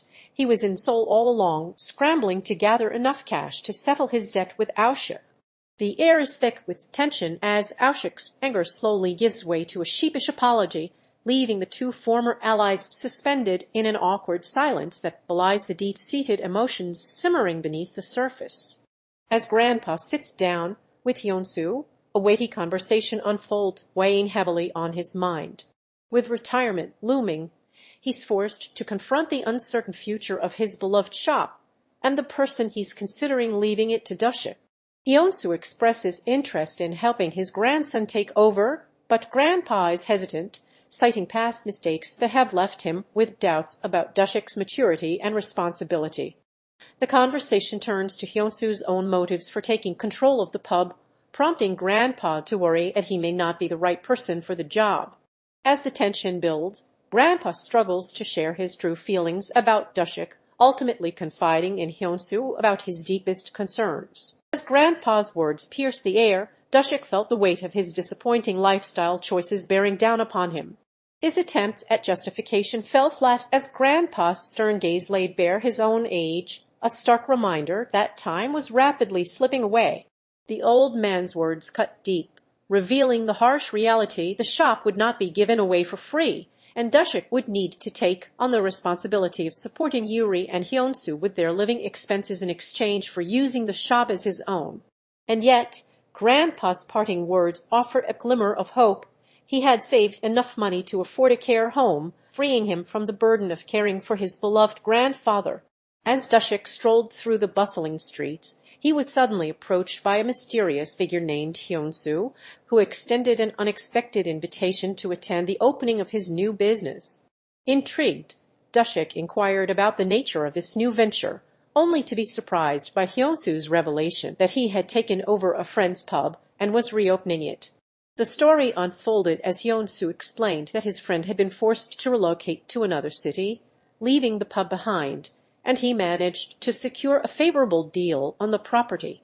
As Dushik opens up to Seok-bi, the weight of his financial struggles begins to lift, replaced by a sense of determination. He confesses to borrowing from various sources, acknowledging the gravity of his situation. But amidst the turmoil, Dushik's resolve is strengthened, and he vows to work tirelessly to turn his life around. The plans for their meeting the next day are solidified, with Dushik securing Seok-bi's address, leaving little room for miscommunication. Seok-bi, however, can't help but notice a subtle shift in Dushik's demeanor, sensing that something is behind this newfound optimism, though Dushik remains tight-lipped about the cause of his renewed enthusiasm. As Dushik stood before Seok-bi, the weight of his debt was finally lifted off his shoulders, or so it seemed. With a tantalizing offer on the table, Seok-bi proposed to forgive 350 million won, leaving only 50 million won outstanding. But at what cost? The condition for this mercy was brutally straightforward. Dushik must stab someone, after which he would be free to leave his financial woes behind. As Dushek's mind reeled with the moral implications of such a task, he felt himself torn between the allure of freedom and the crushing burden of his debt. As Dushek's thoughts unfold, he can't help but dwell on the past, wondering what would have been if Xiapi hadn't meddled in his life, forcing him into a cycle of debt and resentment. The weight of Grandpa's legacy hangs heavy on his shoulders, a constant reminder of how little consideration was given to his own well-being as he took over the shop. But Dushek won't deny that his own reckless decisions played a significant role in his current predicament, that fateful bet gone sour, leaving him drowning in debt and regret. As Dushek pays a visit to Xiapi, he can't help but sense the man's unease. The tension in the air is palpable as Xiapi questions Dushek about his recent financial transactions, hinting that he suspects Hyunsu's influence is still at play in Dushek's life. Despite Dushek's protests of independence, Xiapi remains unconvinced, and the two engage in a heated discussion that reveals the depth of their relationship. Meanwhile, Xiapi's words are tinged with concern for Dushek's well-being as he sees his friend struggling to turn over a new leaf. As their conversation comes to a close, Dushek departs, leaving Xiapi to ponder the true extent of Hyunsu's involvement in Dushek's life. As Dushek strolled into the reopened shop, he was suddenly face to face with an unexpected visitor, Hyunsu, looking rough around the edges. Dushek's initial surprise quickly turned to teasing, as old memories came flooding back of times when Hyunsu had gotten himself into trouble. But before their banter could escalate, Hyunsu suggested they head inside, revealing his hard work in preparing for the grand opening. As they stepped into the transformed shop, Dushek was taken aback by its massive scale and scope, a testament to the effort that had gone into revamping it. As Dushek pored over his financial woes, a sense of determination settled within him. He was hell-bent on paying off those pesky loans and turning his fortunes around. Just as he was mentally gearing up for the long haul, an invitation from Hyunsu arrived, beckoning him to the shop, where some familiar faces were already gathered. Dushek's curiosity got the better of him as he asked if SOP was in attendance, a question that hinted at a possible connection between characters. As the evening wore on, Yuri brought forth a spread of food, her presence a gentle reminder that even amidst financial struggles, friendships can offer sustenance for the soul. As Xiapi appears before him, Dushek is confronted with the weight of his own choices. The concerns about Hyunsu's involvement in his life serve as a catalyst for a crucial decision, one that will shape the course of his future. With two options laid out before him, Dushek must weigh the pros and cons of each path, continue down the familiar road or take responsibility for his actions and strive to turn his life around. The hint of shady dealings involving Hyunsu adds an air of tension, underscoring the gravity of the decision at hand. With the stakes raised, Dushek makes a choice, one that will forever alter the trajectory of his destiny. As Xiapi arrives at Dushek's doorstep, the air is filled with an undercurrent of unease. It's been a while since they last spoke, and Dushek's surprise visit is met with a mixture of curiosity and wariness. Xiapi broaches the subject of congratulatory flowers for Hyunsu's new pub, but his true intentions are soon revealed as he expresses concern about Dushek's recent lack of response to his phone calls, hinting at a deeper involvement with Hyunsu that Dushek is reluctant to discuss. The conversation unfolds like a delicate dance, with Xiapi probing for answers and Dushek maintaining a defensive stance, leaving the true nature of their relationship shrouded in mystery. As Dushek learns that Hyunsu has taken over a friend's pub and is reopening it without consent, confusion sets in among the group. The mysterious tip-off sparks curiosity, with Dushek questioning why Hyunsu would resort to deception. Meanwhile, Hyunsu issues instructions for the group to follow him, leading them on a journey that raises more questions than answers. As Dushek goes about his day, a surprise visitor walks into the shop, his sister Yuri. She's bearing gifts, having been sent by their sister with some food for Dushek and his friends to enjoy. But it's not just the meal that brings a sense of warmth to the atmosphere. Yuri's visit serves as a brief reminder of Dushek's connections to those outside of his troubled orbit. As Ijin Yu, codename One, cautiously approaches the SW security team's hideout, a sense of unease settles over him. His eyes scan the surroundings, taking in every detail, before he slips inside through a side door. Inside, he encounters Five, who seems taken aback by his presence, and Ijin quickly tries to cover, feigning ignorance about the team's activities. But his ruse is short-lived, as Major Kang Hamchin suddenly appears, revealing that he has been expecting Ijin all along. With a mixture of surprise and trepidation, Ijin faces off against the captain, who seems eerily aware of his true identity, leaving him wondering what secrets lay hidden beneath the surface.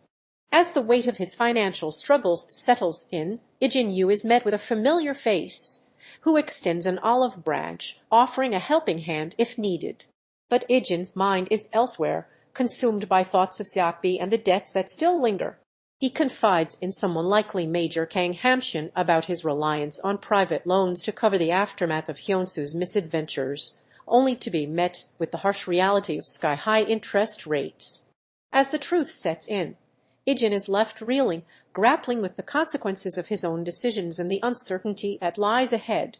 As Ijin Yu reveals his business model to Major Kang Hamchin, a sinister plan begins to unfold.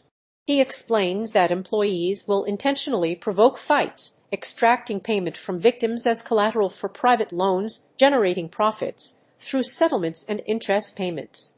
The conversation confirms the morally dubious nature of his organization, which has already established a reputation and is thriving without resorting to numerous violent conflicts. Ijin's connection to Hyunsu hints at a darker past, raising questions about his true motives and ethics as he walks the fine line between financial gain and moral compromise. As Ijin Yu, codename 1, is confronted by Major Kang Hamchin, the gravity of his financial obligations becomes starkly apparent. The Major reminds him that he still owes a substantial sum of over 30 million won, despite having made some payments. With an air of candor, the Major explains that making exceptions for one individual would create chaos in business dealings, highlighting the importance of fairness and consistency in financial transactions. Ijin's suggestion to let someone off easy is met with a firm rebuke, underscoring the Major's commitment to maintaining order and stability in his dealings. As Ijin Yu sat at home, the weight of his financial struggles grew heavier. With the month's rent looming large, he knew he had to act fast. A desperate plan began to take shape in his mind, reaching out to Mad Dog for help. He sent an SMS proposing a deal, join Mad Dog's organization in exchange for the loan. The response was swift and calculating, with Mad Dog agreeing to consider the loan only if Ijin agreed to join his ranks. With no other options left, Ijin made the difficult decision, confirming his willingness to work for Mad Dog in exchange for financial salvation. And so, a new path unfolded before him, one that would lead him further down the rabbit hole of intrigue and deception. In the dark of night, Ijin Yu sat surrounded by shadows and flickering lights, his mind consumed by the haunting memories of his past. A mysterious message arrived, revealing the location of his younger sister Dayun, forcing him to confront the demons that had long haunted him. Flashbacks of a brutal attack on his family flashed before his eyes, leaving him torn between his duty as an operative and his loyalty to those he loved. As he grappled with this moral dilemma, Ijin was confronted by Five, a seemingly loyal ally who revealed himself to be working for the rogue camp leader, Mad Dog. With his options dwindling, Ijin found himself at a crossroads, forced to make a heart-wrenching decision regarding Dayun's safety. As the worn-out uniform drapes his tired frame, Ijin Yu sits on the ground, surrounded by the enemy soldiers led by Major Kang Hamchin. The air is thick with tension as the Major interrogates Ijin about his connection to Mad Dog, the rogue camp leader. Denying any involvement, Ijin's frustration grows as he's threatened with harm against his younger sister Dayun. Just as all hope seems lost, Five appears, whispering a warning of danger in Ijin's ear. Fueled by determination and anger, Ijin realizes he has no way out but to take action, his resolve hardened like steel. As Grandpa Yu's lifeless body lay before him, Ijin's world came crashing down.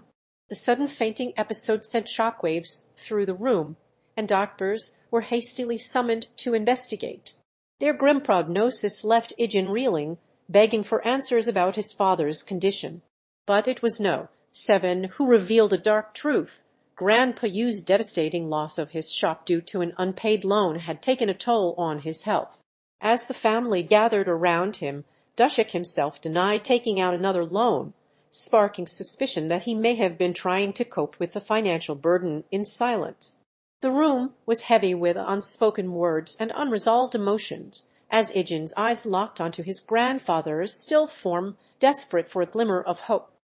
As business struggled to stay afloat, the weight of a looming debt threatened to crush the family's livelihood. Ijin Yu's grandfather, driven by a mix of desperation and determination, made an extraordinary decision. He took out a loan using their beloved shop as collateral. The reason behind this drastic measure was revealed in a heart-wrenching confession. His shame over Ijin quitting the shop had eaten away at him, leaving him feeling consumed by regret. With a newfound sense of purpose, the grandfather vowed to work tirelessly to pay off the debt and restore his relationship with his grandson, pouring his sweat and tears into late-night shifts at a factory to make amends. As Ijin Yu stood before Dushik's office, his determination was palpable, a fire burning within him to secure a crucial business deal. But his confident demeanor was met with disdain as Dushik himself emerged, his expression uninterested and dismissive. Despite Ijin's best efforts to make his pitch, Dushik cut him off, calling it a joke, leaving Ijin frustrated and defensive. The meeting descended into chaos as Ijin insisted that Dushik take his proposal seriously, but ultimately he stormed out of the office, feeling disrespected and rejected. As Ijin Yu ponders the weight of his mercenary life, a storm brews within him. His mind torn between the cold calculations of his business and the warmth of personal relationships, he grapples with the morality of making exceptions for those who matter most. The image of his younger sister Dayun and Grandpa Yu flashes before him, a poignant reminder of the human cost of his actions. Meanwhile, the looming presence of Major Kang Hamchin, captain of the SW security team, hints at potential consequences for Ijin's decisions. As he wrestles with his conscience, Ijin's thoughts are laid bare, revealing a complex web of emotions and moral dilemmas that threaten to upend his very existence as a mercenary. As Ijin Yu, codenamed One, meets Major Kang Hamchin in a clandestine location, the weight of his mission to infiltrate the rogue camp hangs heavy in the air. But Ijin's thoughts are elsewhere, consumed by concerns for his younger sister Dayun's safety. His distraction doesn't go unnoticed, as Major Hamchin's stern expression reflects his own growing unease. Suddenly, Ijin is torn from his reverie, excused to make a call that only adds to the chaos. A mysterious figure, identified only as 5, appears, sharing cryptic intel about the rogue camp. As Ijin's eyes dart between his mission and his sister's well-being, the tension in the air becomes palpable, leaving him torn and conflicted. As the darkness of his past begins to unravel, Ijin's eyes are drawn back to a fateful night in his childhood. The scene shifts to reveal a brutal attack on young Ijin by Major Kang Hamchin, an event that would forever mar his psyche. Shaken, Ijin is forced to relive this trauma when he confides in Dayun Yu about the incident, revealing the depth of emotional scars inflicted upon him. Despite Dayun's attempts to comfort him, Ijin pushes her away, the pain and anger festering within him like an open wound. As the flashback dissipates, Ijin's gaze is fixated on a singular objective, exacting revenge on Major Kang Hamchin, his vendetta burning brighter with each passing moment. As Ijin's gaze drifts away, a distant past converges with the present, echoing the haunting words, "Over 10 years now since we last met, huh?" Memories flood his mind, transporting him back to a pivotal moment that forever changed the course of events. The fog of time lifts, revealing a poignant reunion between Ijin and someone from his troubled past. The air is heavy with unspoken emotions as they rekindle their connection, but the circumstances surrounding this encounter remain shrouded in mystery for now. As the tension builds, Mad Dog suddenly appears before Major Kang Hamchin, his expression stern and accusatory. He claims that the Major is trying to pull something, referencing a long-forgotten pain from their shared past. The conversation quickly turns ugly, with both men exchanging heated words and insults. But just as it seems like things can't get any more volatile, Mad Dog drops a bombshell. he reveals his true intentions, admitting he's been using Hyunsu to further his own agenda all along. Major Kang Hanshin fires back, lashing out at Mad Dog with a scathing insult that leaves no doubt about his contempt for the rogue camp leader. Enraged by the affront, Mad Dog demands respect, his anger simmering just below the surface as the confrontation reaches its boiling point. As Ijin Yu approaches Seokbi Dushik, the latter reveals a sudden improvement in his fortunes, sparking a conversation that quickly turns tense. Major Kang Hanshin becomes defensive, accusing Seokbi Dushik of jealousy over past successes and current struggles, escalating the situation with scathing insults. Seokbi Dushik's temper finally boils over as he lashes out at Major Kang Hanshin, calling him a bastard. The Major retaliates, ordering Seokbi Dushik to shut up, leaving the air thick with hostility between them. As the conversation unfolded, Ijin's calm demeanor belied the turmoil brewing beneath the surface. With a seemingly innocuous tone, he claimed to be doing well despite Seokbi's reservations, only for the latter to vehemently disagree, accusing him of self-deception.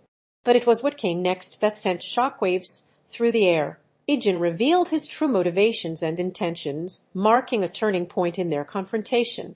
As Ijin Yu sits in his hiding place, surrounded by maps and documents, a sudden jolt of intrigue strikes him when he receives an anonymous message on a piece of paper.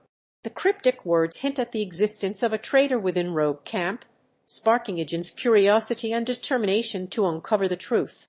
As he ponders the message, his gaze drifts to fragments of his past life, glimpsing memories with his sister Dayun and Grandpa Yu before refocusing on the present task at hand.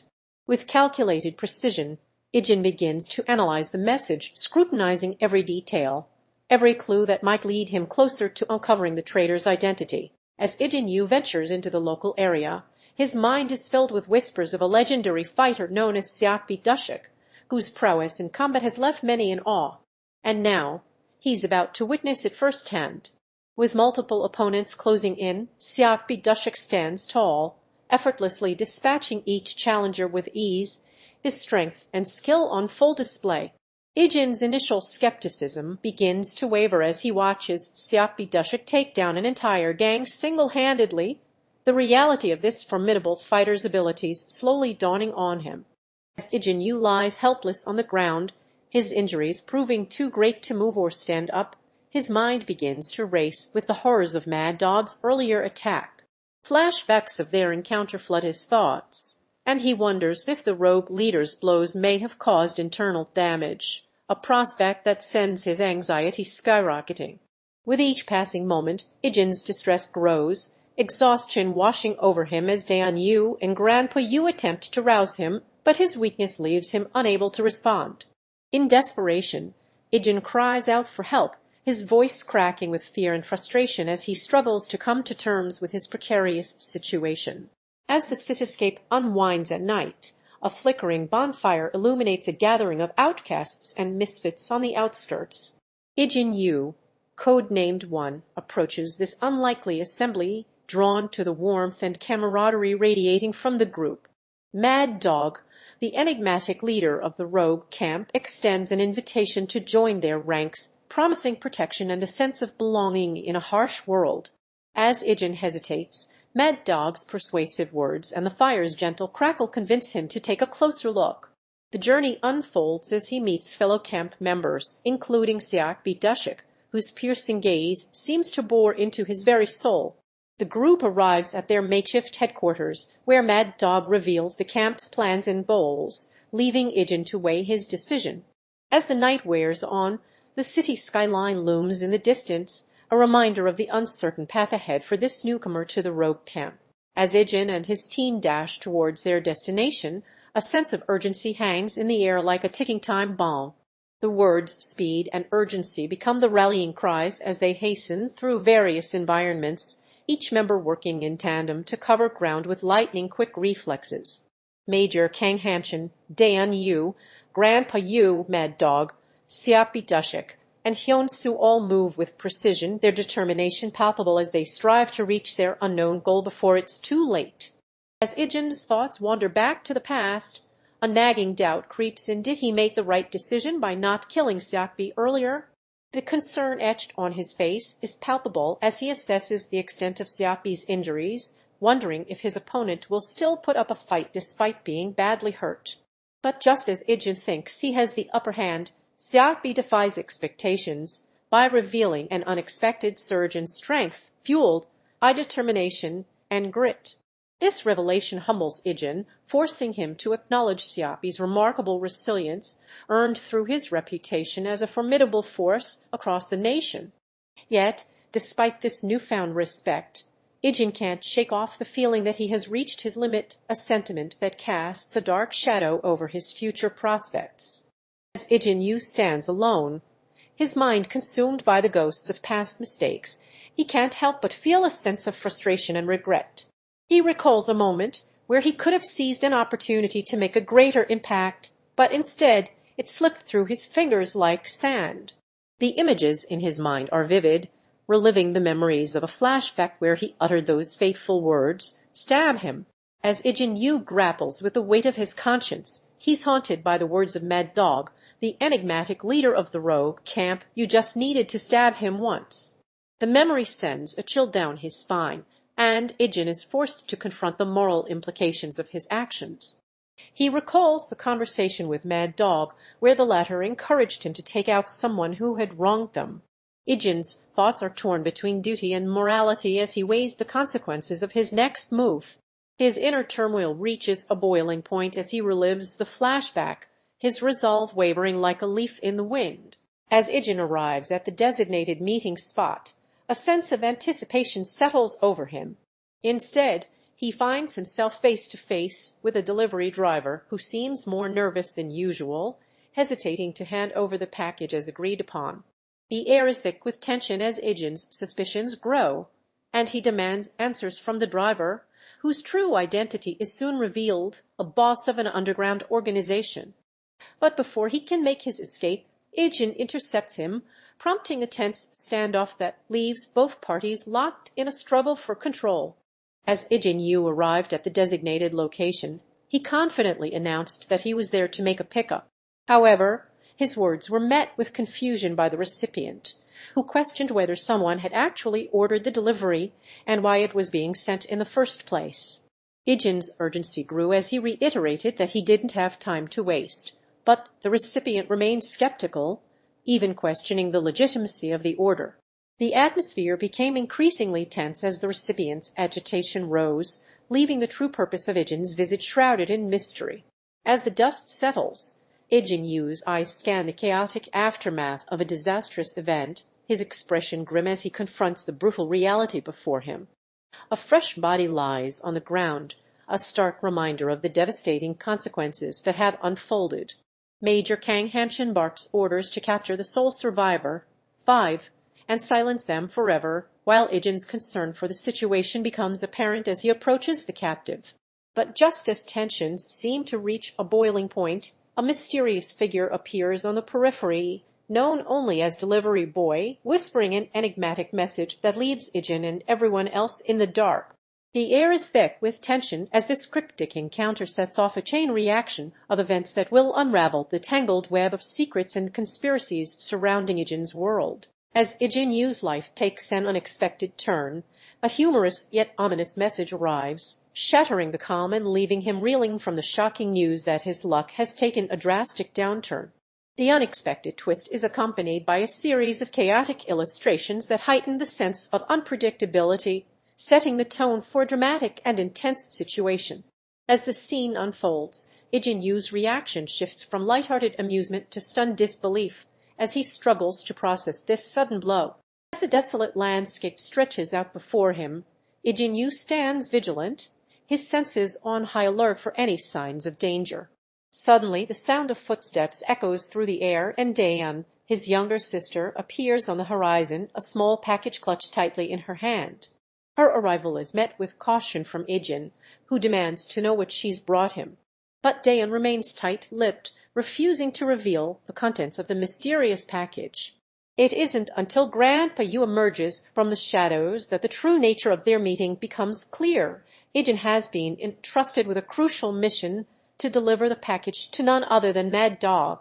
As Ijin's confusion gives way to concern, Dayun whispers something in his ear, her words leaving him with more questions than answers. With the package clutched tightly in his hand, Ijin stands poised on the threshold of a new adventure, unsure of what dangers or opportunities lie ahead. As Ijin Yu ventures out alone at night, he's suddenly approached by Mad Dog, who introduces himself with a friendly tone. Mad Dog attempts to persuade Ijin to join his camp, claiming it's a better option than being part of the SW security team. Ijin expresses skepticism and concern about Mad Dog's motives, but Mad Dog assures him that he is genuine. The conversation becomes more intense as Ijin reveals his frustration with Major Kang Hamchin and the SW security team's strict rules. Mad Dog senses an opportunity to recruit Ijin and continues to press his case, promising a sense of freedom and adventure in his camp. As Ijin Yu, codenamed One, finds himself face to face with an unknown figure, his instincts kick in and he demands to know the identity of this mysterious individual. But before he can get a response, the intruder reveals himself as Mad Dog, one of the rogue camp leaders/recruiters, who orders someone else to eliminate Ijin. With his back against the wall, Ijin refuses to back down, urging Mad Dog to end things once and for all. As the tension escalates, Mad Dog unleashes his ruthless nature on Siapi, his gloating words dripping with malice. "Earth is this monster," he sneers before turning to his opponent with a twisted grin. "Hey, Siapi, it looks like you're the one who's luckless today." With a swift blow, Mad Dog seals Siapi's fate, his cruel comment hanging in the air like a deadly threat. "It Seo, you're screwed." The scene concludes with Mad Dog's parting shot, a chilling reminder of the ruthless leader he is. As Ijin Yu stood frozen in shock, a sudden and unexpected encounter unfolded before his eyes. Mad Dog, a notorious rogue leader, emerged with his team, their presence like a storm cloud on a calm day. With a mocking smirk, Mad Dog ridiculed Ijin's apparent lack of skills, claiming he was nothing more than a delivery boy who had lost his edge as an operative. Just as the situation seemed to be spiraling out of control, Dayun, Ijin's younger sister, appeared on the scene, her concern for her brother's well-being palpable. Grandpa Yu soon followed, adding his own weight to the tense atmosphere. Meanwhile, 5 and 32 watched from a distance, their intentions unclear. As Mad Dog revealed that he had been tracking Ijin, the truth began to unravel, hinting at secrets from Ijin's past that he himself was unaware of. As Ijin lies helpless on the ground, his world is suddenly turned upside down by the arrival of his sister Dayun and Major Kang Hamchin. Rushing to his side, they urgently plead with him to accept medical attention, their concern etched on their faces. Despite his injuries, Ijin's instincts kick in as he suggests clearing the area before evacuating, but it's too late. A strange noise echoes from a nearby structure, and Ijin's eyes widen in alarm as he beholds something moving within. The tension builds as the trio prepares to flee, unsure of what dangers lie ahead. As Ijin Yu, codename One, meets with Major Kang Hamchin in a secure location, he's about to embark on a crucial mission to infiltrate the rogue camp and gather vital information on their plans and operations. Major Hamchin briefs him on the situation, explaining that the camp has been recruiting former soldiers and poses a significant threat to national security. With his mission parameters set, Ijin is tasked with infiltrating the camp, gathering intel on Mad Dog's leadership, and identifying other operatives from the SW security team using a specific code phrase. As Ijin Yu's thoughts swirl with conflicted emotions, he grapples with the moral implications of using violence against Dushik. His inner turmoil begins to surface as he reflects on his assignment to kill Dushik, weighing heavily on his conscience. The weight of responsibility threatens to consume him, while his frustration and emotional distress only intensify. In a desperate attempt to process his emotions, Ijin seeks out Dushik's words of comfort and apologies, revealing a deeper connection between them that adds complexity to their complicated relationship. As Ijin's gaze drifted back to the past, he revealed a candid glimpse into his troubled conscience. With heavy regret etched on his face, he vowed never to repeat his mistakes, acknowledging that every misstep was his sole responsibility. His words dripped with sincerity as he apologized for the chaos he'd brought upon others, taking full blame for the consequences of his actions. But Ijin's remorse wasn't just a hollow apology, it was an honest attempt to understand why he made those choices in the first place. As Ijin Yu kneels down before Xiaopi, his frustration and loyalty to his grandfather are palpable. He confronts the low-life thug about his treatment, demanding better behavior from someone he considers unworthy of respect. The weight of their shared heritage with Grandpa Yu hangs heavy in the air as Ijin's thoughts turn to the man who has instilled in him a sense of purpose and justice. A presence lurks in the background, that of Abila, her role in this tense standoff unclear. As Major Kang Hamchin bursts into the room, Ijin Yu's defensiveness is palpable as he faces accusations of reckless financial habits and excessive borrowing. Claiming to be as skilled as Osed, Ijin attempts to downplay his troubles, but the Major remains unmoved. A stark warning hangs in the air: if Ijin dares to ask Hurem for help again, he'll pay with his own life. As Ijin Yu gazes upon a cherished photograph of his younger sister Dayun, a mix of emotions wash over him: regret, guilt, and perhaps even longing. Suddenly, Major Kang Hanchin arrives at the Yu family home, bringing with him an air of urgency and gravitas as they discuss the recent events unfolding in Temaphore. As Ijin's eyes wander out the window, his expression shifts from one of sorrow to determination, as if a weight has been lifted off his shoulders. With newfound purpose, he makes a crucial phone call, likely discussing a plan with boss or Hyunsu. The outcome of this conversation is left unclear, but its significance is evident in Ijin's resolute gaze up at the cityscape, a look that suggests a new path forward has been chosen. As Ijin Yu, codenamed One, takes down a troublesome thug with ease, Major Kang Hamchin joins the scene to reiterate his warning: this individual will never again attempt such a stunt. The thug tries to provoke Ijin, questioning his abilities, but our hero remains calm and assertive. With an air of anticipation, Ijin reveals his thoughts on the thug's intentions, making it clear he was expecting this confrontation. Just as tensions escalate, Dashik appears, adding fuel to the fire. But in the end, Ijin stands firm, having successfully asserted his authority over the thug. As Ijin Yu, codenamed One, arrives at a location, his frustration and anger boil over as he confronts Boss and Hyunsu about their involvement in his sister Dayun's disappearance. He demands answers, but they try to downplay their role, sparking a tense argument between the three. But before the confrontation unfolds, Ijin is treated to a flashback of his sister's plans to leave the organization, foiled by the very people he now accuses. The memories only fuel Ijin's determination to find Dayun and take action against those responsible for her vanishing act. With his anger and determination burning brighter than ever, Ijin vows to stop at nothing until he uncovers the truth behind his sister's disappearance. As Ijin Yu, codenamed One, opened the mysterious package, he was met with a mixture of curiosity and trepidation. His conversation with Major Kang Hamchin, captain of the SW security team, revealed that the package's origin and purpose remained unknown, leaving both men to speculate about its significance. Ijin shared that his sister Dayun had requested him to deliver the package as soon as possible, sparking further questions in Hamchin's mind. The mention of their grandfather Grandpa Yu and Major Kang's past involvement in helping them brought a subtle shift in tone to their conversation, foreshadowing potential connections between seemingly unrelated events.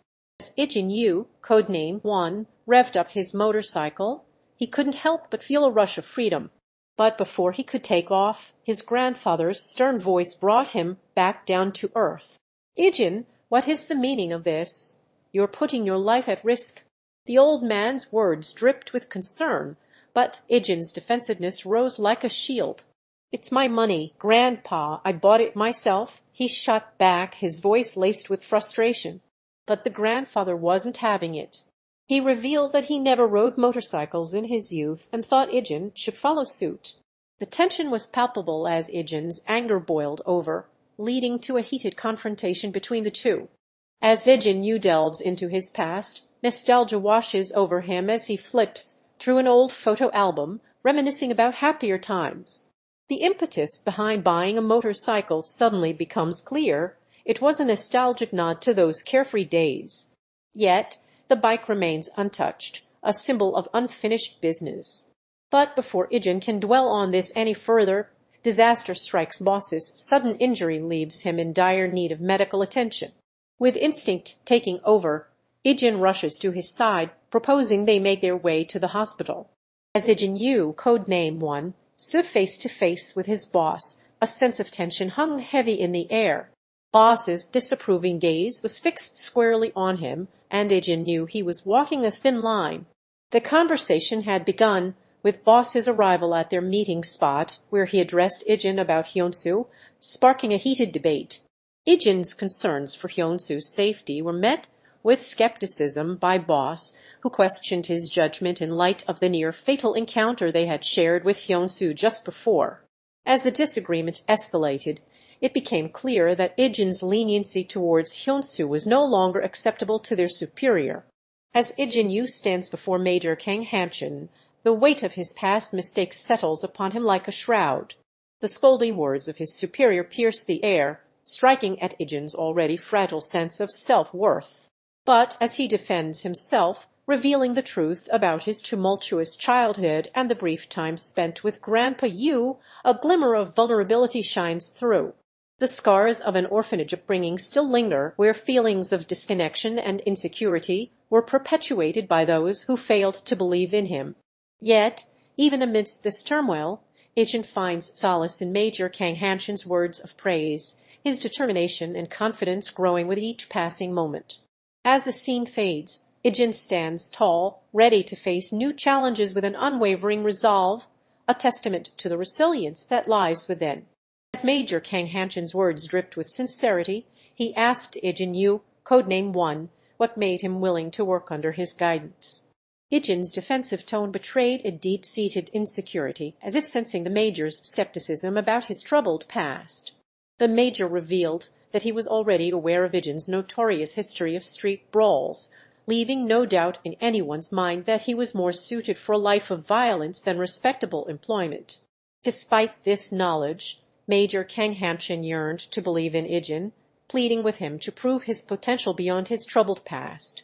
As Ijin Yu's thoughts drift back to his past, he's haunted by the words of someone who once reached out to him. Someone's got to put their faith in you, right? The weight of those words lingers as he contemplates everyone deserving a second chance at living an honest life. Memories begin to resurface, including the painful recollection of someone telling him they'd split up a wound that still lingers. But it's not until Ijin recalls the hurtful words spoken by this person that his perspective begins to shift. "I see," he says finally, as if a veil has lifted from his eyes. In this moment, Ijin seems to have gained a newfound understanding of himself and those around him, slowly emerging from the shadows of his past into a brighter future. As Ijin Yu, codename 1, receives a cryptic message inquiring about his status as a VIP, the tension is palpable. The weight of his importance hangs heavy in the air as he's briefed by Major Kang Hanshin on his security arrangements, including a bodyguard assigned to him until his departure from the country in just 3 days' time.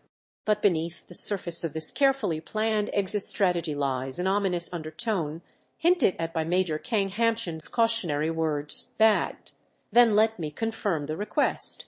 As Ijin absorbs the details of his exit plan, he's left wondering what dangers or uncertainties lurk ahead, leaving him to confirm the departure date with a sense of foreboding.